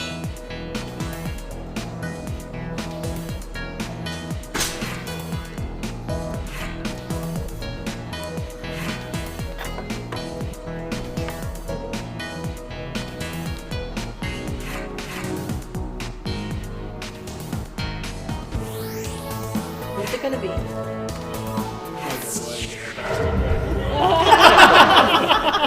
The eliminated player is...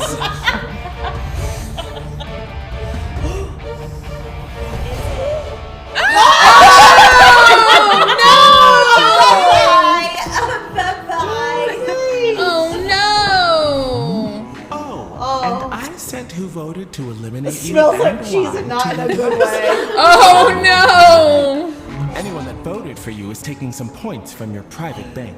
Learn from You this voted pain. for me to leave. Thanks. Before you go out the door, now is your chance to say any final words to your former you get to say You have a final few seconds words. to speak aloud or type your parting words.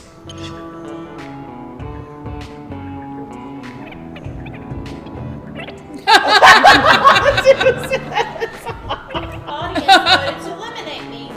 That's enough. Wow. Nothing will be the same.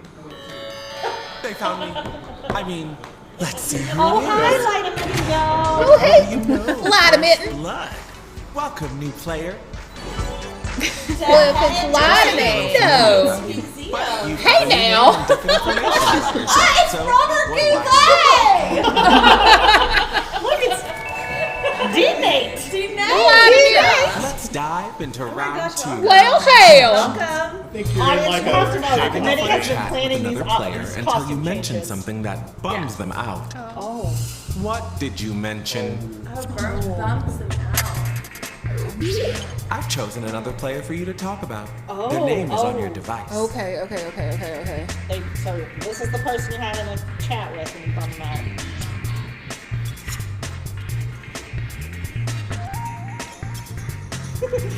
Okay.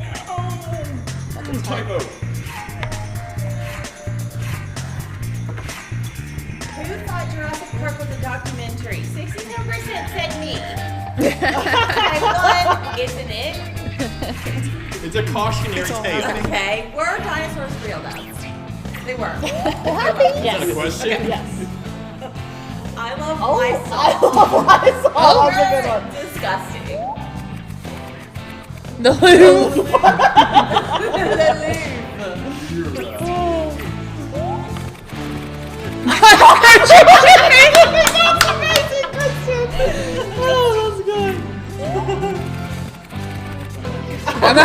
Oh,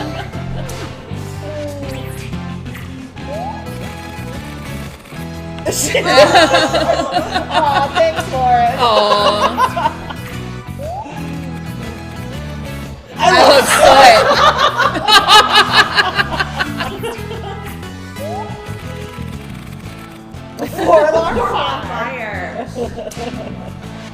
Anthony Carter. Oh! Alright, I guess I'm not getting a Meat-a-Palooza invite this year. Just pushing those buttons. What am I? Oh gosh, so funny.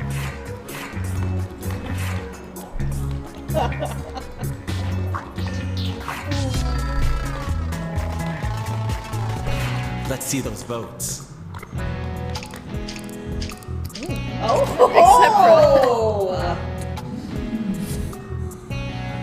Here's our challenge winner.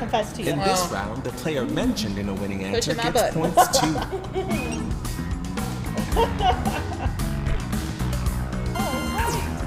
You get safety, and now the audience will decide who is eliminated. Nickety snap. Oh my gosh. Time to thin Snickety the snap. herd. Brutal. Vote for the player that you want the audience is eliminated. eliminating I someone. didn't realize who my next to eat my alter ego was. So until you said loser, I was like, what? And then I say I hate museums. Player is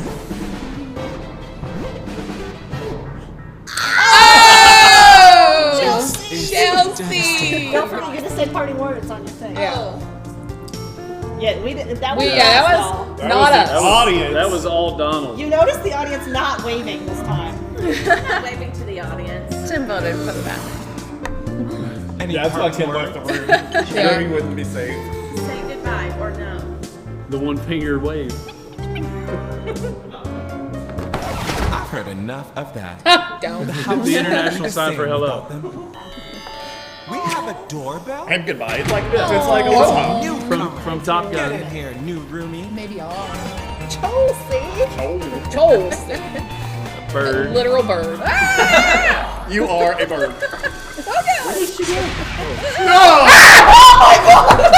And it's a quickie. Can I self-eliminate? I think that probably blew out their microphone. Sorry. You adopting? I went out of the house. Exotic Have pet. to eat a little. Oh my god. We're going to do I'm this. adopting the bird, obviously. I can no longer Answer look the that problem. direction. Nope. When it's time to vote, you won't know who wrote what. Oh my god.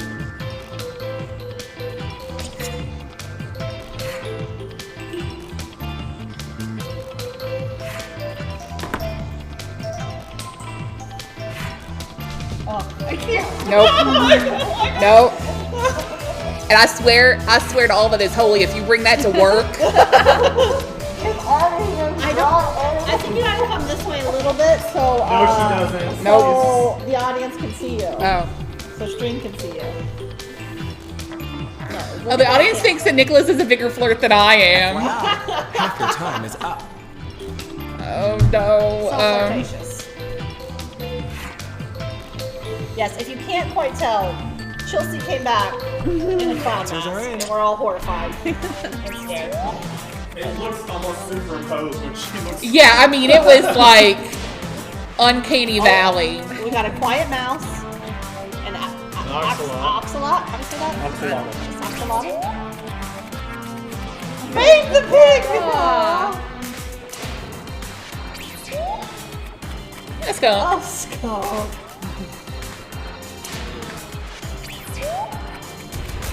A wombat. They're cute. Wombats are cute. A wombat. A wombat. A trash talking bird.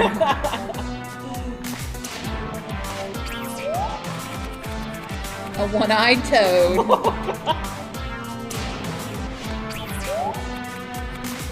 An otter. Which answer do you love the most? Vote on your device now. Okay. Just having your device on is important. Literally every time I look over, I get a little shock. It's just dancing. I normally don't have a problem with clowns, but I, for this case, make an exception. Yeah. Oh, yeah, I think Dee Dee does hate clowns, Oh, yeah. doesn't she? Uh-oh. She has like a legit Who's fear. popular? Uh-oh. Don't do that to her. Chlorophophobia is real, or coulrophobia. Coulrophobia. Yes, otter. That was for you, honey. Aww. Here's I was pandering for audience votes. elimination. Ooh, double elimination. So much power. It's elimination time. I love that I'm original. Love it. Vote for a player to be eliminated from the game.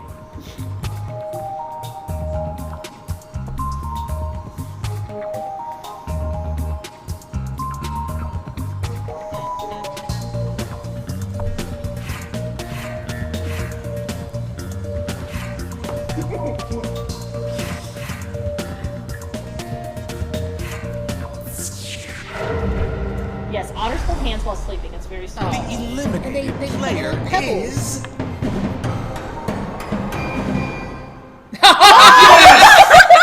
Who did this?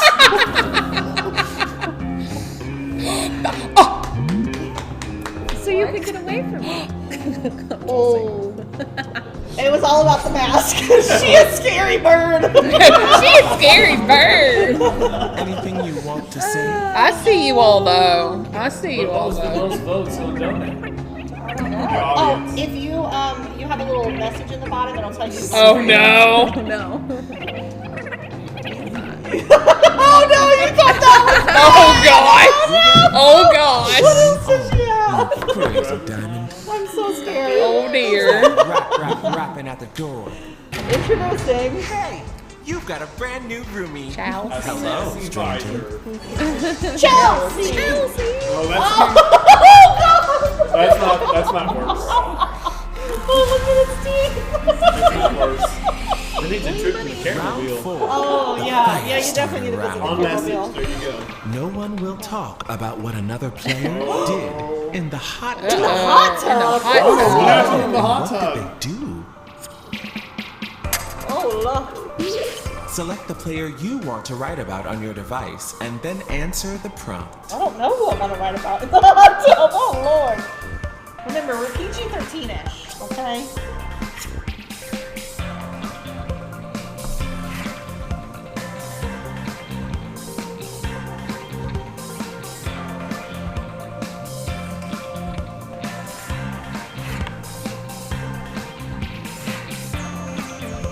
Who needs to leave the past behind? Chili pie. I do. Gotta get over it. Oh, but Chelsea is now a flirty president. President of what? I don't know. The bunny. The clown fan Be club. aware that you're halfway through your time.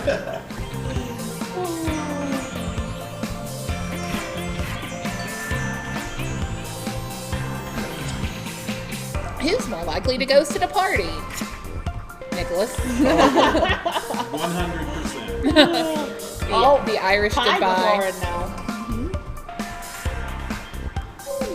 Oh, that's Nicholas. Hurry, I'm sweating over here. You're sweating. Takes You her should a check while out to Chelsea type in the in that. plastic mask. Lots of big swings here. Oh. Oh.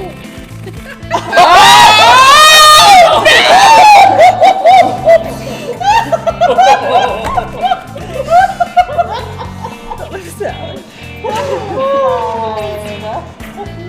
Oh god. Oh, thanks, Kristen. That's real life. 2 different activities.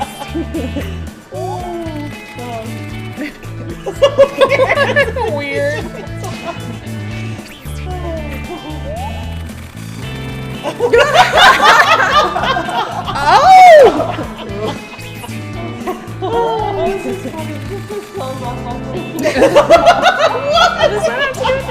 Luckily. Oh, escándalo.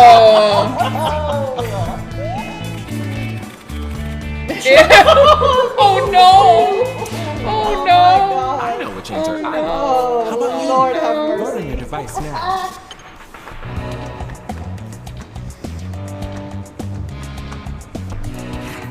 Oh. Oh man. Who's your like skirting the line? He mind taking his clothes off, but Okay, who did we love? I mean, yeah, that's fair. That's fair. Presenting your challenge winner. And if your name showed up in an answer, you get points too. Yeah, this is spicy right here. Very spicy. Only makes sense if you have been watching. swap points. I don't know how many points. Player. Oh. Feel free to beg, convince, or manipulate the player who is currently making a choice.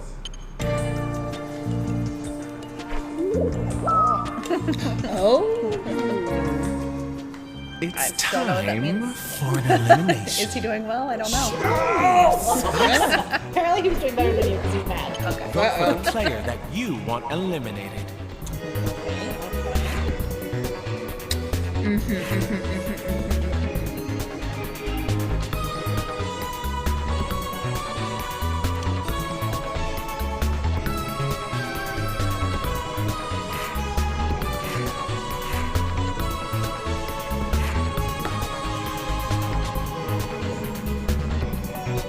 Handlebars talking about pushing buttons. You are halfway through the time, Louise.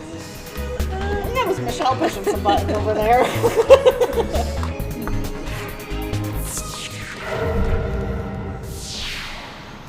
The eliminated player is...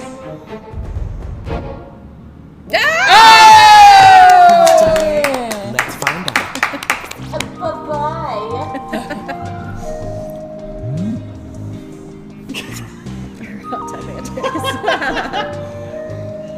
I just put it for you because you might be naked now. Well, Kristen didn't have my Wagyu beef in stock, so.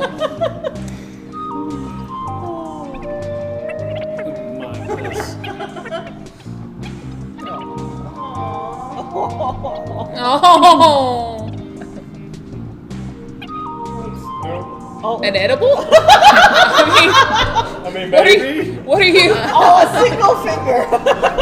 What are you hiding over there, Nicholas? Single finger waffle. That's enough. I miss them already. Hang on, I'm coming. Who do we have here? Welcome, new player. No cholas! Has never said thank you.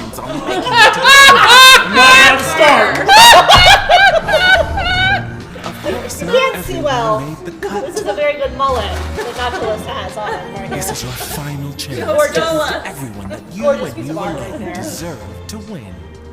Oh my god. Pull it together. It's the finale round. This is the best episode of The Circle ever. Tears for Fears. We just love bikes so much. Finale.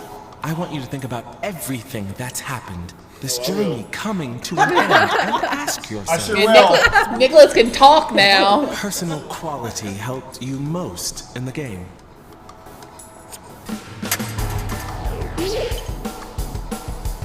I mean, a mime also would never have said thank you.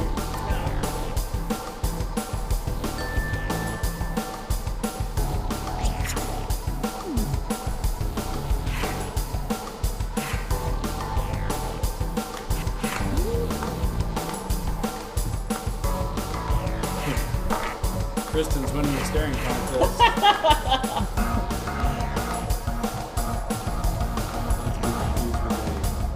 Okay, plenty to discuss. Chimney sweeping away the BS. That's good. Appealing to the people.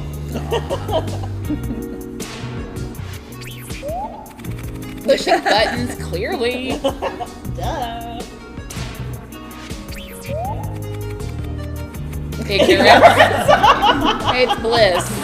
It is bliss. Silent resilience. Fine choice of prime cuts. Grade A housemate. Yeah, that's good. Flirting. Flirting. Flirting. My ability to gently fan flames. It's time for the final vote. Who do you think should win Roomerang? Vote on your device Oh, this now. is like the circle. Who should win?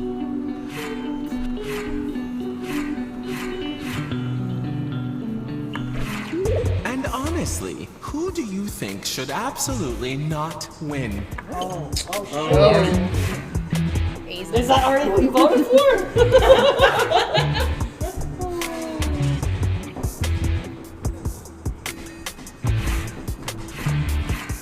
I should win. Winter Cold Girl says lots of good answers in that round. I agree. Okay, let's see who was really there for you. Oh. And who took one last chance to hold you back? That's fair. I was expecting more, to be honest. Now let's add up those points from earlier in the game.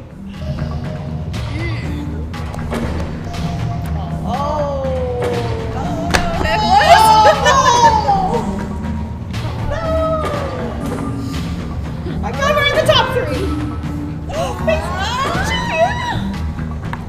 Rigged!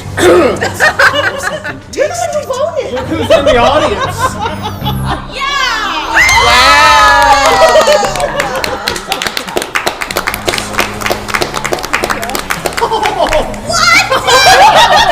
Give us a victory speech, darling. You've Hey, earned Michelle, it. you got your parting thoughts.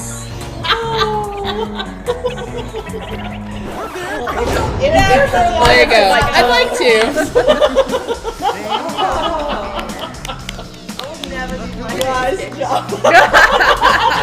Children never playing again. Gamers is done. Amazing.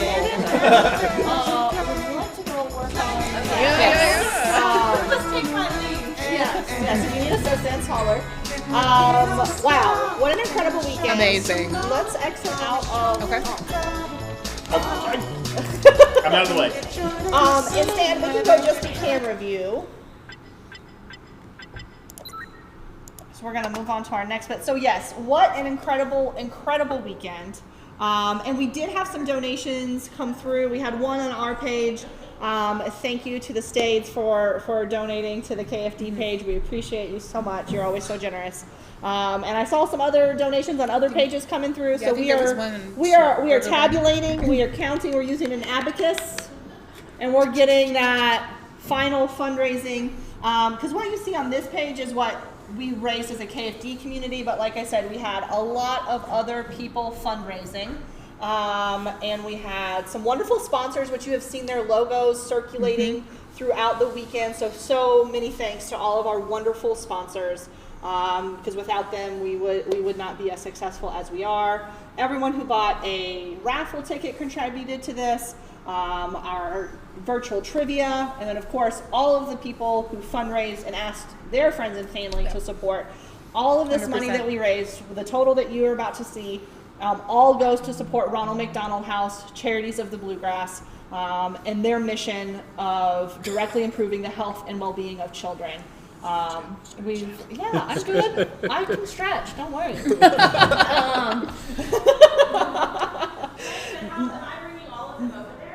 Yeah, I think we're all going to line up here. We want to be right in front, from where Nate is to where Natasha is. But yeah, we can pull these back. But yeah, this is all to support our programs we've talked about. We have 3 programs: our house, our family room, and our care mobiles. I'm this number. The first number, yes, exactly. Excellent. And let's maybe stand in front of the thing. So yeah, just it's going to look a little interesting. Donald, you need to be part of this, please. Yes. You're not over yet. Oh, okay. Oh, thank you. Watch out for the cords. I know. Don't hit yourself. Okay. I gotta get around the table. So, No, you be this one. No. You're number 2. In the second. By number 2, I mean in the second spot. Here, you be this. okay. You want to do it together? I'm narrating. I'm the narrator. Okay. I'm directing